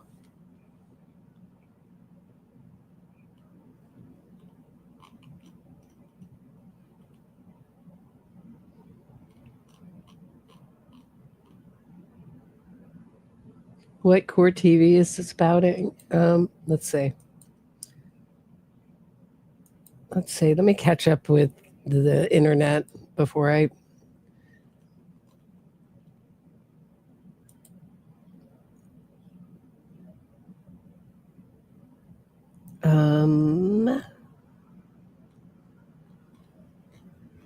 Let's see. Here are some free Karen readers. 2024, Albert's in the house. 2025, Higgins in the garage. Chloe's in the neighbor's garden. 227 aliens. That's funny. Hell yes, says your latex spouse. This is just my tweet. Let's see. She was drunk. She hit him. She left him to die. Not guilty, not guilty. Anyone thinks that CW proved guilt. May you find yourself in the same situation or someone you love. How about if someone you love it's more likely that someone I love will be hit by a car than by a drunk driver than, first of all, I don't drink. I know. I drink maybe once or twice a year with like one drink, so I'm never going to be drunk driving. And so I don't think I'll be in that situation.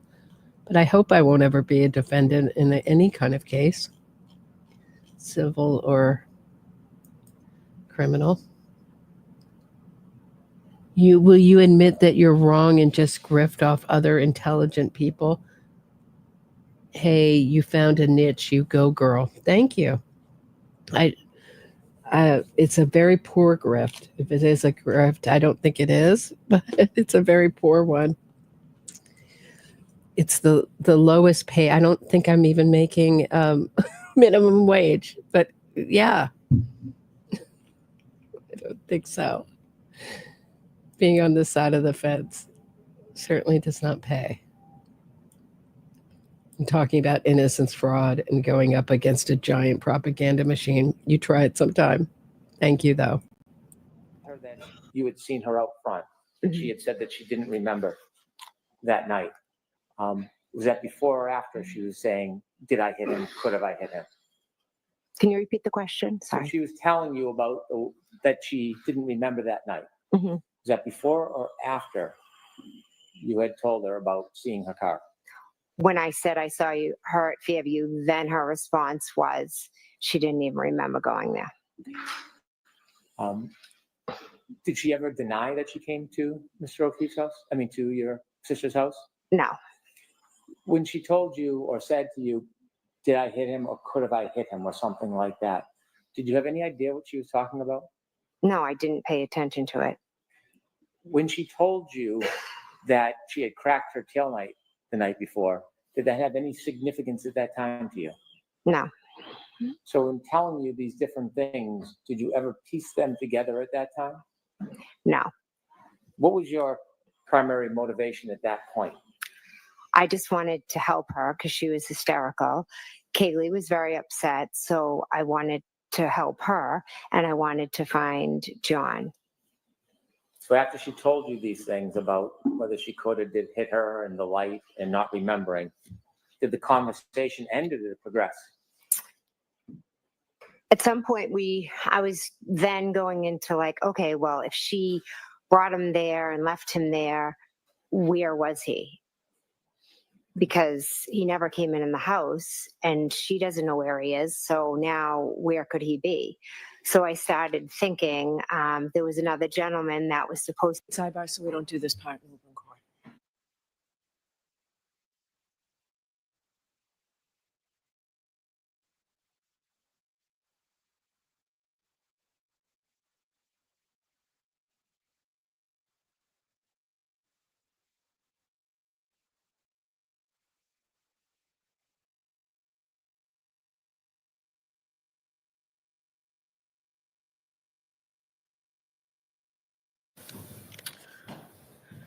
Jim, can I have that question, please? Thank you.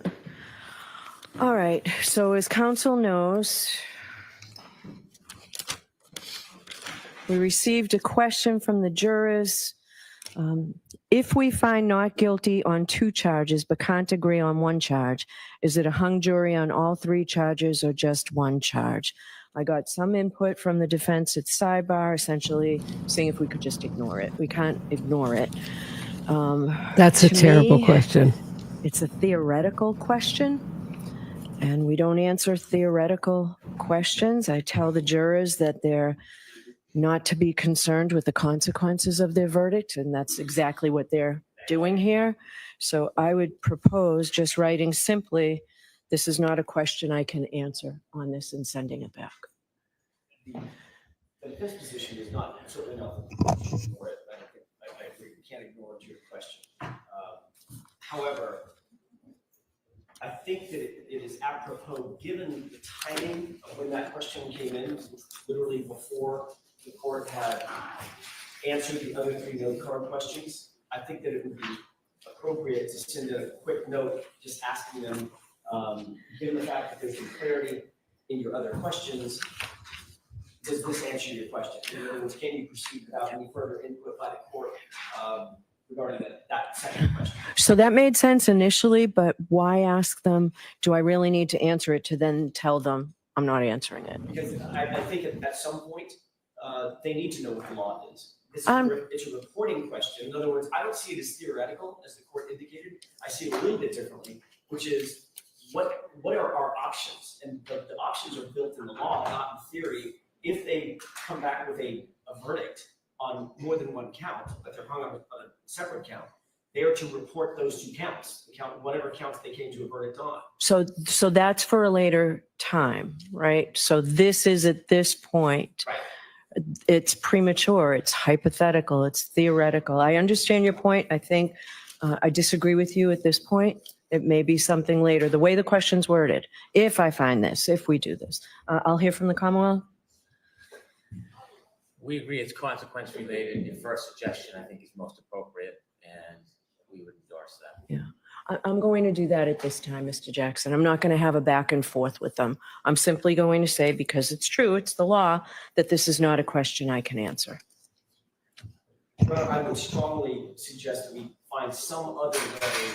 If that question continues to remain, then they're not going to ask that question. I don't think the court can say, or should say, I can't answer the question, because the court can answer that question.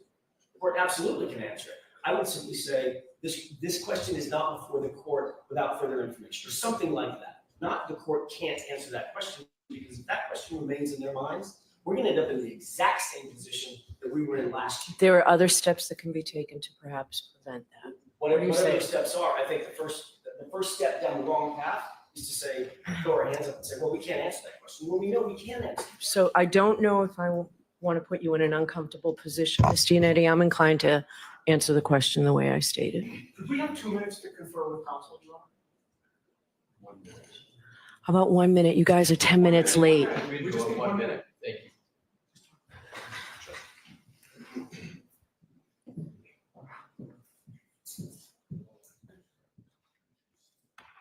This is literally the worst question I've ever heard.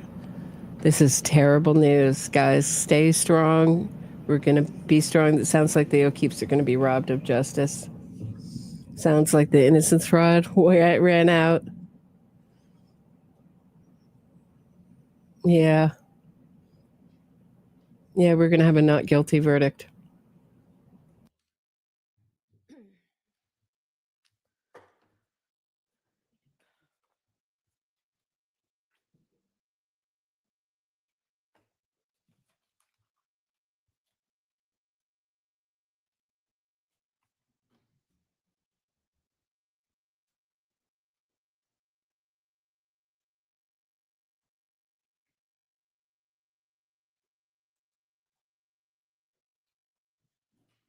Just with a very slight tweak with the court's language, I don't have a principled objection to the court's language that we not answer the question at this time. I would simply ask that the court answer the question as you suggested just now in open court. It's premature to address this question at this time.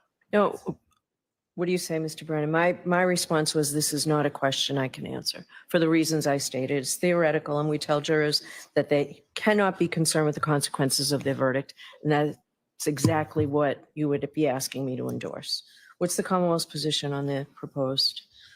I agree with your first suggestion. Yeah, I'm going to send it in like this. Your objection's noted. Your Honor, if I could make my record a little bit clearer, the court's indicating that it doesn't answer questions about the consequences of the juror's verdict. That would be punishment. Of course, you can't answer a question like that. This is not the consequences of the verdict. It's how do they report a verdict. So I think saying I can't answer this is sending a false message to the jury. If the court would simply indicate this is not appropriate for me to address at this time, that assuages all concerns. Certainly assuages our concerns and it protects Ms. Reed's rights. I think that. Well, I think what I could add is this is a theoretical question, not a question I can answer. That does the same thing. Is there an objection? I understand, Mr. Jackson. Add the clause at this time. Is there an objection to me putting this is a theoretical question, not a question I can answer? No objection.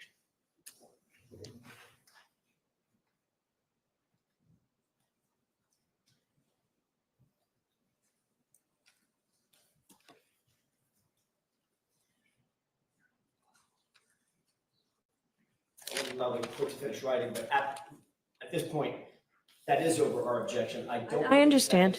I just want to make sure the record is absolutely clear. That's over our objection. I don't think that's an appropriate answer to a very, very clear question that could be answered in an innocuous way that does not affect Ms. Reed's rights. Okay. This way it does. Okay, it was a clear question that the defense first told me to ignore. So I didn't it's tell that. you to ignore anything, Your Honor. All right, we are all set. So let's send this in, please. All right.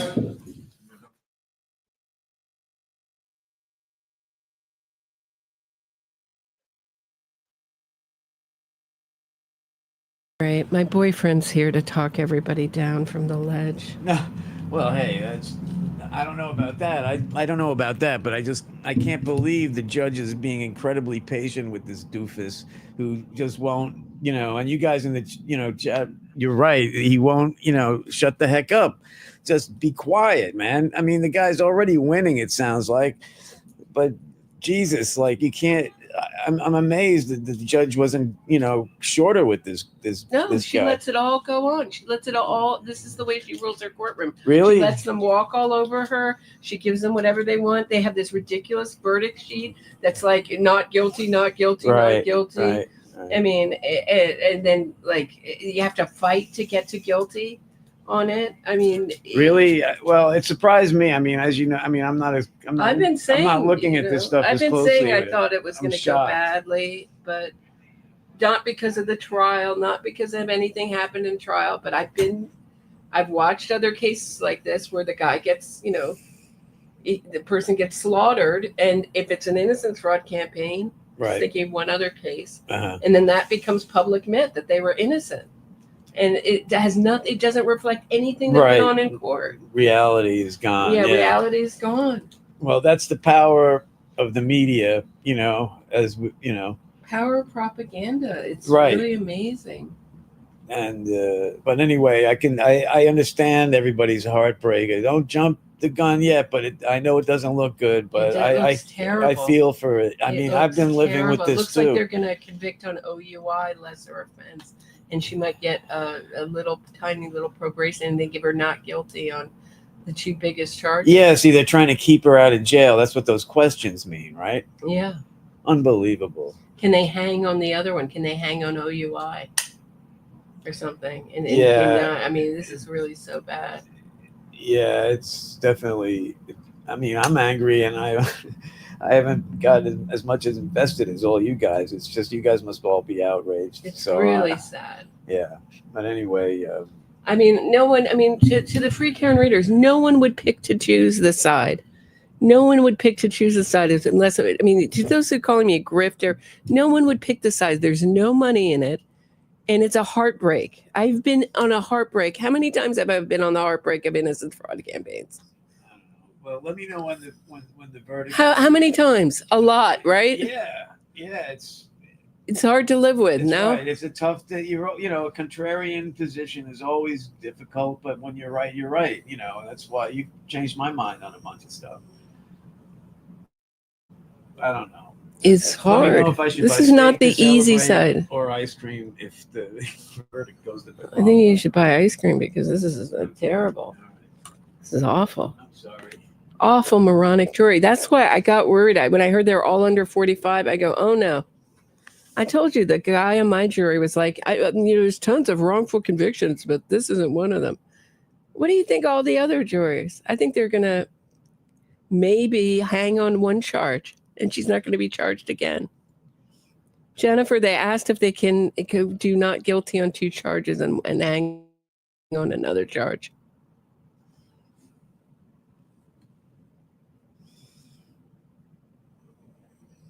I'm not putting bad juju out in the universe. The bad juju is out there. What am I supposed to say? Am I supposed to be like, oh no, guys, she's going to get convicted? That is a terrible question. Awful.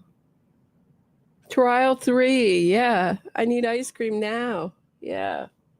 This is awful. Who picked this jury?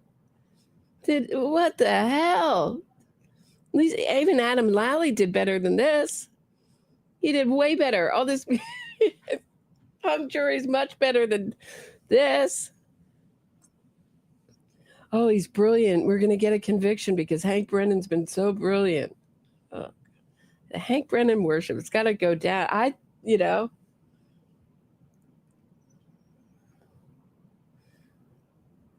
Hank's a defense attorney. They don't want to send a woman to jail. This is, oh, God. I'm going to play some music. I can't even. I hope they hang on all 3 of the charges. Yeah, they're gonna go get re-victimized again. We're on the re-victimization train, guys. Everybody get ready for it. Helped by the judge, helped by the press. Everybody's helped Karen Reed, and no one's helped the O'Keefes except me and the few other people. And I don't, me and Innocence Fraud Watch, the other people on the, even on this side have been like, manslaughter, murder 2's too much. It's not helpful. It's not helpful. They've inserted themselves in these cases. Oh, God. It's been a nightmare. How could you get 12 not guilty on this? They're looking at the freaking propaganda. Yeah. So free Karen readers, to answer your question. Well, I think I'm wrong. No. I'll go to my grave thinking she was guilty as hell. Probably of first degree. I think she meant to do it. I think it was premeditated. I think it went through her mind beforehand. I think she meant to do it. Okay, so there you go. Doesn't matter to me what this jury decides that has to walk through a bunch of pink shirts and signs. And wow, people are so weak and disappointing. As my godmother says, people are so disappointing. Bored and retired, threw myself into a high-profile trial, thirsty for attention and admiration. I'm the best expert in the entire nation. Get paid to lie by the hour. Making stuff up is my superpower. I see dog bites. I see dog bites. Just pay me and I'll tell you they are dog bites. Limp to the stand, decked out in polyester. Lay my lies on the court and let them fester. Oh, puncture wounds in the shirt. Testified to a great deal, I'm certain. Hell, they'll say anything.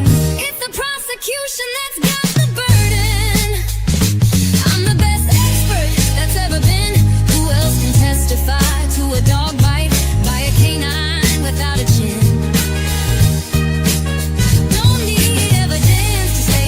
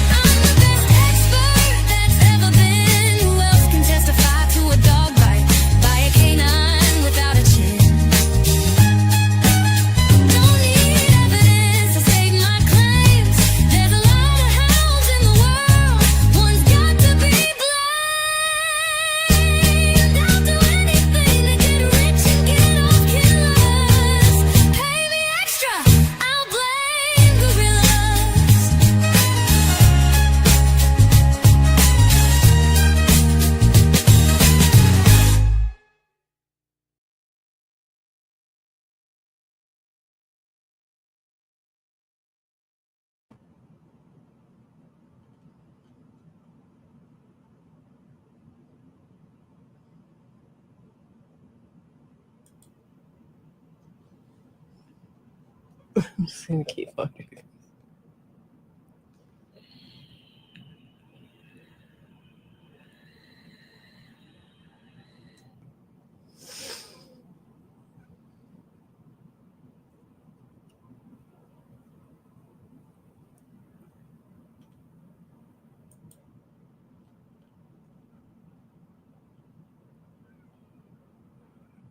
So, like I've said before, this may end up like OJ. She may end up paying and hurt her, get her where it hurts. She may be paying for the rest of her life on the civil case. She may get off on this case, and we may have to wait for the civil case.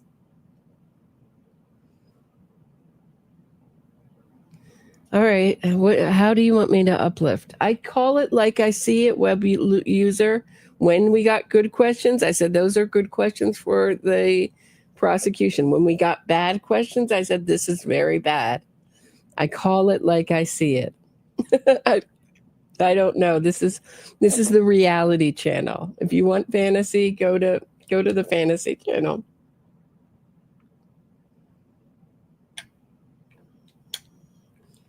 Reality is not a moneymaker, guys. It's not a moneymaker, I tell you. I'm just going to be real with you, okay?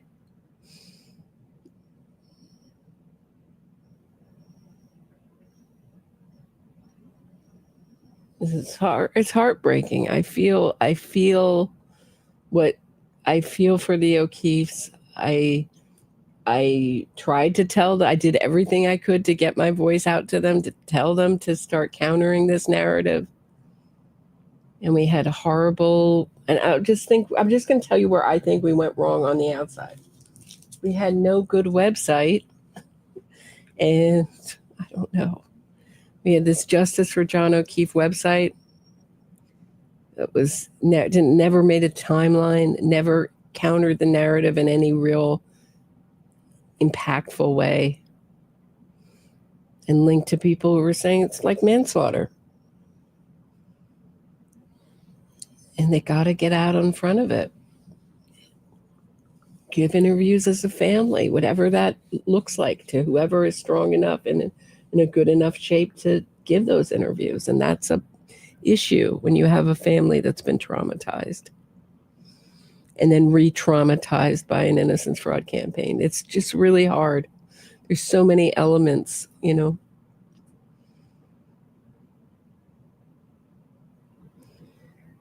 Yeah, no, it has to be really organized. Look at what Paul House family did with Julius Jones, and they even had a kind of disappointing outcome. Right, Jennifer Harmon will tell you, she went through it with me. But what they did is they got a really good website that countered every propaganda narrative. They went out and did interviews as a family together. They didn't react and get angry with the Julius Jones people, Free Julius Jones people, and it was very effective. Now, at the last minute, Kim Kardashian called Donald Trump, and called the governor, and his execution was commuted for no reason whatsoever except the innocence fraud campaign to life in prison. He can't get out. So in Oklahoma, that's it. It's something I can live with. I think the Julius Jones people will never stop, but okay, it's over. And then he profited off of his crime. But it's over. That campaign is over. They tested the DNA. They said, oh, the DNA in that on the bandana in the Julius Jones case, this murder of Paul Howe, will be so exonerating. This is in the ABC, the Innocence Project lawyers went to ABC and sold their own series called The Last Defense. So we had Innocence Project lawyers producing their own propaganda on network TV. That's how big that campaign was. And that, I think it's a really good model of what the Howe family did. You have to have a place with facts that counter the narrative that's really useful. Not just John O'Keefe was great, let's remember him. You got to have the facts out there. You got to have a timeline in a place where people can go to counter the narrative. And it was just like a mess, the Justice for John O'Keefe website. And instead of doing interviews, they put up these billboards. Great, but how useful is putting up billboards? There has to be, there has to be a counter campaign, even if it's not as big. That's how powerful victims' voices are. Even interviews that don't get tons of eyes on them, they're out there. Thank you, Carmel. I appreciate you supporting the stream. Yeah, so we're not going to be depressed. We're going to be resolute, and maybe, I don't know, maybe for the civil case we can put together some better kind of countering the propaganda. And so when you get a not guilty verdict, it really means not proven. It's not a badge of innocence. Even a certificate of innocence isn't really worth the paper it's written on. Okay? I think so too, Anna. I don't know about this jury, if this is the way they're going. We don't know. I hope.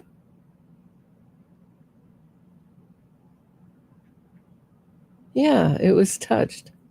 Do you see where I was all, do you see my where my hesitancy was?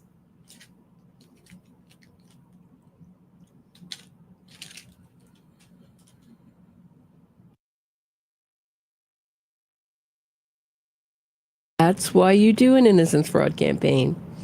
We like to think our courts work in a vacuum. It's all the things I've been saying over and over again, making sense to everybody.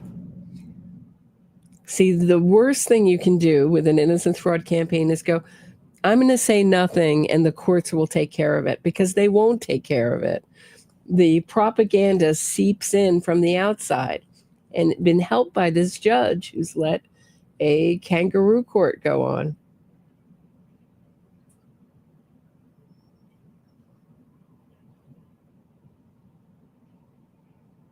Yeah.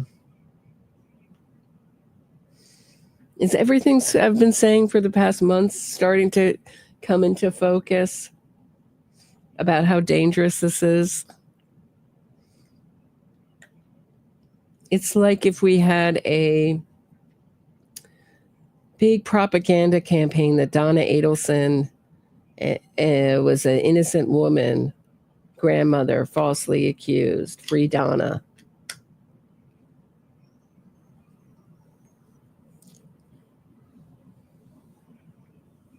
Yeah.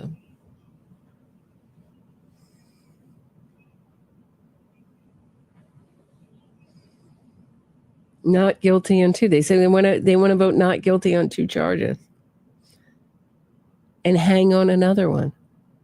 So get ready for a disappointing verdict. If that's a truthful question, maybe it's a trick question. Maybe they're asking and they did the other way, a hypothetical. But I hope whoever's in there who's hang on everything. Don't be pushed over.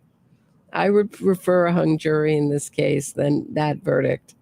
That makes me feel happy about the idea of a hung verdict.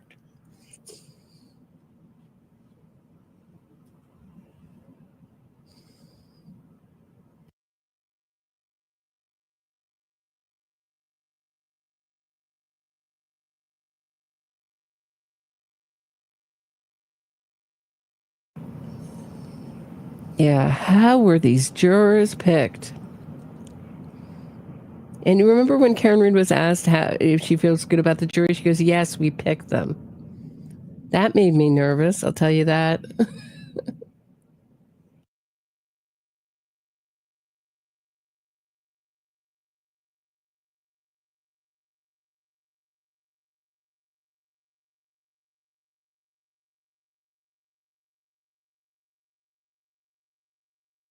I just want to hear him.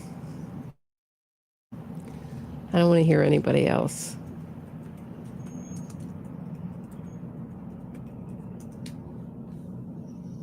Oh, he's with other people. No, I don't want to hear that. I don't want to hear that riffraff. Matt, go out solo. Better than the people you're with. Oh, Matt to panic. This is terrible. I'll hear you. Any one of those charges. Matt to panic. Thank you. I On thought you meant all Matt 5 Thomas boxes, Millennial. Okay. then they are hung, and that can be retried. Let's start from the beginning. Okay. Sorry. Good afternoon, everyone. It's like, I wish you could laugh. Like, it's a murder case that seems to not actually ever come to an end. And you have to feel for Peggy O'Keefe. Hearing that the jury is not guilty again on one, I'm going to guess 1 and 3, and then hung on what I think is misdemeanor OUI. So this is, as I stated earlier, I think on Saturday, what would have happened last time in the first trial had that misdemeanor OUI been there? She would have been convicted of that. And this whole thing doesn't happen. But because, and the jury doesn't even know this, that if they do not come to a unanimous decision on count 2, it can be retried. If they're unanimous on 1 and 3, those are done. And they come out and says, not guilty, not guilty. Those are done.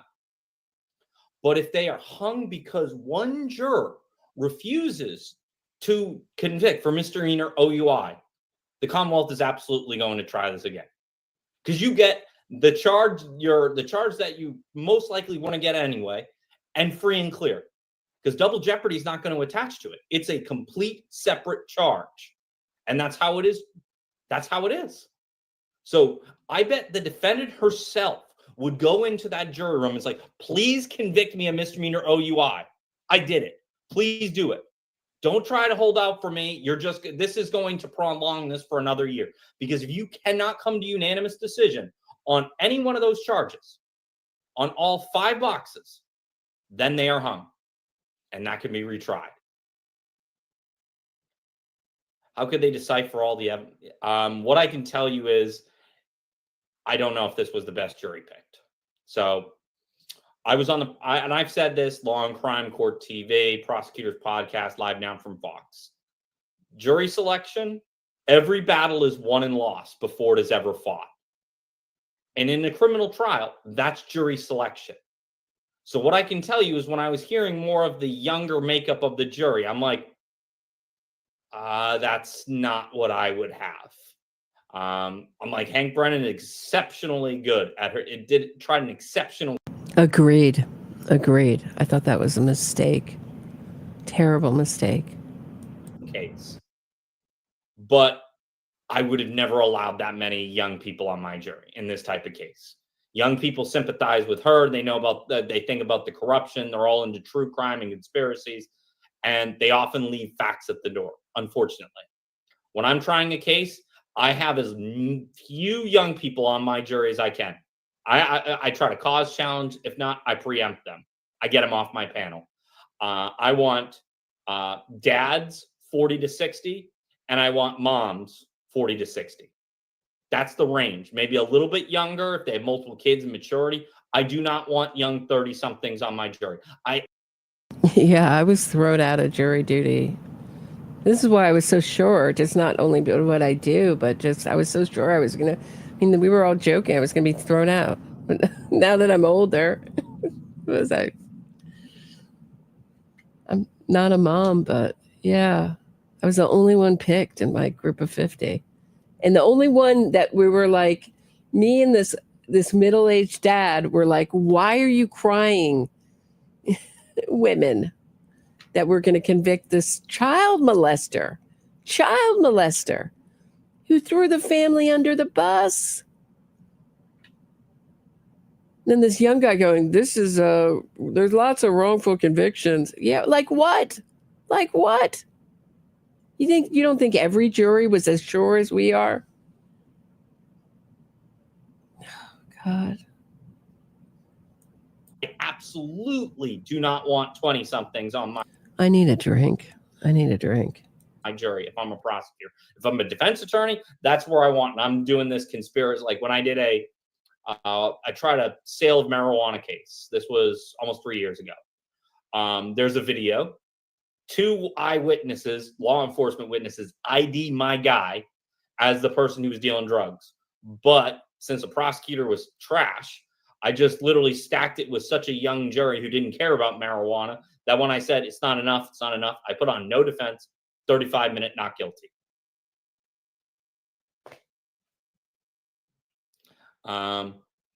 Many are saying, and they are not. Many are saying not guilty, and they are not free Karen Reed. Yeah. Like I said, the murder is just still a stretch to me. I get it. The evidence is there. It supports it, but the jury is not buying it. The first one didn't buy it. The second one didn't. And this was a much stronger case. And this was out the Trooper Michael Proctor's. This was without Brian Higgins, just based on this collision nonsense and the Bowden instruction.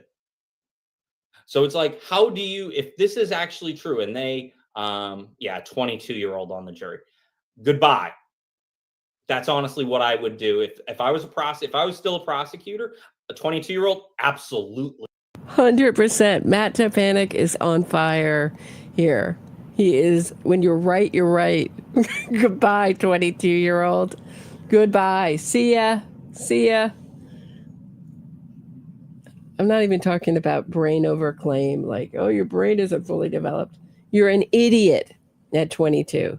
You don't know anything. You buy anything. Oh, my Lord. I was so dumb when I was 22. The things I believed. Oh. Not. First jury, I can't understand how they'd be unanimous on any NG. It's, like I said, it's that they're saying that there wasn't enough, or they're using the Bowden instruction. I posted on Twitter, and I saw it, and it was something I noticed. ADA Lally was arguing hard against the Bowden instruction. It was there in the first trial, but I think as the trial went on, the parties realized, the prosecution realized, like, oh my God, is this instruction giving this younger jury the cover it needs to acquit Karen Reed of murder and leaving the scene of the accident involving death?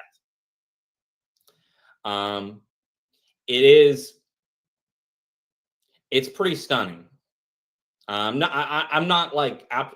take that back. I'm not absolutely stunned, but hearing it is just like, this is what the defendant has created. This is the environment that it's like we're supposed to question our whole reality about everything. When in reality, this is a pretty straightforward case.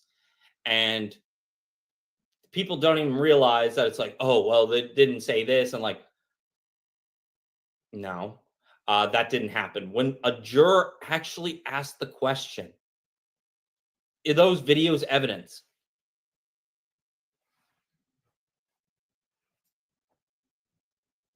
That I had no words. If I had just tried a case for 8 weeks and a juror member that I allowed onto my panel said, are the videos evidence? Can we consider them? When Hank Brennan must, every time he does it, seek it to admit into evidence.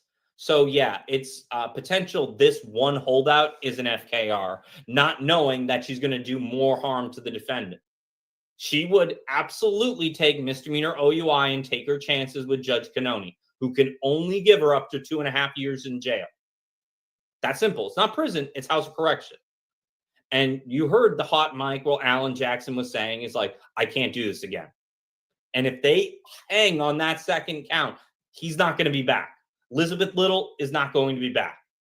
You can't do you have other parts of your practice, and you just can't keep doing that. What makes you sense about the jury selection? But this is important.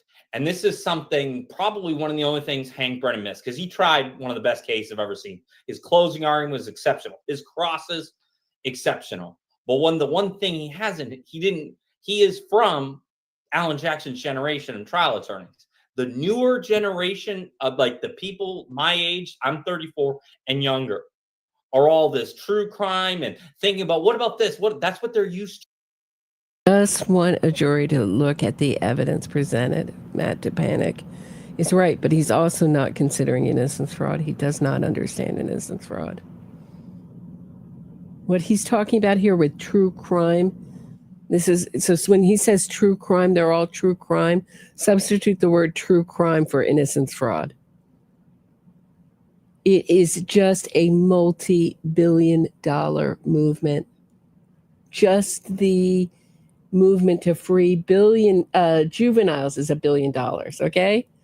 Not, so we have the innocence clinics, innocence projects, Kim Kardashian, Joe Rogan, biggest podcast in the country, spouting this stuff all day long. And what's going to happen is our crime rate's going to go up and up and up as we free these people, as we get a system that's closest to England, because England, UK, Italy, Europe, with these short sentences. The problem is we're just a much more violent country than any country in Europe. I don't know why. I don't know why we're so violent. If anybody can fill me in. But the reason we have these long sentences is because we know that the reoffended, they put these like reoffend rates that they're so low. Really, for violent, depends what, overall for, if you're including drug offenses, it looks very low. But when you go into violent offenses, then it's like, I believe it's like 70% and higher. They're going to offend on something. Will they reoffend in a violent way? Maybe not. But they're going to hurt somebody. More likely than not. And we have these people that go in and out and in and out. That's how we got, we're just, we're a country that always looks forward and never looks backwards. The reason we got these 3 strikes you're out laws that Biden, and when we used to have Democrats that, would fight for these kind of things. The reason we got those, and I'm not talking about drug offenses, I'm talking about violent offenses, okay? I mean, I know they could be considered violent, whatever, but I'm just trying to separate the reason, because we saw these criminals go in and out and in and out and in and out of our system, and people had had enough of hearing about people breaking out of prison and reoffending like Kevin Cooper. But I mean, our death sentence is like hanging on by a thread in the few, places that we have the death penalty. And then they will go out after, once they get rid of the death penalty, this movement will go after life without parole. Then, people like John Fetterman, hardly, a radical in the Democratic Party, he's fighting to cap off all prison sentences at 20 years. This is I know, I don't know why I think I can single-handedly change. Obviously, I don't think I can single-handedly change it, but I think it's important to talk about. And why I talk about these things, because victims' rights is not talked about in our media pretty much at all. And in place of it, we've put the criminal as the victim. Poor criminal. Oh, wrongly convicted. Nobody looks at the transcripts. Nobody talks to a juror. Nobody talks to a prosecutor. Usually they're long gone. Sometimes they're dead. Sometimes definitely moved on to other cases. And then they, I challenge anyone in my audience, go to any local innocence project, don't read the propaganda, just pick out a case, go to the court transcripts and read the original case and see if it resembles the way it's being pushed in the media. Does the Karen Reed case resemble the way that the media has framed the Karen Reed case? Well, what if he got beaten up in the house? What if Jen McCabe? to doing. But what about that? What all these questions that people are asking that had no relevance? That's what they're doing. And that's why you can't, anybody under 40, you get them off your panel. You use your strikes as fat as whatever it takes. You don't need these people who are just obsessed with true crime, who are just wanting to be heroes to the pink people out front on your panel. You just can't have that. So obsessed with innocence fraud, have been consuming nonstop innocence fraud, making a murder serial. Amanda Knox documentary, West Memphis 3, Paradise Lost, 1, 2, 3, and 4.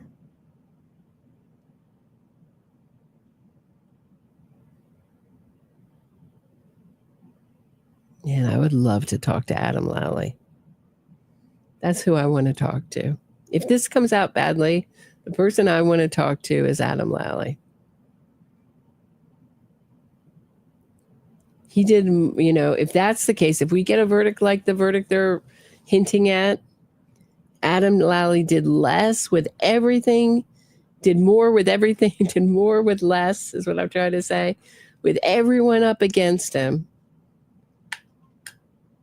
It's not a win. I get it. It's not a win, a hung verdict, but 9-3 is better than this. I love and picking. He did better at picking the jury. He did better at vetting the jury. If this is what we're looking at, if this is reality, I'd love to talk to him. Love to know what his part in this was. Did he just sit there? Because it doesn't seem like they were working together as a team. Was he writing the motions? Who was writing the motions? What was going on behind the scenes? What does he know about innocence fraud? I don't know. So few lawyers will talk to me on the air actually about that. It's always off the air. It's always over, a drink, this or that, and then they'll spill it. Oh, Darlie Routier, that woman is guilty. Amanda Knox, guilty. Oh, West Memphis 3? Oh, yeah, guilty. Those people, it's beyond. What are they doing? Stephen Avery, that's one guilty MFer. On the air, it's a totally different thing. Nobody wants to offend their other colleagues. They can't find an untainted jury. It makes you wonder. It's really, really tough to think about. I don't think I can take it right now. I'm sorry. I don't think I can take Alan Jackson right now. I really don't. I'm sorry. Whoever asked me to replay Alan Jackson, just scroll back. We'll be here for you. I don't think the verdict is coming till 2:30 or after, if we get a verdict today.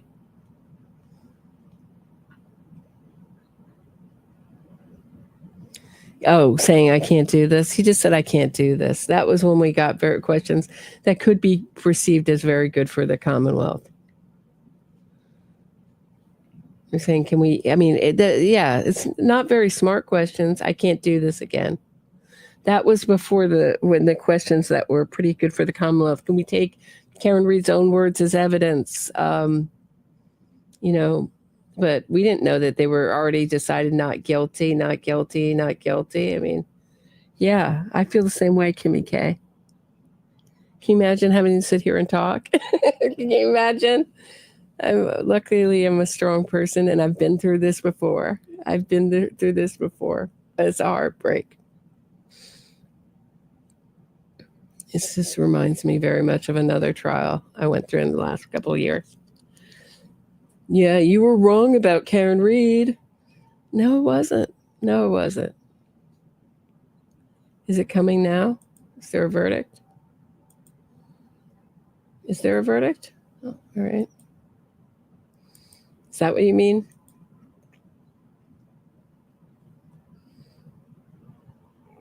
No, Hank will not do this again.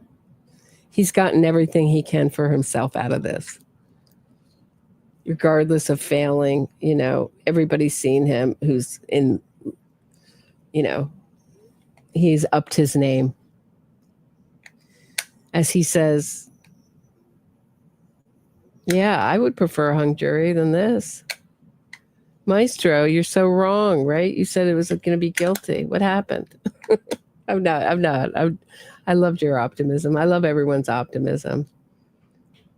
So if you're wondering why I was such a downer about it, this is why. I've been through it before. Yeah, it's terrible for the O'Keefes. They've been re-victimized by Karen Reed and then re-victimized by an Innocence fraud campaign and then re-victimized by our justice system. I mean, those two are combined, but yeah. It's awful. It's awful. What can you say on this side? It's awful.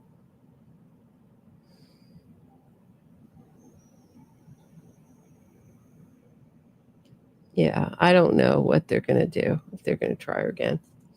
Do you want to hear more of Matt Topanic, or do you want to watch The Fan? Yeah, judge is not Innocence. Yeah. I hope everybody understands Innocence fraud a little bit more. If you have any questions, sometimes I'm not the best at articulating it. It's just fraud. It's just it's just like anything else, making something seem like something it's not.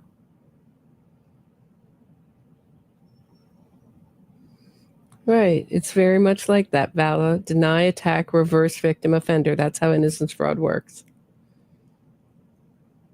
I hope you understand it better. I mean, that was the point. The reason why I talked about this case, and I didn't go into it going, oh, she's going to be convicted in court, and I don't pick cases like that. I picked this case and stayed with it because I thought it was a really good opportunity to talk about Innocence fraud.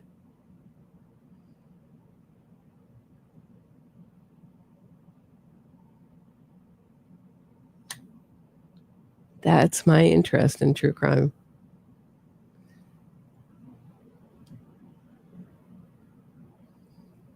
So we may have free Karen readers on the jury. We may have total corruption in the, we don't know. We don't know what's going on behind the scenes.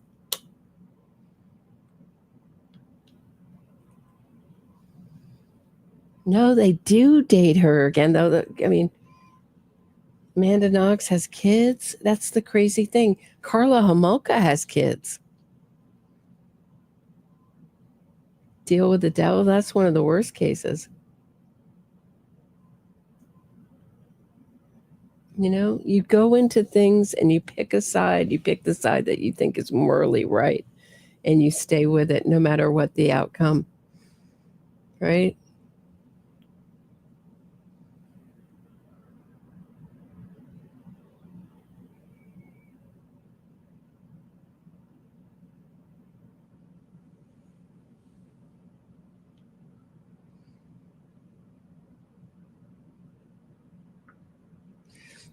Yeah, because I'm a no Innocence fraud broad. Yeah, I hope people get it. It's not complicated, but once you see it, you can't unsee it. It's everywhere. Bella, you get it. And this will be done. Like this is going to be starting to be done again and again and again. And we'll see this in more court cases, and more victims' families will have to be victimized in the same way, unfortunately. Yeah, I know. I wish I had something good to say. I wish, but we're here. We're smart. We can fight this. It needs a group effort. If you don't,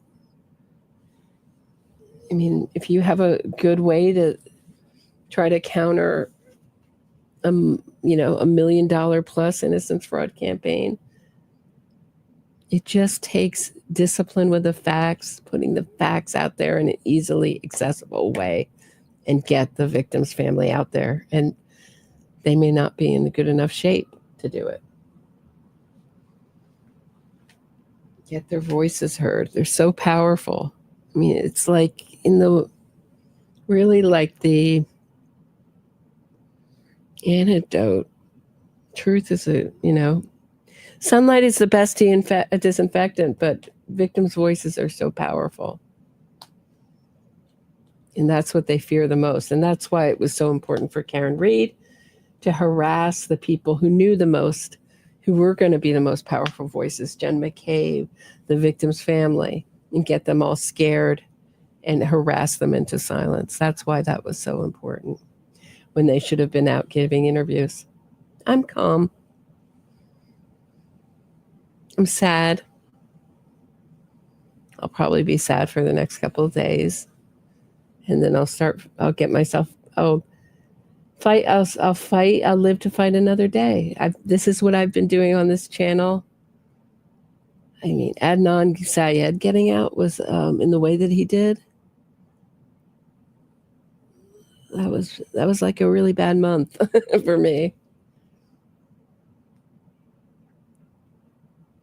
And then they said, well, yeah, he's guilty, but he's going to stay out. I mean, it's very much like Massachusetts, Baltimore, like Baltimore, Maryland. These judges. It's all, it goes into our institutions. It's like a cancer.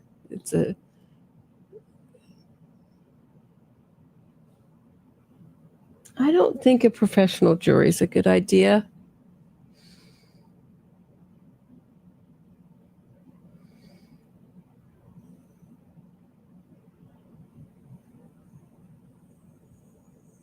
Right.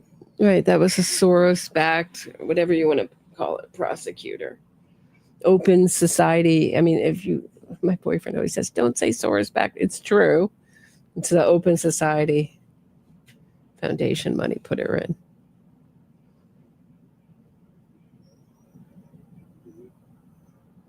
Yeah, I don't think so. I think we have the best. I don't think we want to go to professional juries. I think we have to heal our system from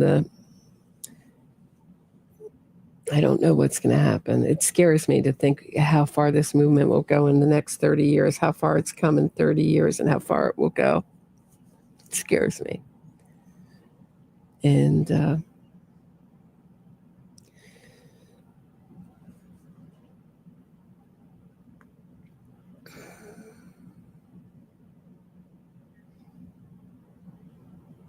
every young person that I have met in court, in federal court, wants to be a defense attorney.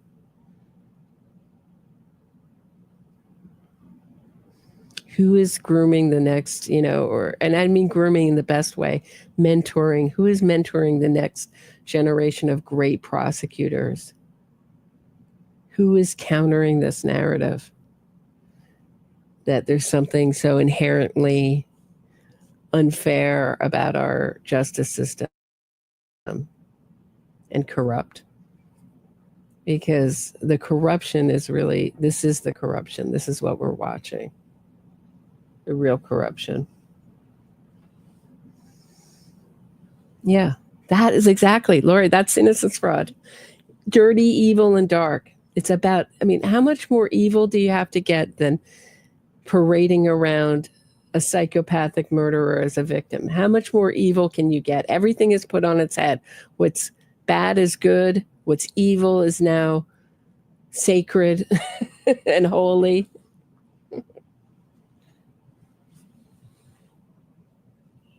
Under 45. Oh my Lord.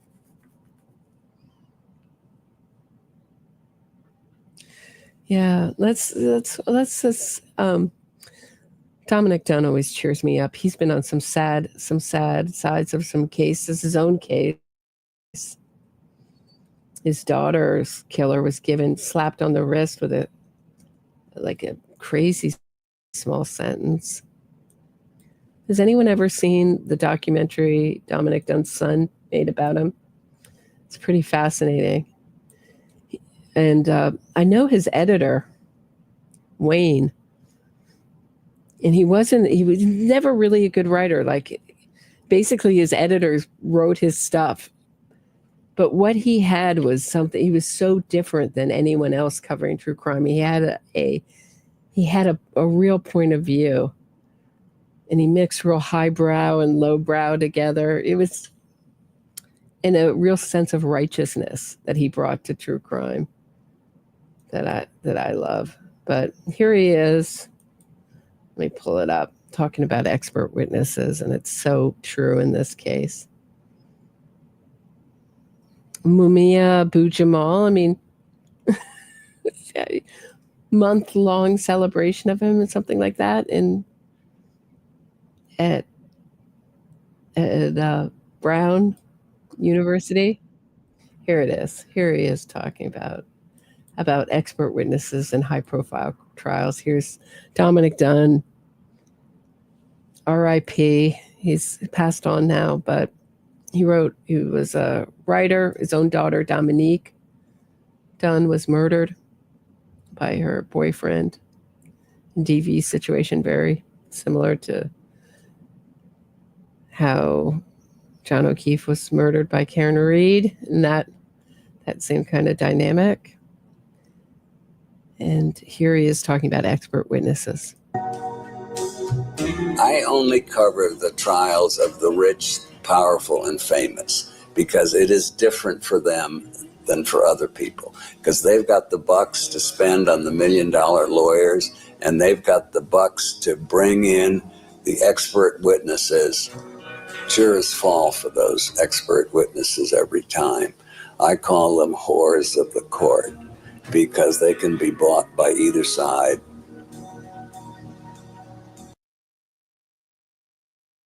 Okay.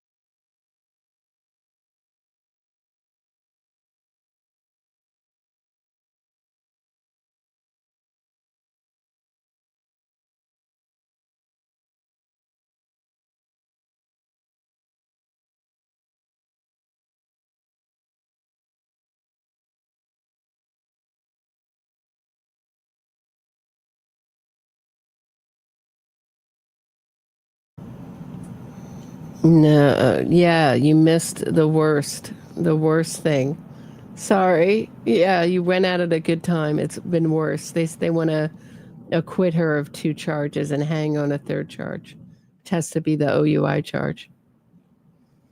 They want to acquit her. I mean, I really didn't think it would have, I really thought we were going into another hung jury.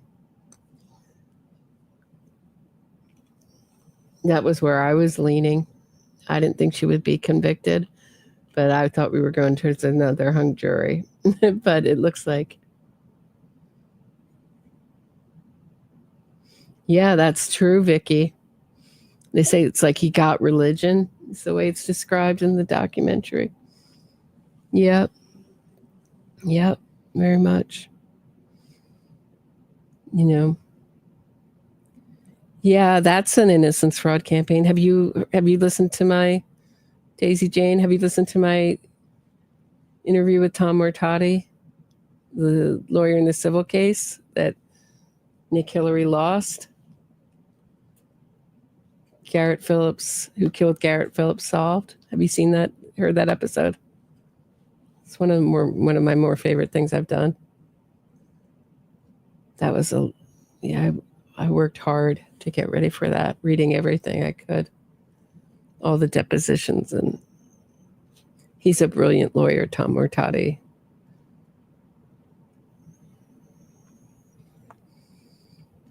No, you haven't.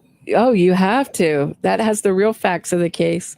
and how he got off, but in the whole Innocence fraud campaign around Nick Hillary. Yeah. That's a total fraud documentary, and John Jones was on camera walking his dog at the time of the murder. So it doesn't have to be a good story. It just has to be a story. Do you get what I'm saying? Like, it doesn't have to be a good story. It doesn't have to be a story that fits together. It just has to be a story.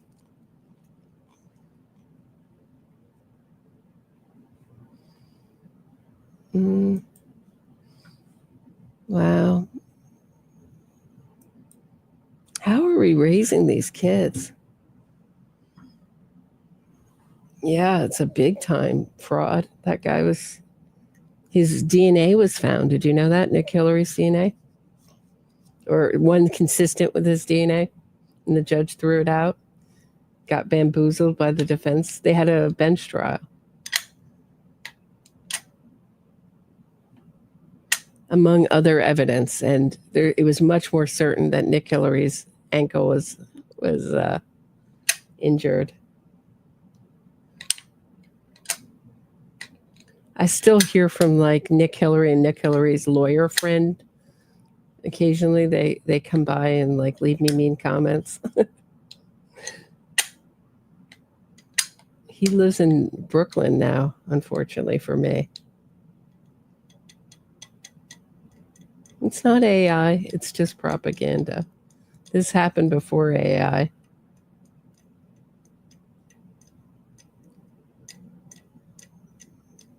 This is terrible.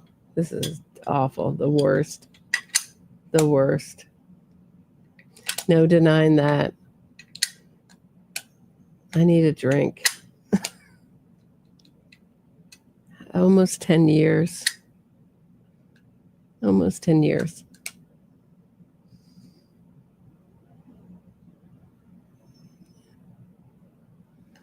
Yeah, I might have to do Donna. I might have to do something fun after this for a little bit and get my strength back up before I retackle this.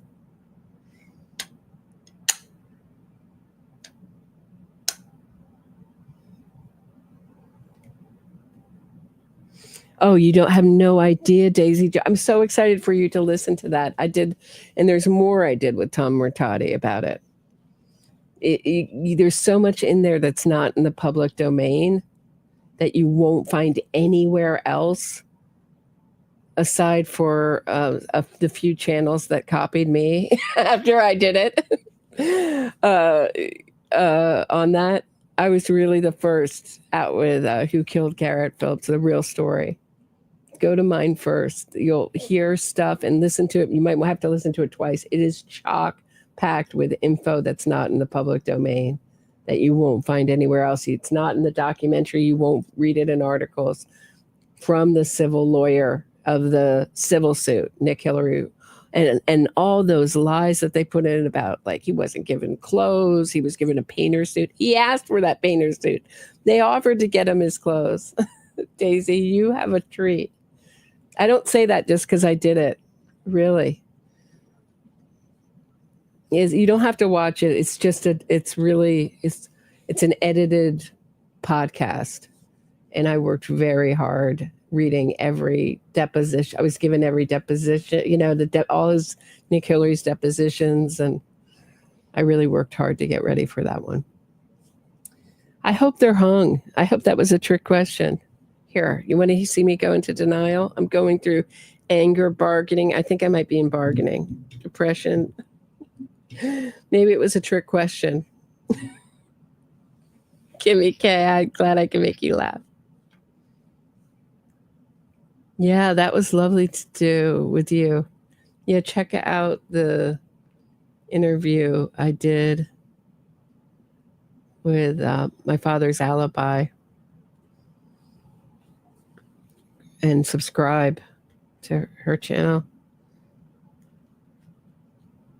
You gotta have people out there.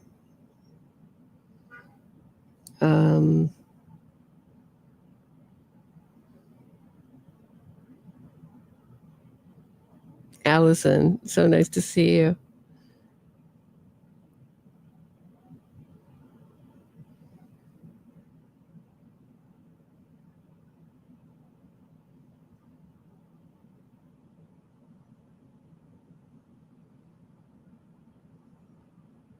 I mean, if anyone wants to come on and talk, I can't imagine anybody wants to talk now in this terrible news. But if anybody wants, I'll throw out the link. Can't imagine anyone does, but if any brave soul wants to come in and chat, I'd appreciate the company. Allison, anyone else wants to come in and chat about this horrible, horrible jury question? The worst. I mean, like, you know, it's not even just favorable to the. It's like we really want to like just let her go on those two charges. Come on in. You don't have to, but oh man, I'm going to be listening to some Frank Sinatra tonight. That's all I can say.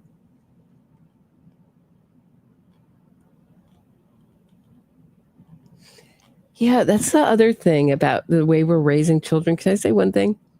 Like, I appreciate all the hard experiences I went in. They just made me tougher. But this idea that, like, we don't want anyone to go through anything difficult or hard. I get that. I get that impulse.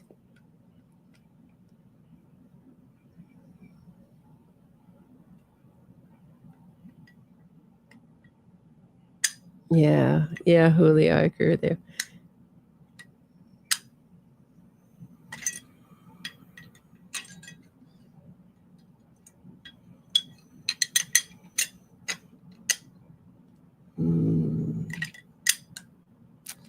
I'm so glad I got to see Frank Sinatra before he died. That was in Radio City Music Hall. That was a great thrill in my life. That's a highlight in my life. I also got to see James Brown. Who else? Bootsy Collins. A lot of people. Oops, someone's here. Leah? Leah, you want to talk? I'm going to add you to the stage. I see, I'm warning you, Leah. I'm going to add you to the stage, so get ready. Your face is going to be blasted out. Are you ready? I hope you're ready. You're going to be on camera, everything. You can turn your camera off. You can turn it on. I don't care. Hey, Leah.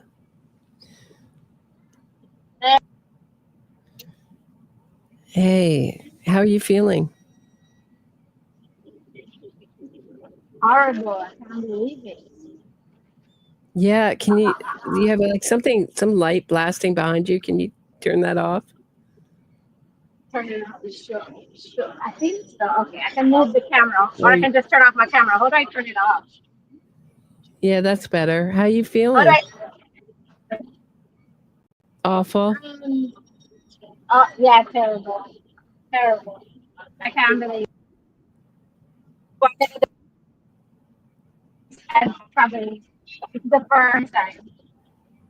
Yeah, it's really hard to hear you. Okay. But I just were you expecting this? Yes. Can you hear me now? Yeah, were you expecting this?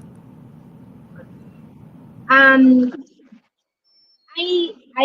never know if I was expecting it, but I was thinking that this would be more the possibility, because I think that the jury is being tainted. You thought they were tainted? Yeah. Yeah. Okay, I'm gonna throw you out because the sound is horrible and people are. But I'm gonna throw you out. But thank you for joining. I appreciate you being a brave soul. Thanks. All right. Okay. Thank you, Leah. Maybe the next connection will be better. Karen's inner voice. I'm gonna add you to the stage. Is this Karen's inner voice?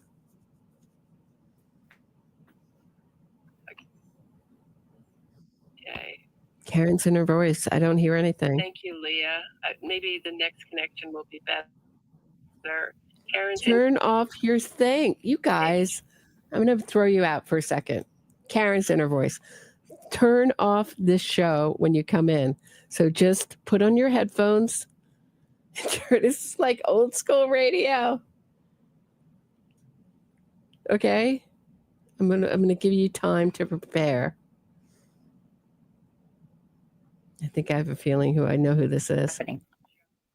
Hey, Karen's in her voice.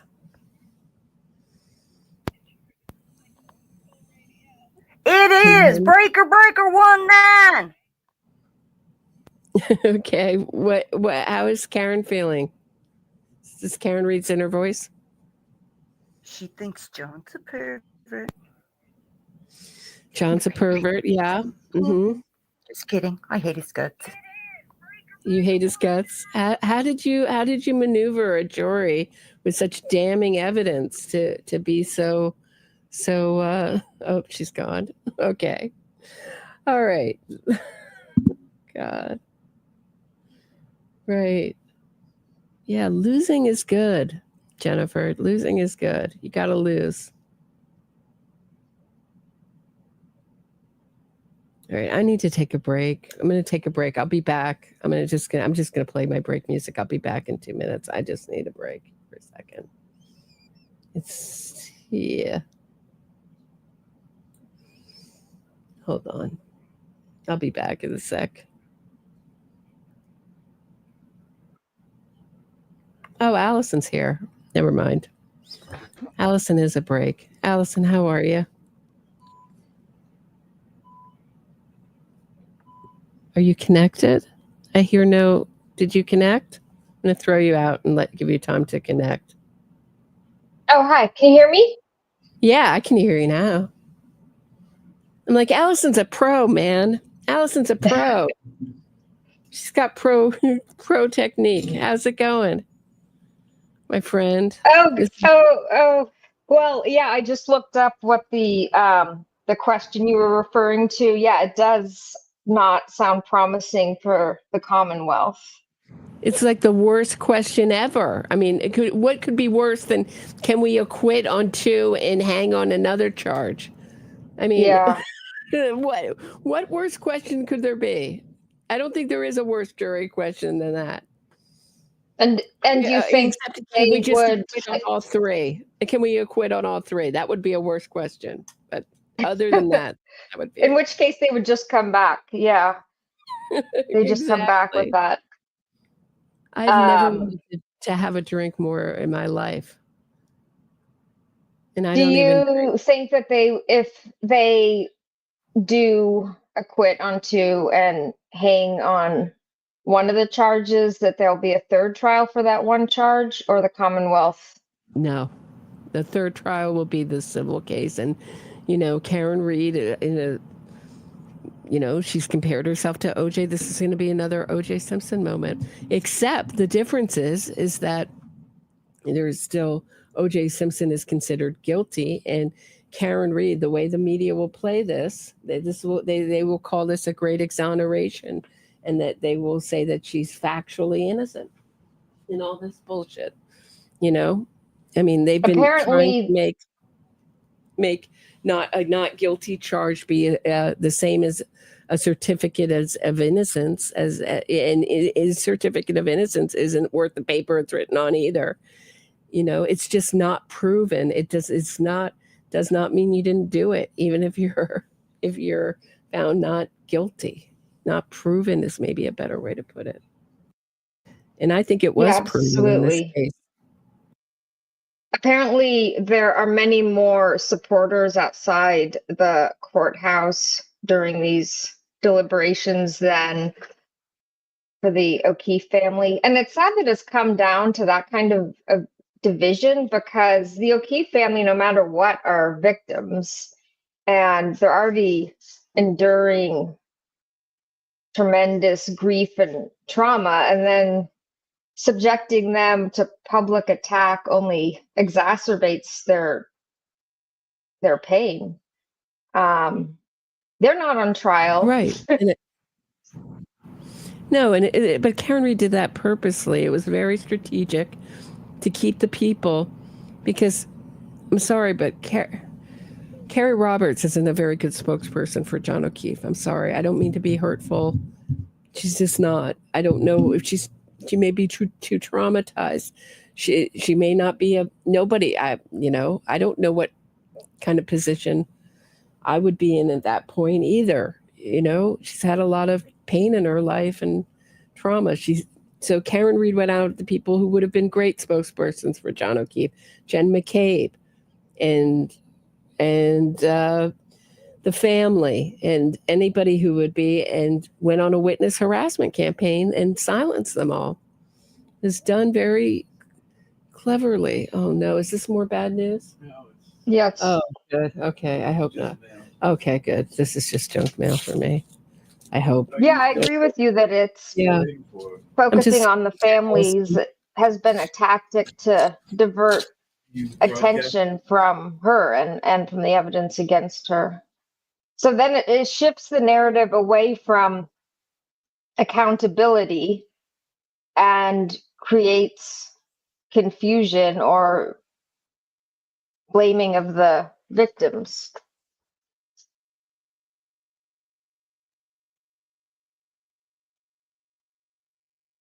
No, it's something that doesn't apply to me. I'm sorry. Yeah, and how do you feel? You lost your mother to what you feel like was to what you believe it was a murder. Can you explain a little bit of what that feels like, or what that feels like in the public, what it would feel like to have to face the public and that kind of grief, going through that kind of grief?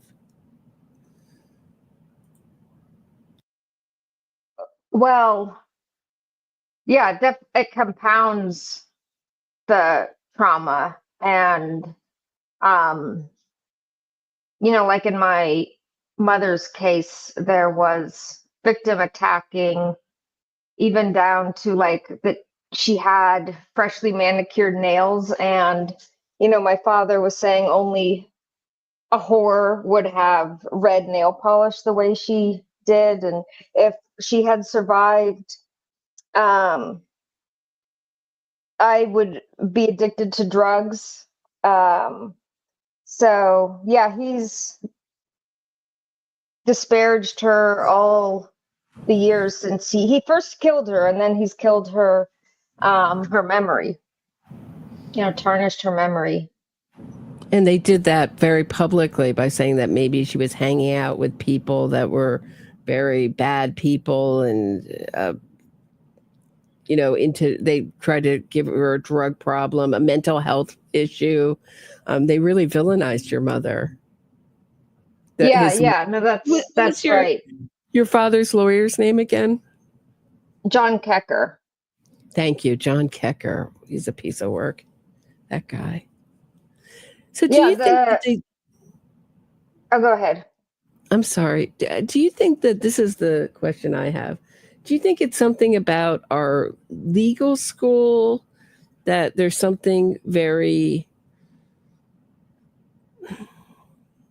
how do you say it, anti the human spirit, or something really wrong when you're teaching people not to just look at both sides, but to be able to argue passionately both sides of things that clearly have, there's only one truth, right? So the exercise of that, or do you think it's the personality of these lawyers that go into it that are so dark? How would a human being feel okay with themselves going home after disparaging, a murder victim like this, to get a guilty person off, and like John Kecker or some other kind of lawyer?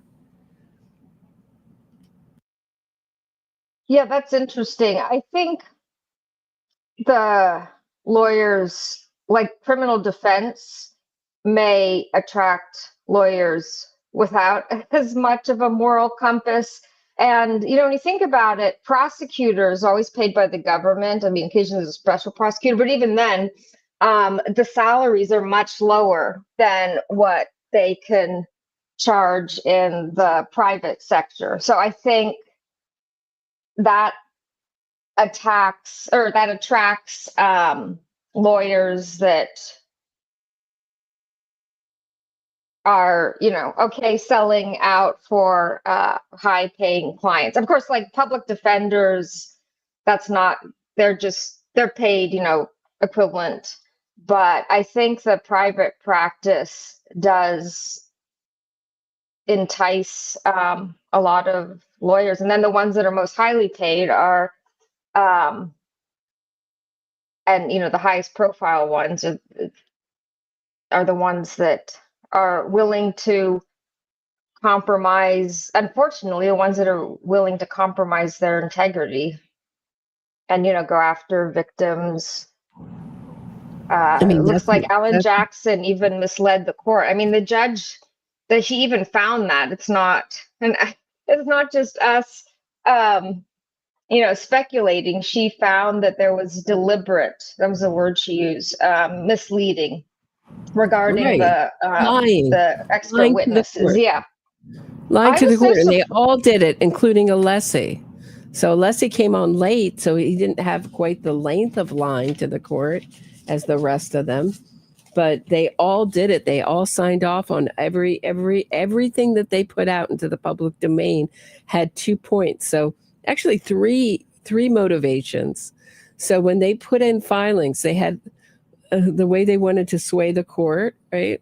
That's one of the reasons they did the filing, for the obvious reason, for the surface value reason. Then underneath that, they had the other reason is that sometimes they wanted to slip some information out into the public domain for the free Karen readers, or what we found out in this case, for the press. So they'd say, wait till we put it in an unrelating filing, some piece of information, then you can write about it. So they were leaking information through their filings to the press. They were hyping up the Free Karen Read campaign through these filings, legal filings, and they were also doing it for the obvious surface reason. So, this is how it was a very sophisticated innocence fraud campaign, and a very base level one too, at some ways. I mean, what's more base level and, kind of id, we were going to talk about the id of human beings, the bad id, than going after the victim's family. But you're right, it's very much like going after your mother, or going after the memory of your mother, and painting your father as this hero who kept you from some kind of life of drugs, when, you're this accomplished, academic now, very, do you teach at Yale? Am I remembering correctly? Allison? Yeah. Teaching at Yale now. I mean, very high up. Look up Allison Galvani, very high up in your field. So yeah, I'm just wondering. I mean, I think Alan Jackson, to my mind, when I look at him, I know other people are saying, oh, I feel sorry for Alan Jackson having to put up with Karen Read. And I say, no, I don't. Oh, no, that's having too much trouble putting up with her. He's just like her. Well, those photographs, it sounds he's getting more than just money out of it too. And yeah, I just looked up the court. So a quote from the judge regarding she said he made, in quotes, repeated misrepresentations to the court. What surprised me was they all did. She said the defense team. It's not just Alan Jackson. Although Alan Jackson true. and Yannetti out in front. It was. I think Alan Jackson might be the most culpable, because he's the one who asked the expert witness to go on an encrypted app, and he's, he did all the interacting with the experts at that time. And he continued. It wasn't just like, oh, they got a surprise bill, which is, what they're claiming, but they continued to argue in filings, even after they'd paid the bill, that they hadn't paid those experts. If you're just tuning in, we're waiting for the verdict in the Karen Read case. You're tuned into the Roberta Glass True Crime Report. I'm talking to Allison Galvani from Your Father's Alibi channel. She's talking about the murder of her mother, Nancy Galvani. And we're also just talking about lawyers in general. Welcome, welcome. We've just had a terrible question, probably the only worst question could be, can we vote not guilty on all three? They asked if they could. They're voting not guilty. Can they hang on the last charge? So it looks like, to my eye, it looks like some free Karen readers got on the jury and convinced some other people to come along with them, i.e., maybe the whole jury. So, or if they weren't free Karen readers to begin with, they were touched by this innocence fraud campaign, because certainly, if how closely have you been watching the whole case, Allison? I've mostly just watched your coverage in the evenings, so I definitely haven't watched the entire trial. So you probably have a pretty skewed version towards the Commonwealth, but I have to say that it has not been a convincing case for the defendant. They put up two expert witnesses. Let's say, I'm thinking their big witnesses were Marie Russell with the dog bites, Dr. La Posada, who's like just a hired gun, and the ARCA witnesses who were, of course, what concerns me is, and what concerned me at the time was when Brennan was talking about the sequestration order and breaking it. I wish he kind of explained it, because if they don't understand that when he says we're putting this into evidence, as Matt Tepanek said, the video interviews of Karen Reed, that they didn't understand that was evidence, then I don't know if they understand what a sequestration order is, and how breaking it, how absolutely criminal that is. So he had these witnesses on. Basically, the defense was riding with the witnesses. The federal government was feeding witnesses in the first trial information to beef up their testimony. Of course, the way they said it it made no difference. But if it made no difference, why were you talking to the federal government and listening to that information? If it made no difference, you should be so busy with your job that you should hang up, and go on with the rest of your day. If it makes no difference to your testimony, why are you even in? It was a very strong case for the government for the Commonwealth, with more evidence against Karen Reed this time. So just to review some of the evidence, we have her backing up 24 miles an hour in reverse, her foot 75% down on the gas pedal. We had that last time, but we also have John O'Keefe never moved his cell phone, never moved from a certain area. His cell phone temperature data goes down. It shows Karen Reed's car backing up, and then at the moment it backs up, John O'Keefe is obviously hit, and his cell phone never moved from that area, and then it starts to drop in temperature. It was a pretty strong case, and there was no evidence that anything else happened to him, and that ARCA's own witnesses showed him getting hit in a way that, let me see if I can show it, really supported. Yeah, I agree that the Commonwealth. evidence I saw was even stronger this time round. But I think, so was the campaign. Yeah. The channels, out of interest, I did pop on other channels, and really it's so polarizing. And it seems like the conspiracy draws, just psychologically, has more appeal. It's more dramatic. People think that they're rooting for like an underdog, that Karen Reed's the underdog.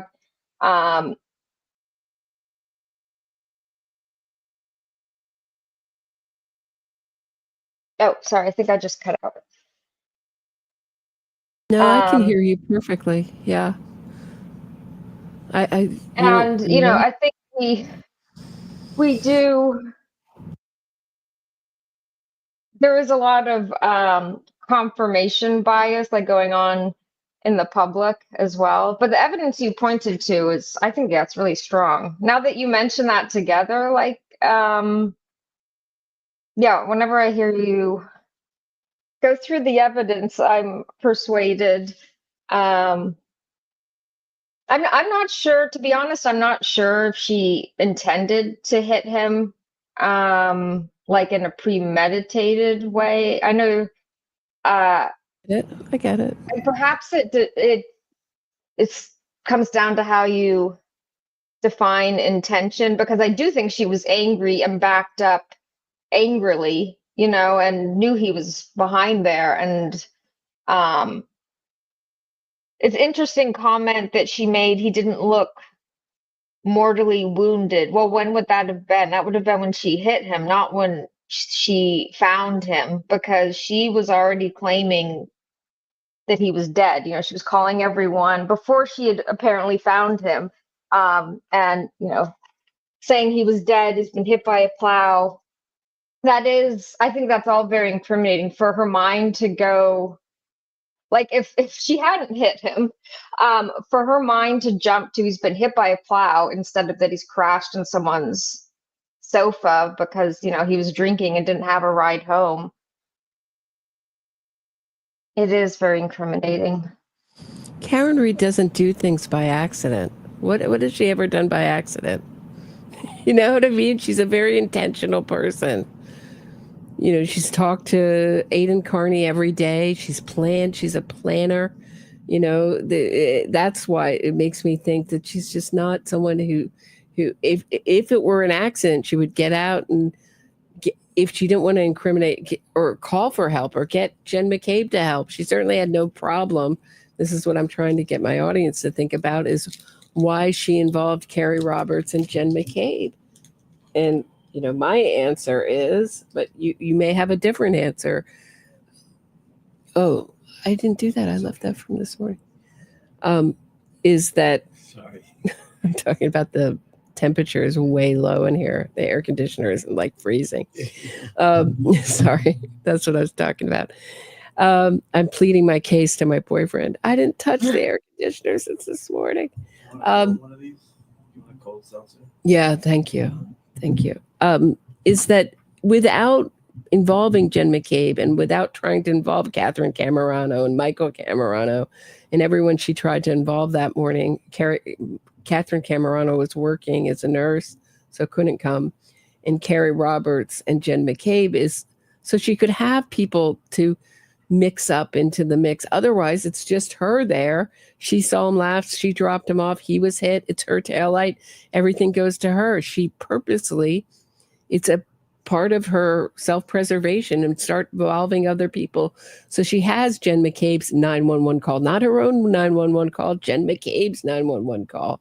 Well, isn't it weird that Jen McCabe called 911? That she could create doubt by involving these other people. That's how I've come to think about it. I don't think she had trouble facing it because she's had no reaction. Some of the jurors, at least one of the jurors threw up or felt that they were going to throw up during his autopsy pictures. Meanwhile, Karen Reed is smirking through them.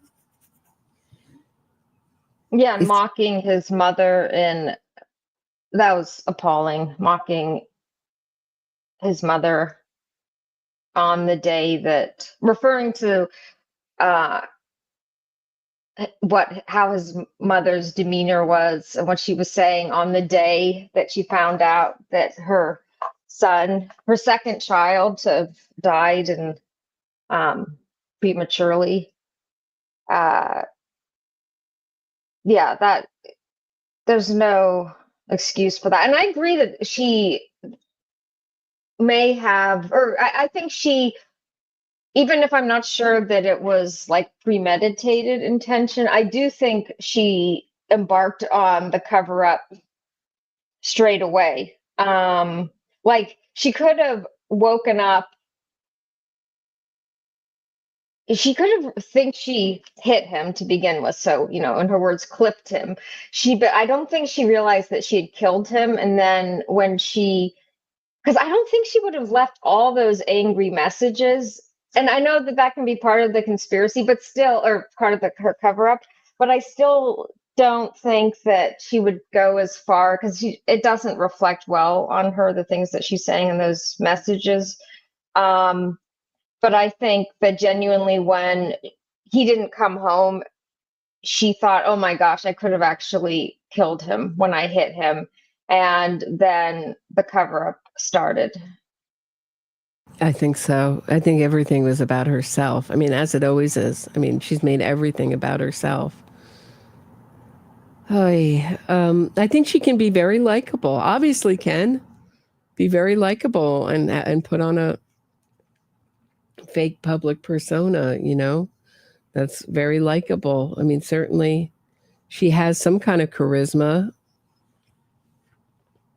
Well, even John's brother and his brother's sister, or sorry, his brother's wife, so her, I guess, the sister-in-law of John O'Keefe, were close and thought highly of Karen. I'm not sure if the mother did, but it did seem like his other family members, she had fooled them.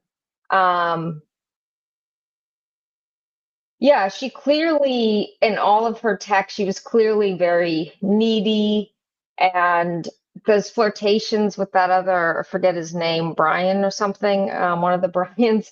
I think she was just doing that to make John jealous, you know. So she was, you mentioned how calculating she was. I think that all of that was a calculation to try to hold on to him, and she was losing it when he was pulling away from her. I think so. And she has a temper, which I think, yeah, that's basically, I think her temper was flaring when she backed up a car so quickly. You know, I've heard different things, but I think the real source, you know, the only witness that she called in sick for the whole trial was Kaylee, John's niece. And think about it. What would be the woman that, I mean, I think they had such a bond that John wasn't even there. That's how much trust they had between the two of them, that she put her phone in his room to charge it. She wasn't up on her phone. Oh, you know, Dad's out, or, you know, fun uncle's out, whatever you want to call it. I can stay up on my phone as long as I like until he comes home, you know, and then I'll run when I hear the car, I'll run into the, I'll run into the room and put it on the charger. No, she, as soon as she went to bed, she went to his room. That's how much trust they had between them. You know, the thing that the important detail that the press really didn't report is that John was texting his niece from the bar that night and saying, okay, good night, you know, because they always texted right before she sleep. I mean, what a bond they had. And for Karen Read to come in that and always be the outsider. And that's, I mean, we can go over their texts, you know, it's hard for me to, you know, he says, I don't want to be the bad one. He wanted them to have discipline. He didn't want them to be spoiled, you know, and Karen Read was it sounded like trying to be a little bit like a grandparent, buy their love, let them have the junk food, you know, anything to let them stay on the iPad, be the permissive parent, to play them against each other, you know, and disturb the relationship he had with those kids. And that's to me one of the sadder parts of this is the kids.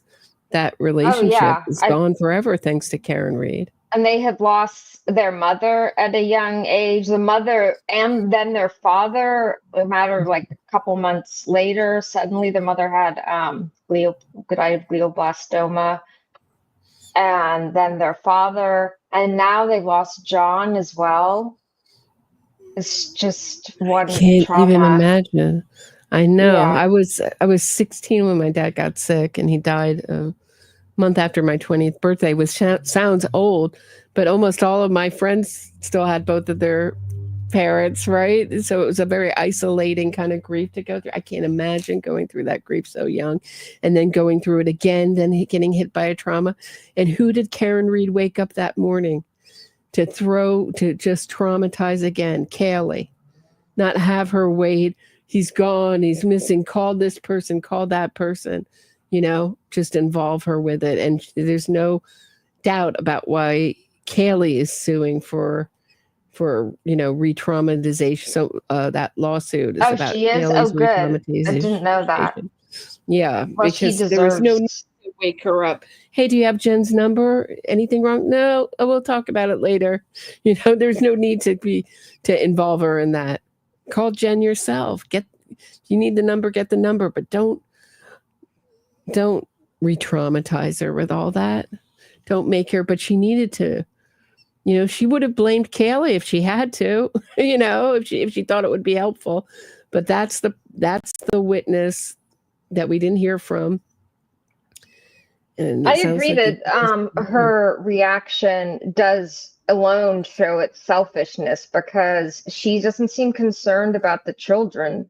That's who she should be most concerned about. And especially after those traumas that they've already experienced, and then to lose like a third parental figure.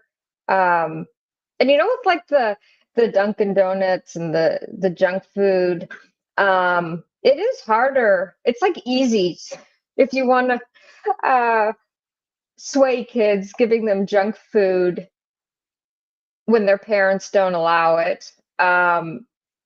It's like the harder parenting to enforce these kind of rules, and like the cell phone, the junk food, to not spoil them. I mean, it's the easier thing is to just let them eat, or even bring them to Dunkin' Donuts. And I think she knew how John approached parenting, so she was deliberately sabotaging him, it sounds like.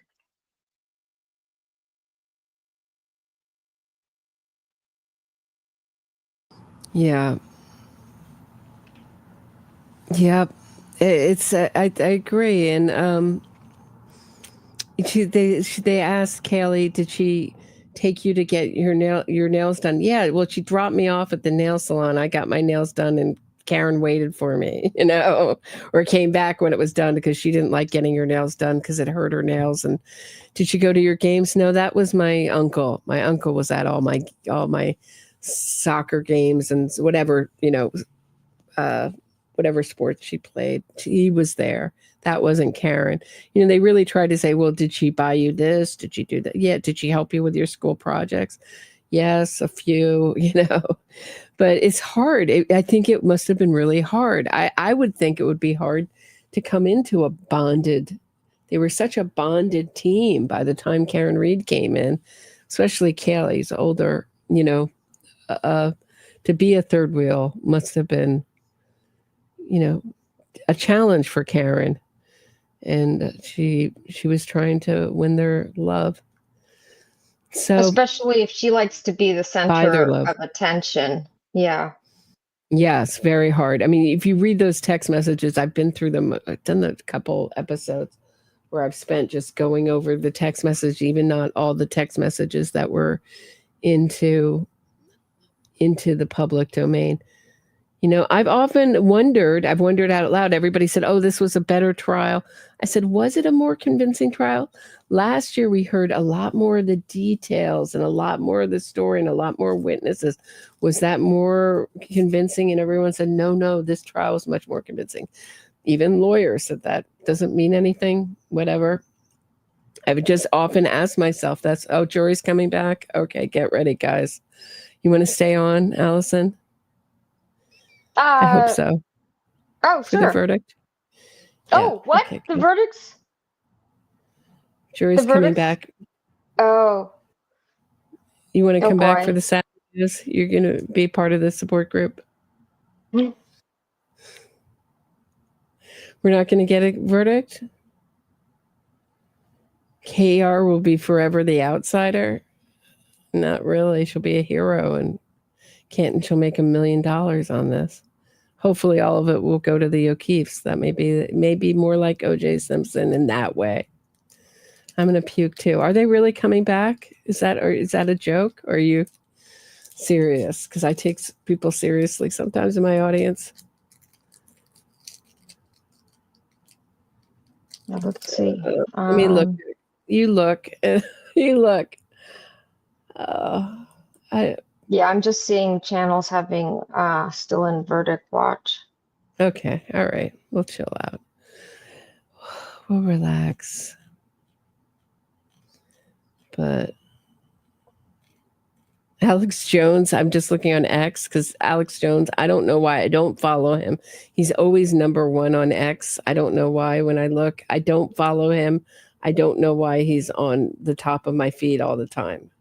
I don't like him, nor do I follow him, but I think he has like almost more than 500,000 people watching him on X. He's calling it live World War III coverage. Oh my gosh. Yeah, he knows how to draw a crowd. He's a prime example of people being drawn to conspiracy theories. I mean, he claimed that the Sandy Hook elementary school shootings in Connecticut, where 20 children were killed and 6 teachers, he claimed that those were crisis actors and that they were crisis actors pushing for gun control. And those families, after losing it was like first graders, like 6-year-olds, after losing their children, then it does remind me of like how the keeps are being targeted. Those families for years were targeted by Alex Jones supporters, and they were even getting death threats, these poor families. So they did eventually, after many years, because it was 2012 was the shooting. They sued him for damages, and they were awarded over $1 billion collectively. But now he's declared bankruptcy, and the families are still working to collect the money that they're owed. But I think he has a lot of harmful content. Yeah, I watched that. Is it called The Truth versus Alex Jones? That documentary about the whole Sandy Hook haven't thing. heard of that. I think it's on HBO. I think I may be wrong. Correct me if I'm wrong, guys. What's it called? Has anybody else seen it? It was really, it was fascinating to watch Alex Jones testify. And if you've heard any of the most fascinating, God, I'd love to interview her. Is Alex Jones' ex-wife and what happened to Alex Jones. Those interviews are fascinating with her. Absolutely fascinating with him. He really started as like this kind of, maybe a little diluted. This is my take on it. Maybe a little diluted. It's sort of a conspirator, but deeply believed it. And then he just, his ego, she said, just explode, just rose and became impossible.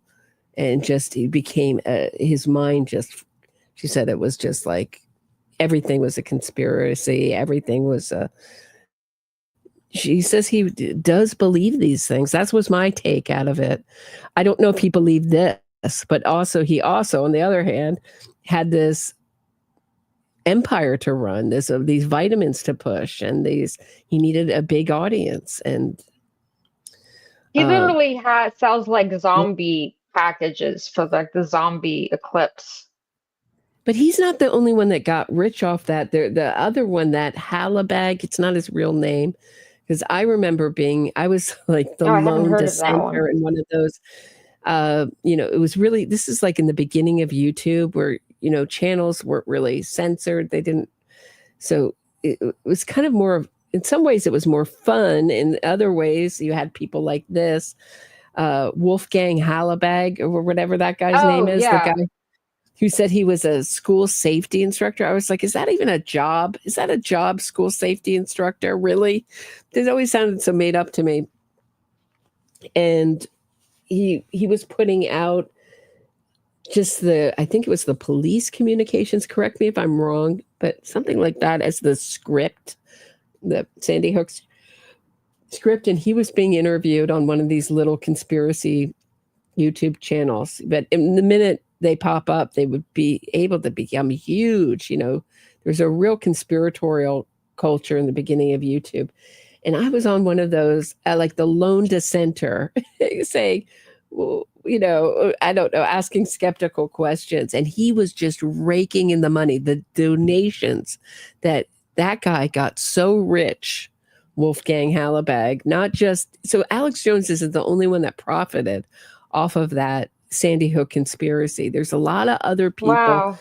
that got rich that they don't really deal with in the documentary that were, I mean, I just remember it was just like the donations were coming in faster than you could stop. I mean, just because the difference, and this is also why Free Karen Reed makes so much money, is they know that this is the only, they only have a select amount of people who will spin this narrative in the way they want to hear it. So they'll pay to hear it. Do you know what I mean? To pay to hear this fantasy narrative. Do you know what I'm saying? The truth is the truth. It Yeah, doesn't change. yeah. Well, he You know, even, you can it constantly would be come up with- fascinating to, oh, sorry, go ahead. Well, when you're spinning lies, you can change it every day. I just want to go through these few super chats that I didn't really deal with. Sarah Adams, thank you. I tried to make you laugh. I couldn't hear anything. Next time, I think you were connected to the audio. I'm sorry you couldn't hear anything. I could hear you. You do make me laugh. Taterbug, when you have a weak judge and weak juries, you get weak endings, I think you mean. Needings? I don't know. Endings? I don't know. Something else? Verdicts? I don't know what else you meant, Taterbug, but yeah, you're right. Sorry. I just wanted to Oh yeah, no, thanks to everyone supporting Roberta. We need Roberta. And yeah, there is, you know, speaking about this, there is much more money drawing the Free Karen readers and the conspiracy theory channels. Yeah, it would. So back to Alex Jones, it would be fascinating to interview his ex-wife because he claimed during his child custody case with her that he was a performance artist. So in that case, he's suggesting that his on-air persona is not reflective of his true beliefs, and you know, he has this financial motive. I think he might go in and out of, he might be deluded, you know, and go in and out from reality. He also apparently, like, his ex-wife was vegan, and he would deliberately torment her, like frying steaks and like waving them in her face, and you know, just appalling. How can you be vegan in Texas? That's a terrible time to be vegan in. But you bring up a really interesting point. That is a legal loophole that I know so many performers, I don't know what you want to call, who may fit into the news category. I mean, we used to have these, you know, I was also watching a really interesting documentary called, what is it called? Hating Breitbart, about Andrew Breitbart. And his whole philosophy was that we all have a bias, and he helped build he was a right-wing guy who helped build what we think of as the left wing. Oh, what is that blog? That blog that, like, you know, what's her name? She was conservative and then she became liberal. I'm having a brain fart, not thinking of it. Help me out, guys. I'm waiting for you to catch up with me. She became liberal? Yeah, she was Huffington Post. He helped create the Huffington Post because he felt that liberals should have a place where their views. He's like, just call yourself liberal, MSNBC. Say that, you know, basically, like Fox News, stop saying that you're fair and balanced. Say you have a bias, you know, and then, you know, much more like they do it in the UK.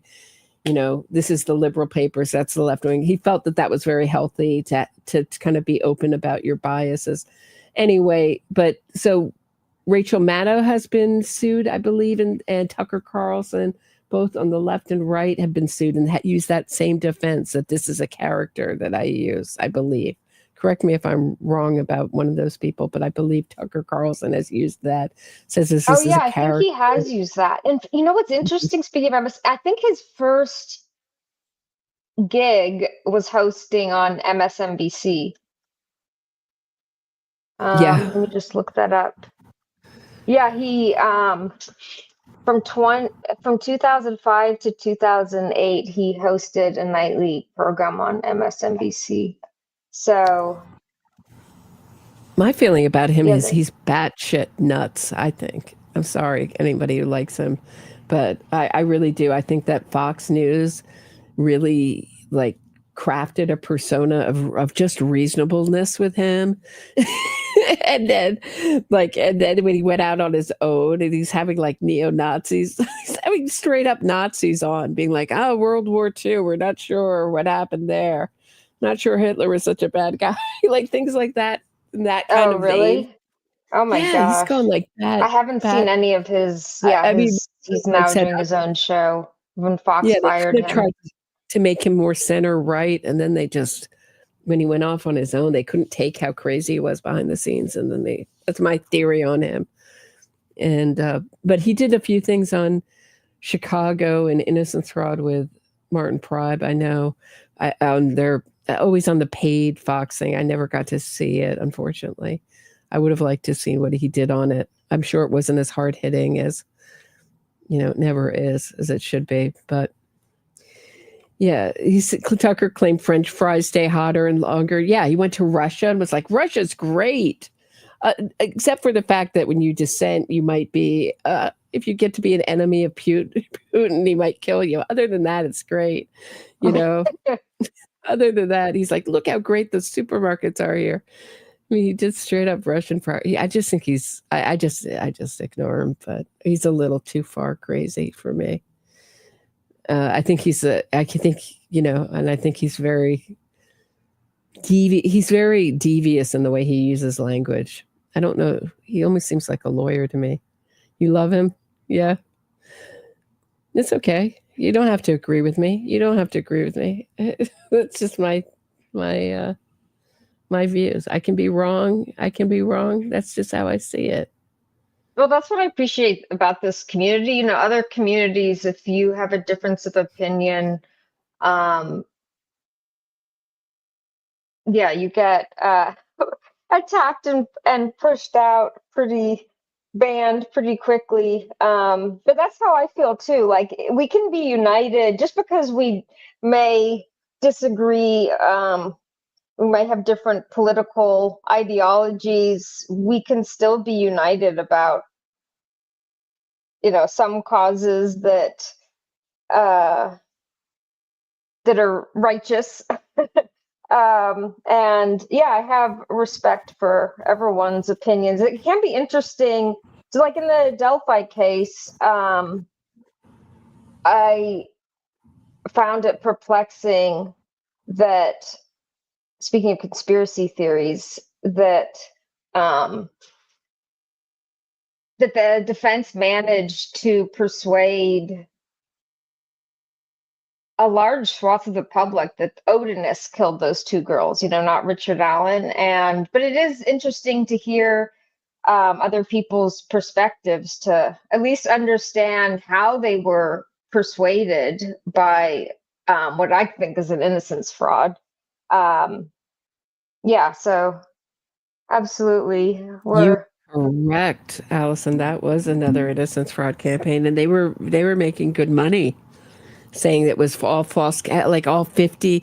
So they have sort of a new idea. This is new in the last, so things have gotten more extreme since I started talking about innocence fraud. First there's the idea of false confession. Then now it's like false confessions. Like, how many false confessions did that guy do? 53 or something? 48? Yeah, how many? Like over 60. Right. I mean, 60. I mean, how many false confessions?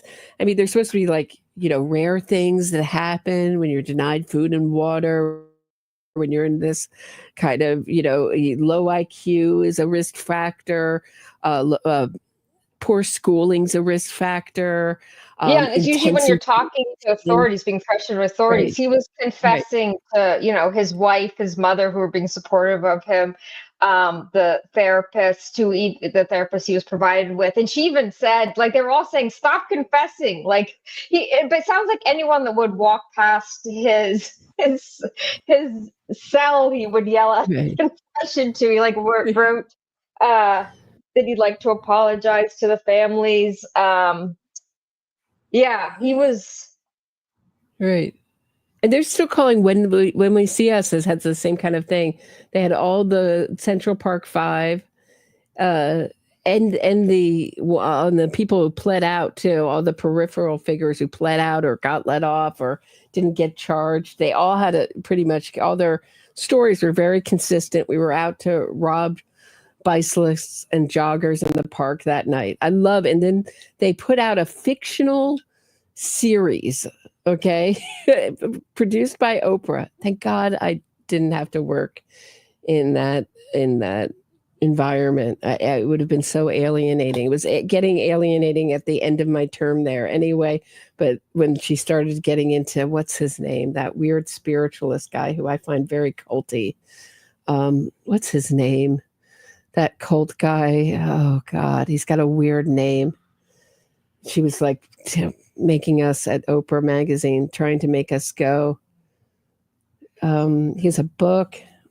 Oh, Keith Ramir or something? I don't No, that's the Nexium guy, but the guy who's like a spiritual guy, kind of like Est or something like that, but he had a spiritual book. Come on, guys. Eckhart Tolle. Thank you, Kitty's 1993, coming for the win. If someone beat Kitty's 1993 to it, thank you. Eckhart Tolle. She was trying to get us to, he had some kind of course with his book that she wanted us all to do. And I found him infinitely creepy. And I was not going to have anything to do with Eckhart Tolle. Sorry. I'm sorry, anybody who found him useful. I'm glad you found him useful. I just found him creepy. I'm sorry. So it was, alienating. It was alienating for me when I came in working there and they were all pushing a million little pieces. And I was like, this is a terrible book. And it's one cliche after another. Who can believe this nonsense right before it broke? So that was alienating for about a minute and a half. And she was pushing John of God. Thank you, Taterbug. All that stuff was very, very alienating to work there. But it would have been even worse if she was doing the When You See Us stuff and all the Innocence fraud that she's been a part of, pushing it big time. But because I did read if you want to still read the Central Park 5, the real documents, they have part of their deal when they got paid out $40 million was they had to put up, and they fought this, which is so interesting. Every supporter of the Central Park 5 should think about why the Central Park 5 fought putting up some of the records from they put up all the transcripts from the 2 court cases, which they were both convicted of with a mixed race jury, mostly black jury, really, but mixed race nonetheless. They were convicted in 2 cases, and the people that pled out guilty, and people still think that that's a documentary. That When They See Us is a documentary when it's a completely fictional. I mean, they have, first of all, they have the prosecutor or the lawyer who helped investigate the case as the prosecuting the case. And they have her saying things like, let's round up all the black people on the on the way upper, in Harlem or whatever. I mean, you know how long that would take to round up all the young black people in Harlem? They'd be going for days. It wouldn't just take a night. I mean, and all their parents, yeah, they're still not back, Jay-Z Jane. I take this as a good sign. I'm relieved by a hung jury now. I was going to be disappointed at the end of the day. Now I find this relieving. I'd rather have really one more night in suspense than have a horrible verdict. Well, lawyers say this is the hardest part when they're waiting for a verdict. Oh, another question is coming. Oh no, I can't take it, Irene. Is that true, Irene? Is that true? Or are you just joking? You were too upset, Tanya. We were here for you, Tanya. Imagine having to talk through this. Allison is doing me a solid. Keep talking me down off a ledge. If you're just tuning in, I am talking to the great Allison Galvani from Your Father's Alibi channel. If you haven't subscribed to her, can someone put up her link to her channel in there for everybody in the chat? We have the biggest crowd I've ever had listening. Maybe all the free Karen readers are hate listening. We have 1,344 people. This is the biggest crowd I've ever drawn on Karen Read, waiting for the verdict. Please hit the thumbs up, guys. Support the channel. I got to do my little spiel, which I hate. I'm terrible at self-promotion. Hate doing it, but unfortunately, I rely on you to keep me going. When I take alternate, take the worst position in the world, right? X says they have another question, Kimmy K. Lord help me. Lord help us. They have another question. Allison, can you hang out and watch? Sure. Thanks. Are you off on the summer? You're off, right? This is your... Are you teaching? We have fewer duties during the summer, but I mostly do research and train like postgraduate fellows. And so that continues through the summer. So there's no rest for you. You just keep going and going. Yeah, but I love my work. So yeah, like I feel like it's a privilege to be able to do something that I love for a living. Yeah, that is the best, right? When your work is play, it makes it very, or that's what my favorite teacher, Sarah Lawrence, used to say.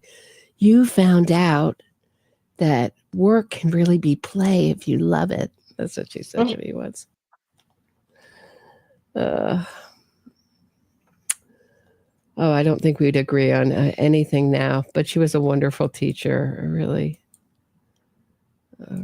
good teacher.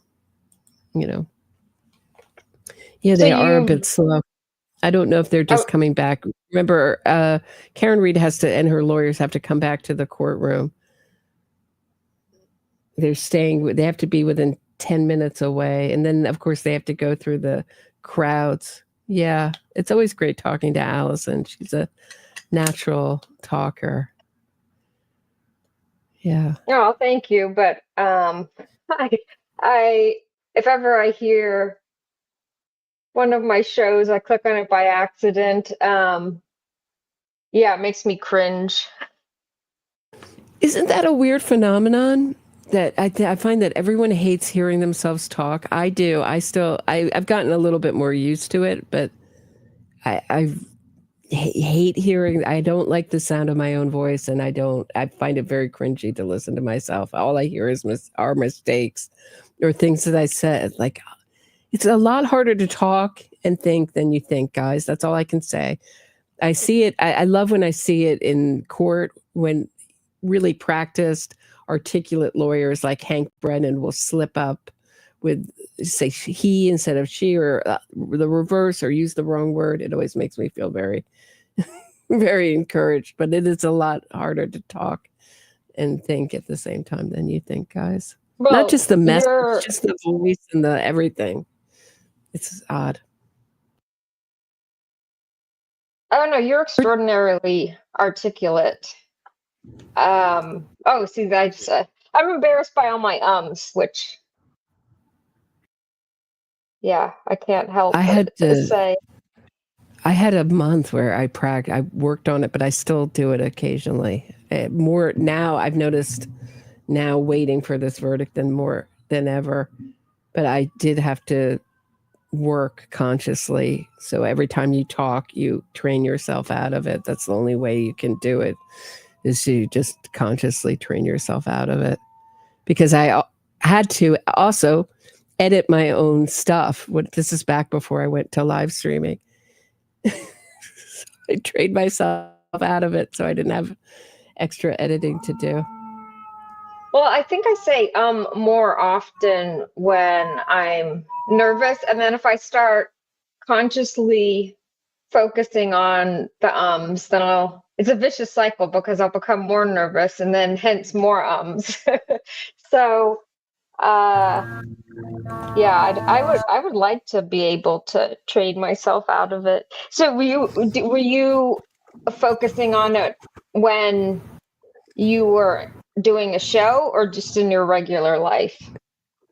Regular life, 24 hours a day. When I was on the phone, every time I talked, I consciously worked on it because it's also very unnatural because when you're talking, unlike in life where you're cutting each other off all the time, these kind of conversations are unnatural where you don't hear anything back.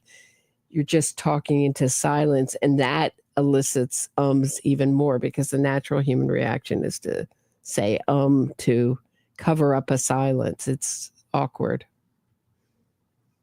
Oh, that's a good point. Yeah, because I do say more on YouTube than in my regular life. Although I go off on tangents just as much, if not more so in my real life. That's just a symptom of ADHD or AD, attention deficit. I don't want the verdict. I want to live in Crazyville, Divas. I want to live in Denialville. I think that's where I've hit full loss denial. That's where I'm at right now. I'm in denial. I'm just talking to Allison and having a good time. You're good though. Your show is so. If you're just tuning in, Allison Galvani, her channel is My Father's Alibi. I'm going to put it in the chat. Hold on 1 second. I'm going to take matters into my own hands. If no one else is going to do it, hold on 1 second, please. So I'm going to put her. Everybody subscribe to Allison's channel because it's really fun over there. Thanks so much. Especially when you can't sleep. Sometimes she does these streams where you can't. She's just up playing the most. Sometimes the most random things that I would never see anywhere else or another time. And she has usually a pretty interesting take on it. And it's a real community there of people chatting and talking back and forth that she's built up. And she just goes live. And talks and plays videos. It's fun. And talks about what's up with her mother's case, what's going on with her mother's case. Which, can you say anything publicly or no about where you're at with that? It's okay if you can't. I can definitely give summary of the case. So yeah, my mother was murdered. She was strangled in 1982 when I was 5. She was divorcing my father. And in fact, we had moved to a battered women's shelter because he was physically and emotionally violent with her. And then, yeah, why my channel is called My Father's Alibi is because one of the visitations, I think it was just the second time I was with him over the weekend, he had arranged for me to go to his uncle's house, who had the same name, Pat. They're both Pat, and called her to pick me up early. Sunday night, she was scheduled to pick me up Monday morning. Many people, because she was at like a dinner party, many people attested that she said, I'm going to go get Allison. I'll be right back. And it was only like a 7-minute drive. She never returned. Her car was seen by neighbors in, oh, are we back for the jury question?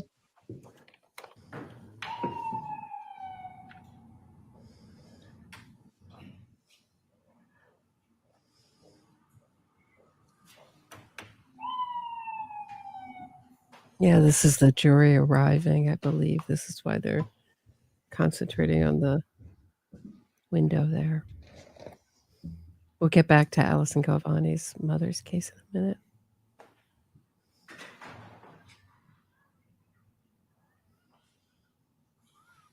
We're back in session and 80 seated. All right, jurors, I know you want to go home, so it's been a long day for everybody. I have to give you those same cautions. Please do not discuss this case. Oh, they've just said they want to go home for the day. Any research or investigation into the case. If you happen to see, hear, or read anything about this case, please disregard it and let us know.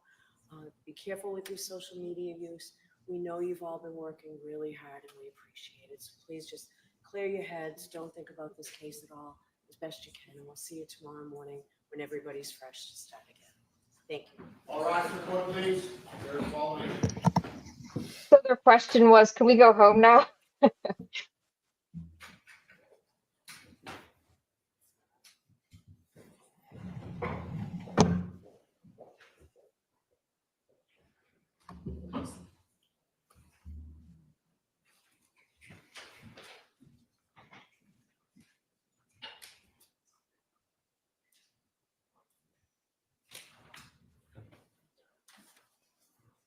Jury's exited the courtroom.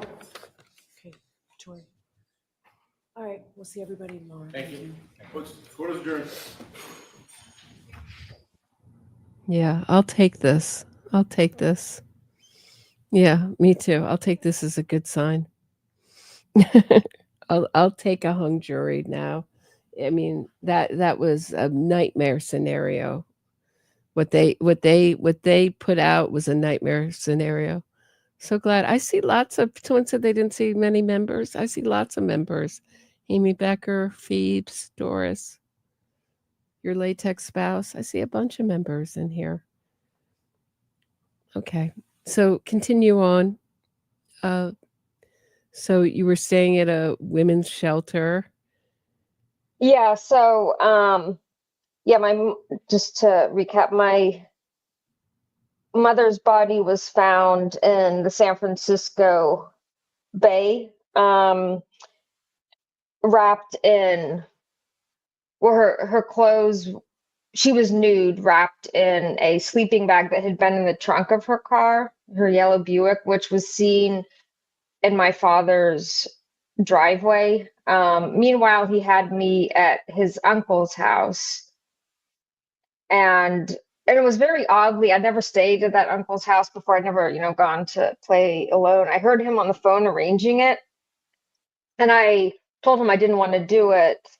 I didn't want to spend the night there. And he said, well, just go, I'll pick you up. And then he canceled the picking me up. And, he's admitted in police recorded phone calls, like what I just said to you about his failure to pick me up and, using me as an alibi the night of her murder. There's a tremendous amount of evidence against him. Admittedly, what I'm aware of is circumstantial, but there's a lot of circumstantial evidence, including two of the people from that dinner party described the clothing she was last wearing, clothing matching their description was found at my father's house, and then they were, those people confirmed independently that those were the last items of clothing she was wearing. Her car, when the police came to his house, her car was in the garage. They did arrest him. So he was arrested about a week, 6 days after her murder. And he had his own, I mean, that's a really key detail. The car, her car in his garage. I mean, that means, what that tells you is that the last place she was with him. No, right? Yeah, absolutely. I think that's extremely strong piece of evidence. We weren't living there. We were living and his lawyers made a big deal about this, like, oh, they were living in the Tenderloin, it's an area of San Francisco that's not the most safe. But I don't think she was killed by a random person, because how would a random person know where to bring her car, to bring her. He claims he's being framed and that some serial killer who was killing, and you see he disparages her while coming up with these explanations, which I believed as a kid. When you're a 5-year-old, you just believe what your parents tell you. He said she was killed by a serial killer who was killing prostitutes. But we even have her diary where she mentions that my father had asked for her to come pick me up early because he had to go out at midnight that night on business. He had no ticket. The police, found no ticket booked. So there's just damning. Yeah, it is damning. How do you, we talk about this word cognitive dissonance is thrown around a lot. But how does that feel when that's your, you can just say, I don't want to talk about it if it's too personal, but I do have to ask, like, how does that feel it's your father. So, you have to have love for your father and his good points, but also when you come to terms with it, that your father may also, how do you come to terms with something like, so this person that I really loved and that cared for me and raised me was capable of doing something like this and taking away something so valuable for my life? That's what we often talk. I can see why you'd be interested in the Adelson case, because that's the question I ask with Wendy Adelson. How do you agree to traumatize your children like that? How do you agree what's good for me is to remove Dan Markel off, Wendy and Donna and the whole Adelson family? How did that last? I think that's, those are really important. Like that?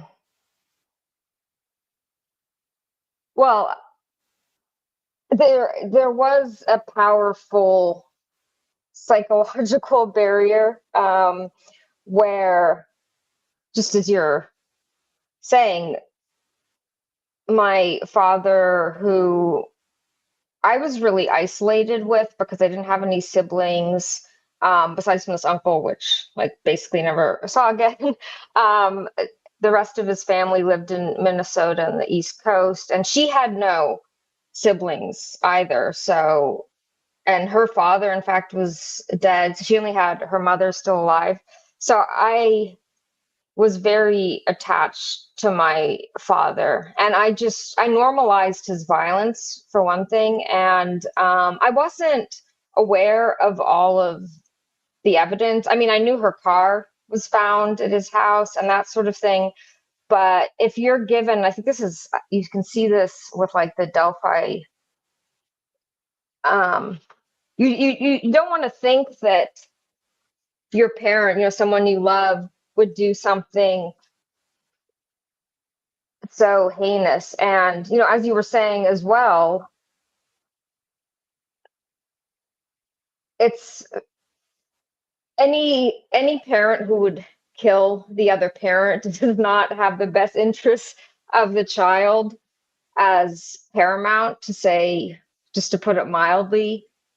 And he is a narcissistic person. Being able to recognize that he's narcissistic was helpful to me understanding, because he was very proud of me.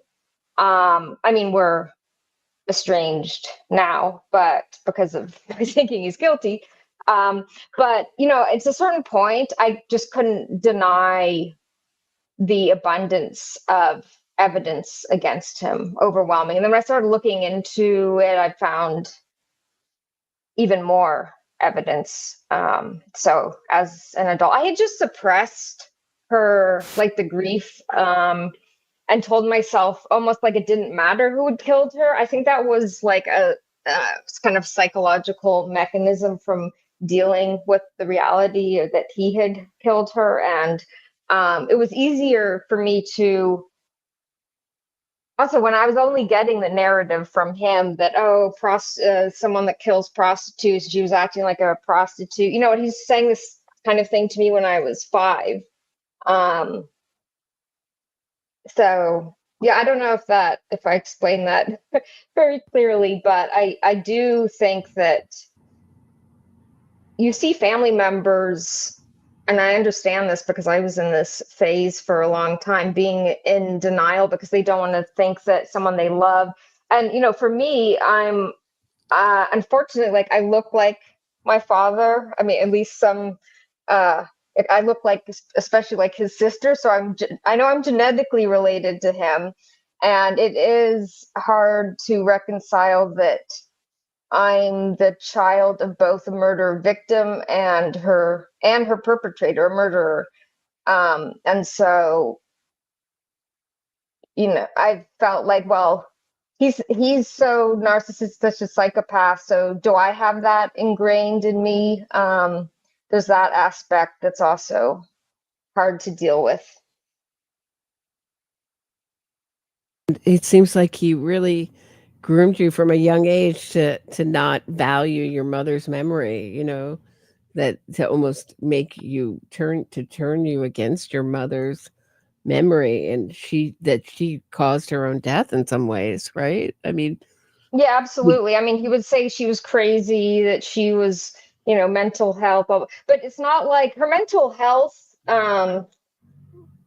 whether or not she like felt depression and anxiety, which it just emerged when he started beating her and she, filed for divorce. So like anyone would be anxious under those circumstances. And whether or not she was depressed and anxious, she didn't kill herself. She didn't strangle herself and throw herself off the bridge, tied in a sleeping bag with a cinder block attached to her.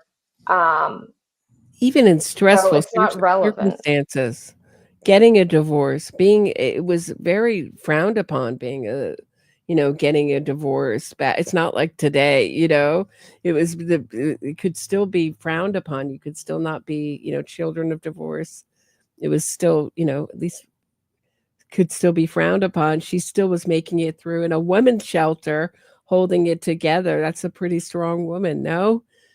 Taking your kid to a women's shelter. I think so. And reading her diary, and I was literally persuaded, and I believed it beyond, because I remember the realization, it was after I had my own baby. Even though I had witnessed him beating her many times, and then one time I came in, when there was, it was seen like it was a particularly bad fight. I came in their bedroom, and he had pushed her on the bed, was straddling her, like holding down her arms with his knees, and he was pressing a large pillow over her face.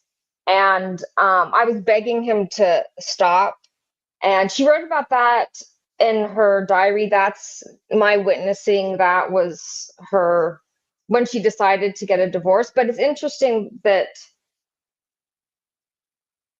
and she viewed that as an attempted murder. See, he told me, and this actually even gave like quotes. This is officially, he did that to deaden the noise for the neighbors, and he did it until his wife, this is like in the newspapers, had conked out. That's what he also, and I accepted that, like, oh, that makes sense to normalize it. And it wasn't, and I thought like she was, as he said, she shouldn't have been trying to divorce him. I had actually accepted that until I had my own baby, and it occurred to me like, oh my gosh, if if my child saw that kind of violence, of course you would divorce him. Like it took me becoming a mother myself to recognize how objectively monstrous that was. You see that with the Michael Jackson victims too. It took them to become parents themselves to see, because Michael Jackson had groomed them to think it was love. It's true. I'm gonna get into the Marcy. 1 second. I want to come back to that. I don't know what we call it. Sympathy for the victimizer, or somehow this Or like Stockholm syndrome. yeah, I don't know. Marcy, hello from Texas. Roberta Glass, New York. Thank you for your coverage again and again. And of course, it is always a pleasure to hear your beautiful and soothing voice. Oh, so kind. Thank you, Marcy. I appreciate it. You do have a soothing voice. You can be conveying horrendous details of a crime, but your voice makes it more palatable because it is such a soothing voice. You have a beautiful voice. I agree with Marcy. Thank you. So yeah, that's an odd. It's an. I know what you mean. It's to that how you normalize the stories that you're told when you're young. You normalize them till you think when you're old, like that is not normal. To just quiet by strangling your wife till the neighbors till she conked out, till she basically lost air. I can see why your mother, called that an attempted murder. Have you seen at all the people? And then when we bear in mind that she was strangled, so like she died from asphyxiation. Well, that was asphyxiation that I observed. But yes, I would go ahead, Roberta. Do you think he was practicing, or do you think that? I mean, it's clear that this is a premeditated murder. He invited her over. He used you as the bait. What do you? Yeah, definitely the murder was premeditated for the reasons. Do you think that was him practicing, or do you think that's where he got the idea? That was a loss of. I think that was a loss of temper. Like he had a violent temper, like what I observed. But his inclination to respond in that way, I think it is meaningful that was asphyxiation. But I don't think that was at that time like a premeditated murder. I mean, if he had actually, fully asphyxiated and killed her at that time, I think it could have been considered premeditated murder because, as you pointed out, you only need to have, we think of premeditated, which certainly then her murder was like many, he arranged me to be, he had been planning it for at least days, if not, he's probably fantasizing about it for a long time, and certainly planned it a matter of days. But you can form premeditation in a matter of minutes, which can be during loss of temper, but if you have you can have the intention to kill them just a matter of minutes before, and that's considered premeditation. Yep. Yeah. It's odd that, have you heard the people, I'm trying to think of his name now. Now I'm having a name day. Help me, who killed his whole family, the children recently in Colorado. Watts? Yeah, Chris Watts. Have you seen the people on YouTube villainizing Shanann and saying she killed her children, and defending, trying to Rod, saying he was a battered oh my gosh, or something like that? Have you seen those people? No, I haven't. And usually they're women. So what I'm asking is, I mean, I've been accused in this of having every time I go up against a woman, of having some kind of jealousy or some kind of, I guess, internalized sexism or something like that. What do you think it is about women that like to, what is that when women defend men who, I think, so the interesting thing about the Chris Watts Shanann the murder of Bella and Celeste and Shanann Watts was that there was a neighbor who said that they were fighting at night. They could hear them fighting, and he said they would just go at it and scream at each other. I don't know if they were screaming at each other or he was screaming at her or what was going, or she was defending herself. Now, we could take this any way, but there was discord in the marriage. And all of a sudden, he stopped saying that in interviews. It was obvious that the family said, it embarrassed them somehow, that piece of information. But to me, in the fact that he found her, much like Karen Reed found John O'Keefe when he was vulnerable, when he was taking care of 2 kids and his sister had just died. She found him when he was vulnerable and attack. He found her. He was looking, but she knew that he was vulnerable and at a vulnerable place, and an ideal place if you want control in a relationship. You mean after his sister died of cancer, John O'Keefe's sister had died of cancer. Yeah. But with Watts, are you saying that? Are you referring to Shanann? Shanann had just gotten some kind of MS diagnosis, or not MS. Oh, some kind of, was it MS? I want to say some kind of diagnosis, a lupus diagnosis. Correct me. Lupus diagnosis, and was sick, and he would go with her to her colonoscopy and her. It's like he was love bombing her during that time. That was a really vulnerable time for her. So it's obviously like for these people, these psychopaths who need control, they find these vulnerable times to strike and love bomb. And then, as it goes on, they discard and devalue and discard, the whole, by the end of the relationship, he found someone else and he was love bombing her. And, he was discarding, the family was just literally discarded like a piece of trash, the way he threw them out. Yeah, his 2 little girls. Yeah. Right. I'm just curious, you're psychologically, where do people go when they think that Chris Watts is some kind of victim? Where are they going? I don't know. That is bizarre. I think you mean these women that are, I guess he has girlfriends in prison.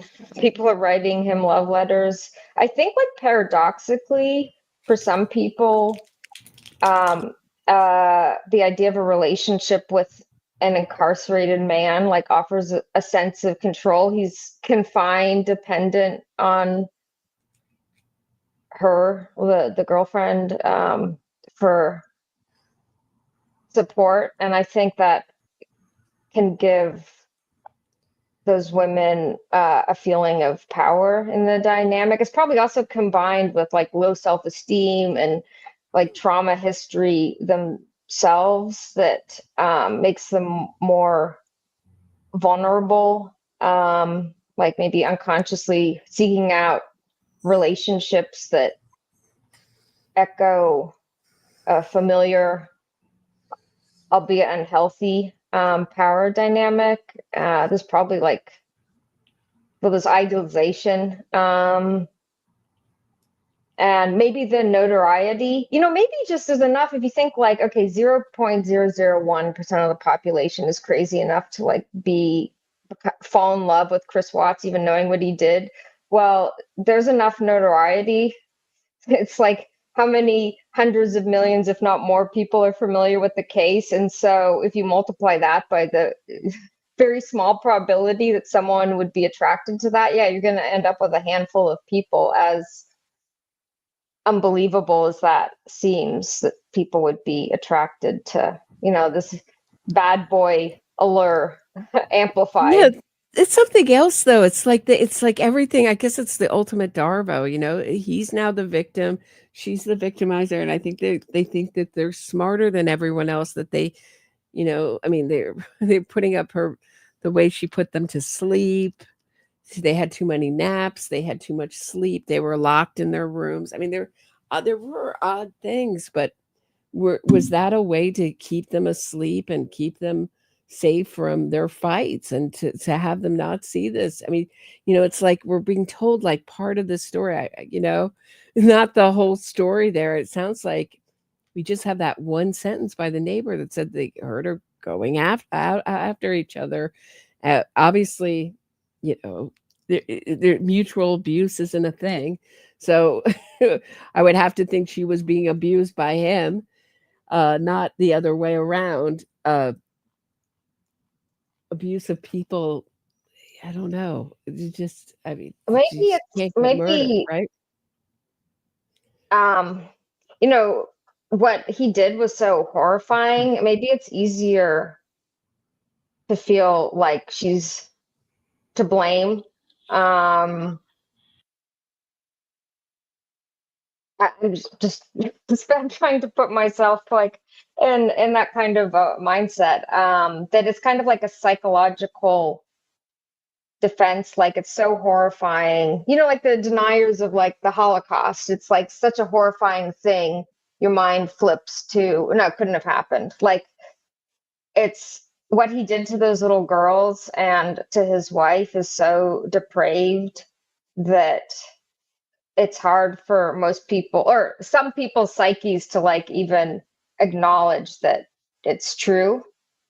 And by casting blame on her, that makes it somehow easier for them to accept. I don't know. Yeah, it was worse than we thought. We thought he killed them all, and his story is worse. I don't know what he's such a liar. It's hard to know what the real story I heard is. his confession. Yeah. His confession was one of the worst things I've ever heard in my life. I know. Yeah. His interrogator did a really, she provided him with as a tactic, it's hard for to admit they just killed their wife. And so, okay, she eased him into it by, could Shanann have, done something to, and he like immediately jumps on that. Like, yes, that's what happened. Shanann killed them. And so I killed her. And then gradually he ends up actually to the same interrogator after he's, he pled guilty. So after he pled guilty, they go to interview him.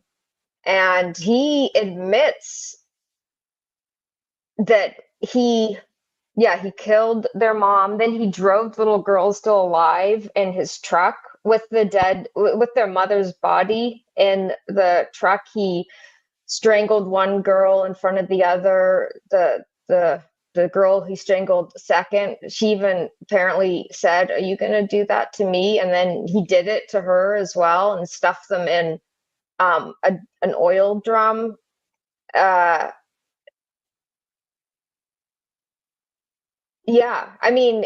He even indicates that Shanann didn't do anything to provoke him. In fact, she had like been caressing, like she had been affectionate with him and they just had sex. And then that's when he strangled her. And at first when he started, I guess, pressing down on her, she said, you're going to hurt, because she was pregnant too. You're going to hurt the baby, the baby she was pregnant with. So, he actually killed, in a sense, like 3 of his children. Because she was visibly pregnant. Yeah, she was like 7 months pregnant, something like that.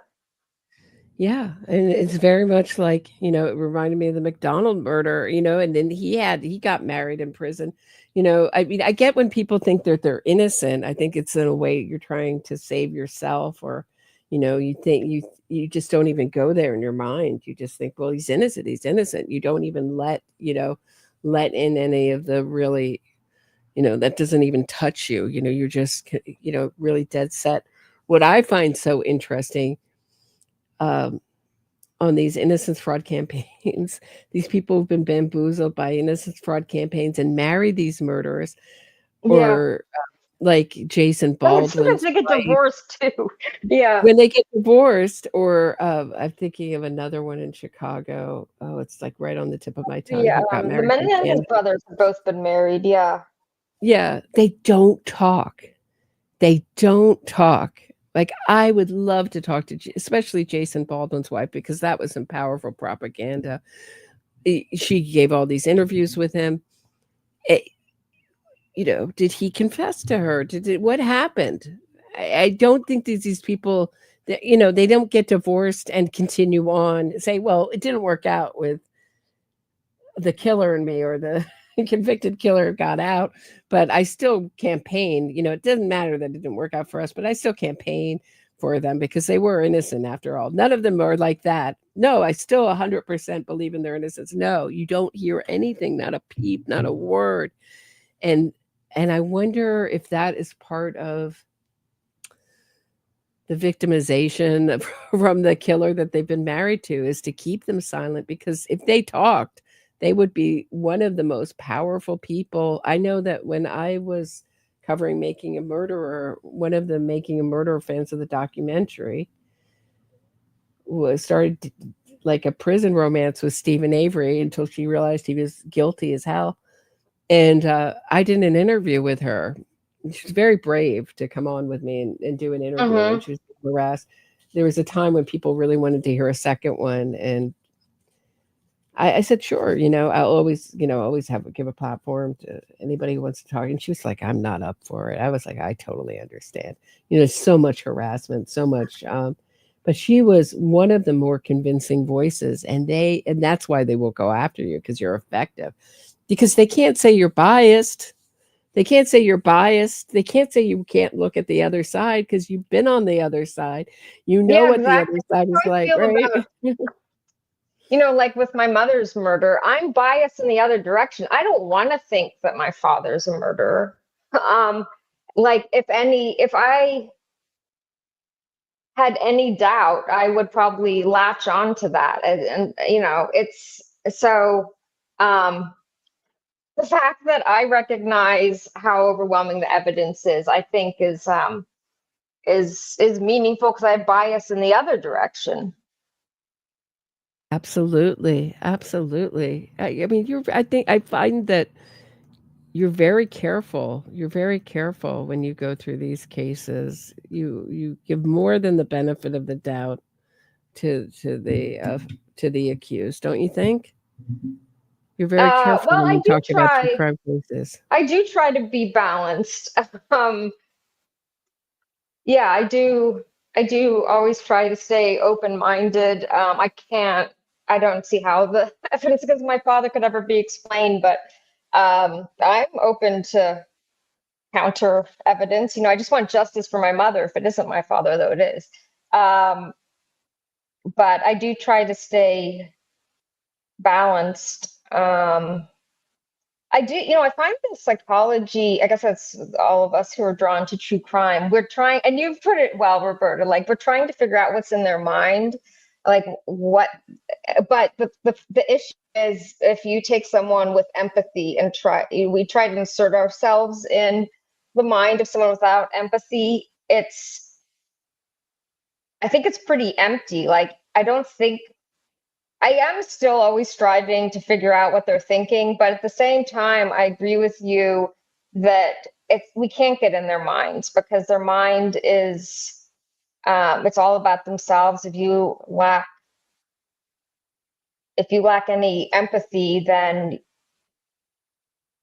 yeah, their calculus is very different from like a normal person's mind. Right. These are the people that are fighting it. These aren't the people that, I don't know, God, I don't know if this is even possible to get into such a rage because it takes so long to kill someone. This is why they ask, how many times did you wield them? You know, how many times did you stab them? I didn't hear that Luke Mitchell's engaged. I'm scared for the person. I'm sorry. I talked to Stephen Avery's fiance, by the way. She was engaged to Stephen Avery for a little bit too. It was even worse. I just forgot. Messed up a detail there. She wasn't just his girlfriend. She got engaged to him for a second, for a minute and a half. And she's lovely. I really enjoyed her. She was very brave to speak out. But boy, I mean, I had to moderate the comments, and I had to, you know, delete more really abusive comments and that, because they go after the strongest voice. They go after the person who's the most effective for the other side. And she was even the Making a Murder people threatened to sue her for ruining their chances on Making a Murderer too. For her violation of contract, because it's such a moneymaker. So what does that tell you? That tells you that the people at the top it's not about guilt or innocence. It's about an ideology that sees the state always as the bad guy, and even a killer as a good person. It goes a little bit. Yeah, that's the ideology. I think that that that I see those particular two. I mean, you think how could two lesbians, women make a movie like that, but they could, of a man who was a serial sexual predator, fender, child fender, how could he do that? How could they make him into a hero? But if they see him as poor, the state is rich, a class war, they make him the victim, and the state is always they always see them as as the state as more powerful. But really, in honesty, once you have the power of the Innocence Project and making a murderer and all that money behind you, you are the man, and the state is the little guy. Really, honestly, they don't have endless money and endless amount of resources and interns, and it's just gotten out of control. Defense So attorneys do imbalanced. push that narrative, and I think if all else fails, it's like push the narrative of, oh, the government up against the little guy, and they try to capitalize on any distrust of authority, like any skepticism to the government. I saw that in John Kecker did that with your dad. I mean, can you imagine if your dad was a modern day, I'm just going to put this in, a modern day Karen Reed, if John Kecker was more successful and had the tools that he would have now, and a documentary crew. I mean, he just peppered papered the media with these stories of your mother being this. Well, he's the one he pushed. Yeah, he simultaneously pushed several false narratives. Me being his alibi, my father's alibi. That I needed at least one parent was another. That my mother was mentally ill. That she was living in the Tenderloin. This bit about she had red nails. When I asked my father on a police recorded phone call, because I had, before, when I was a kid, I was 5, or I didn't know there were different types of drugs, so he was always saying like, oh, I'd be a druggie. And I eventually asked him, what kind of drugs are you talking about even? And he said, oh, I don't know, marijuana. Like, he didn't. And as though like, the trauma of a child's mother being murdered isn't more likely to push you to substance disorders. It doesn't have to be a good narrative. It just has to be an alternate narrative, and people don't want to go there. People don't want to think about a domestic violence type murder. They rather think about a conspiracy where someone was killed in a garage. No, they were killed in the basement. No, they were killed here. No, a dog. No, a turtle. No, an owl. These aren't great narratives. They're just narratives, that are. Well, my father has even Imagine if your claimed- dad had this kind of hero worship, and everywhere you went, you were followed by cameras and cheers and people wearing a certain color to support your dad when you were little. Can you imagine what that would have been like? I mean, a documentary film crew, this or that. I mean, it was a kind of a making a murderer, not making a murderer. I'm sorry. I'm thinking of The Staircase documentary. Oh, crew yeah. in your home. That's an example. Oh, sorry, go ahead. I'm just trying to make you think how would you have dealt with that? And you would have been interviewed and filmed, and I mean, even as young as you were, I don't know how interviewed you would have been, but you would have been in it, certainly. Yeah, and I have thought about, I'm wondering if like Kaylee and her brother are, being harassed by media or members of the community. One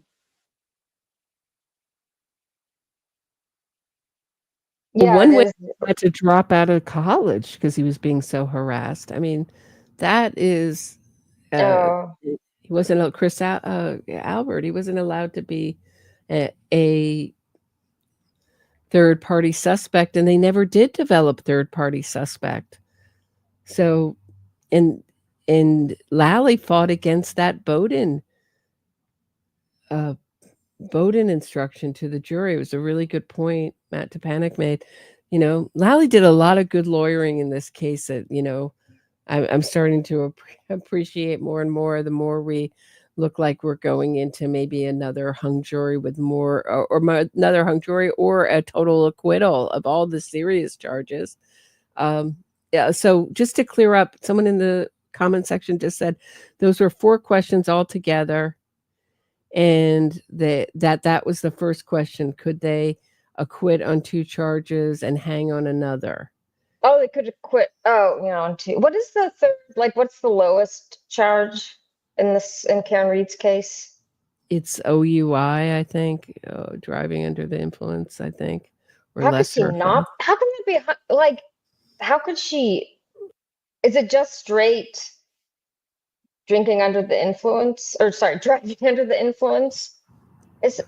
How could she not be convicted of that? Like, how can they even? If it's just straight, I mean, she's even when she's being interviewed, she's like, oh, well, I wasn't, you're thinking they're double shots, they're actually single shots, and she's counting up the drinks. Like, her own admission accounting for it is already well over like the legal limit, given how much she was drinking during that time. And yeah, then you have the blood alcohol level and at the hospital hours later. Yeah, how is that even any question of? I know a lot of them They're were, arguing that she may have gone home and drank so that her blood alcohol would have been higher, so that's not accurate if she went home and drank afterwards after she drove. Yeah, I guess. But they also didn't count properly this trial. All I can say, and I thought Hank Brennan he's a brilliant at openings, brilliant at closings, argued very passionately, brought in, found more evidence than last time. There's some real positive, he has a lot of positives. He's fun to watch. He's engaging to watch. He's almost like a Hollywood actor in there. And I mean that in a positive way. He's very engaging, very charismatic. However, he was used to being a defense attorney, kind of playing fast and loose with the truth. And he's like, in his closing, and that's not evidence, but they never really pushed like they did in the first trial. She had 9 drinks in an hour, less than an hour. They didn't push that. Bring the BF back. You want to hear from my boyfriend? Hold on a second. I'll bring him in. So yeah, I just think that all those things were, there was just a loss of the kind of, command of the facts that the prosecutor has and sticking to the facts that Adam Lally had, that is very powerful against an innocence fraud campaign. Sure, his opening wasn't great. His closing wasn't great. It wasn't convincing. There was a lot of nervous witnesses. Trooper Paul was nervous, and maybe it wasn't as convincing. But it still was a damn good case. I thought I would have voted to convict first trial, but so now you have much more of a TV type thing, and it lends itself a lot faster and looser with the facts here in this. Overall, I think that Brennan is more effective, and they had the data about, like, which they didn't have in the first trial. Her car speeding backwards was at 24 miles an hour, which is going from like stationary to that fast in however many seconds. That just shows you how she slammed her foot on the gas while reversing. So I think that's a strong piece of evidence. Oh, the cell phone temperature, that's something they didn't have last time. Yeah, so and what is the defense brought in. Yeah, the defense, I can't think of literally anything new that they've tried to. I mean, they had the addition of Alessi. Yeah, I find Alessi really arrogant. But I agree with you about Hank Brennan. The defense's job, and he's used to being defense attorney, is just to, poke holes and throw up, it could be this, could be that. And that's kind of how I feel like he's approaching the prosecution at times. Like, well, it could have been this, could have been. No, I think like prosecution has to have a tighter narrative. But I do think he's done a very good job altogether. And this is, Yeah, he's been powerful. I'm gonna wrap this up because I'm gonna come back for people like you that just I have a certain crew who I love the most, who come for the days and come back for 6 o'clock. Those are my people, but I also love my people who just come in at 6 o'clock. I'm going to do a very short show at 6 o'clock, but Allison, maybe you'll come back tomorrow. I need your, if you're around, I don't know what your schedule's like. Feel free to come in anytime back tomorrow. If you're around and feel like talking, if you don't, that's okay too. But I sure love talking to you about all this. Unfortunately, I have to go and try to, this is very interesting that where is the press? We don't know anything. Let's be honest. We don't know what we don't know. Let's be honest here. We can infer, we can make an inference that this is not good for, we don't know why they asked this question, but it doesn't look good for the prosecution, certainly by the question asked. It was a hypothetical. Could they have moved around the facts just to disguise what they're doing? Because they have a huge people out there, sure, but it sure sounds like what they're doing is trying to acquit on 2. And they're hung on 1. They're saying that they're hung on manslaughter and want to acquit on OUI and something else and murder 2. So I don't know. Certainly if they can get people over their side on manslaughter, it's still a hefty sentence. It's still a little bit of a hefty sentence. One I wouldn't want to do. Mm-hmm. That wouldn't be, if she got convicted of something, that wouldn't be the worst. I don't know how they're hung. I don't know if there's free Karen readers on the jury. Certainly a jury under 45 has always scared me. I've always said I've been very worried about this jury. All right. I'm going to thank you guys for listening. I'll be back tomorrow around the same time, 8:40, 8:30, that kind of time in the morning. And we'll watch again. It sure seems like they're hung on everything. It sure seems like whoever wrote that was because if it was only one thing that they were hung on, maybe they're hanging on and they're dying to hang in their acquittal verdict. But it seems like they could, if this was just, are they really arguing about one charge? Really? Maybe, could be.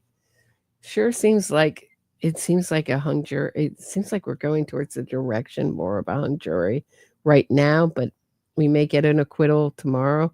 We may get the worst thing, which is an acquittal of the highest charges. We don't know. Well, thank you so much, Roberta. It's always honor and pleasure to talk to you. It's always lovely to talk to you. I'm talking to Allison Galvani, my father's alibi. Let me put it one more time in the chat. For those of you, thank you to those that did subscribe. Hold on, let me just do this right before I leave. Go over to Allison Galvani's channel, and I would tell you she saved me many sleepless nights. I have someone to listen to real late at night. I appreciate it. Thank you, Allison. Thank you all. I'll see you all tomorrow. Have a great night, everybody. Take care. Bye. I hit my boyfriend with my car. It wasn't an accident, but with life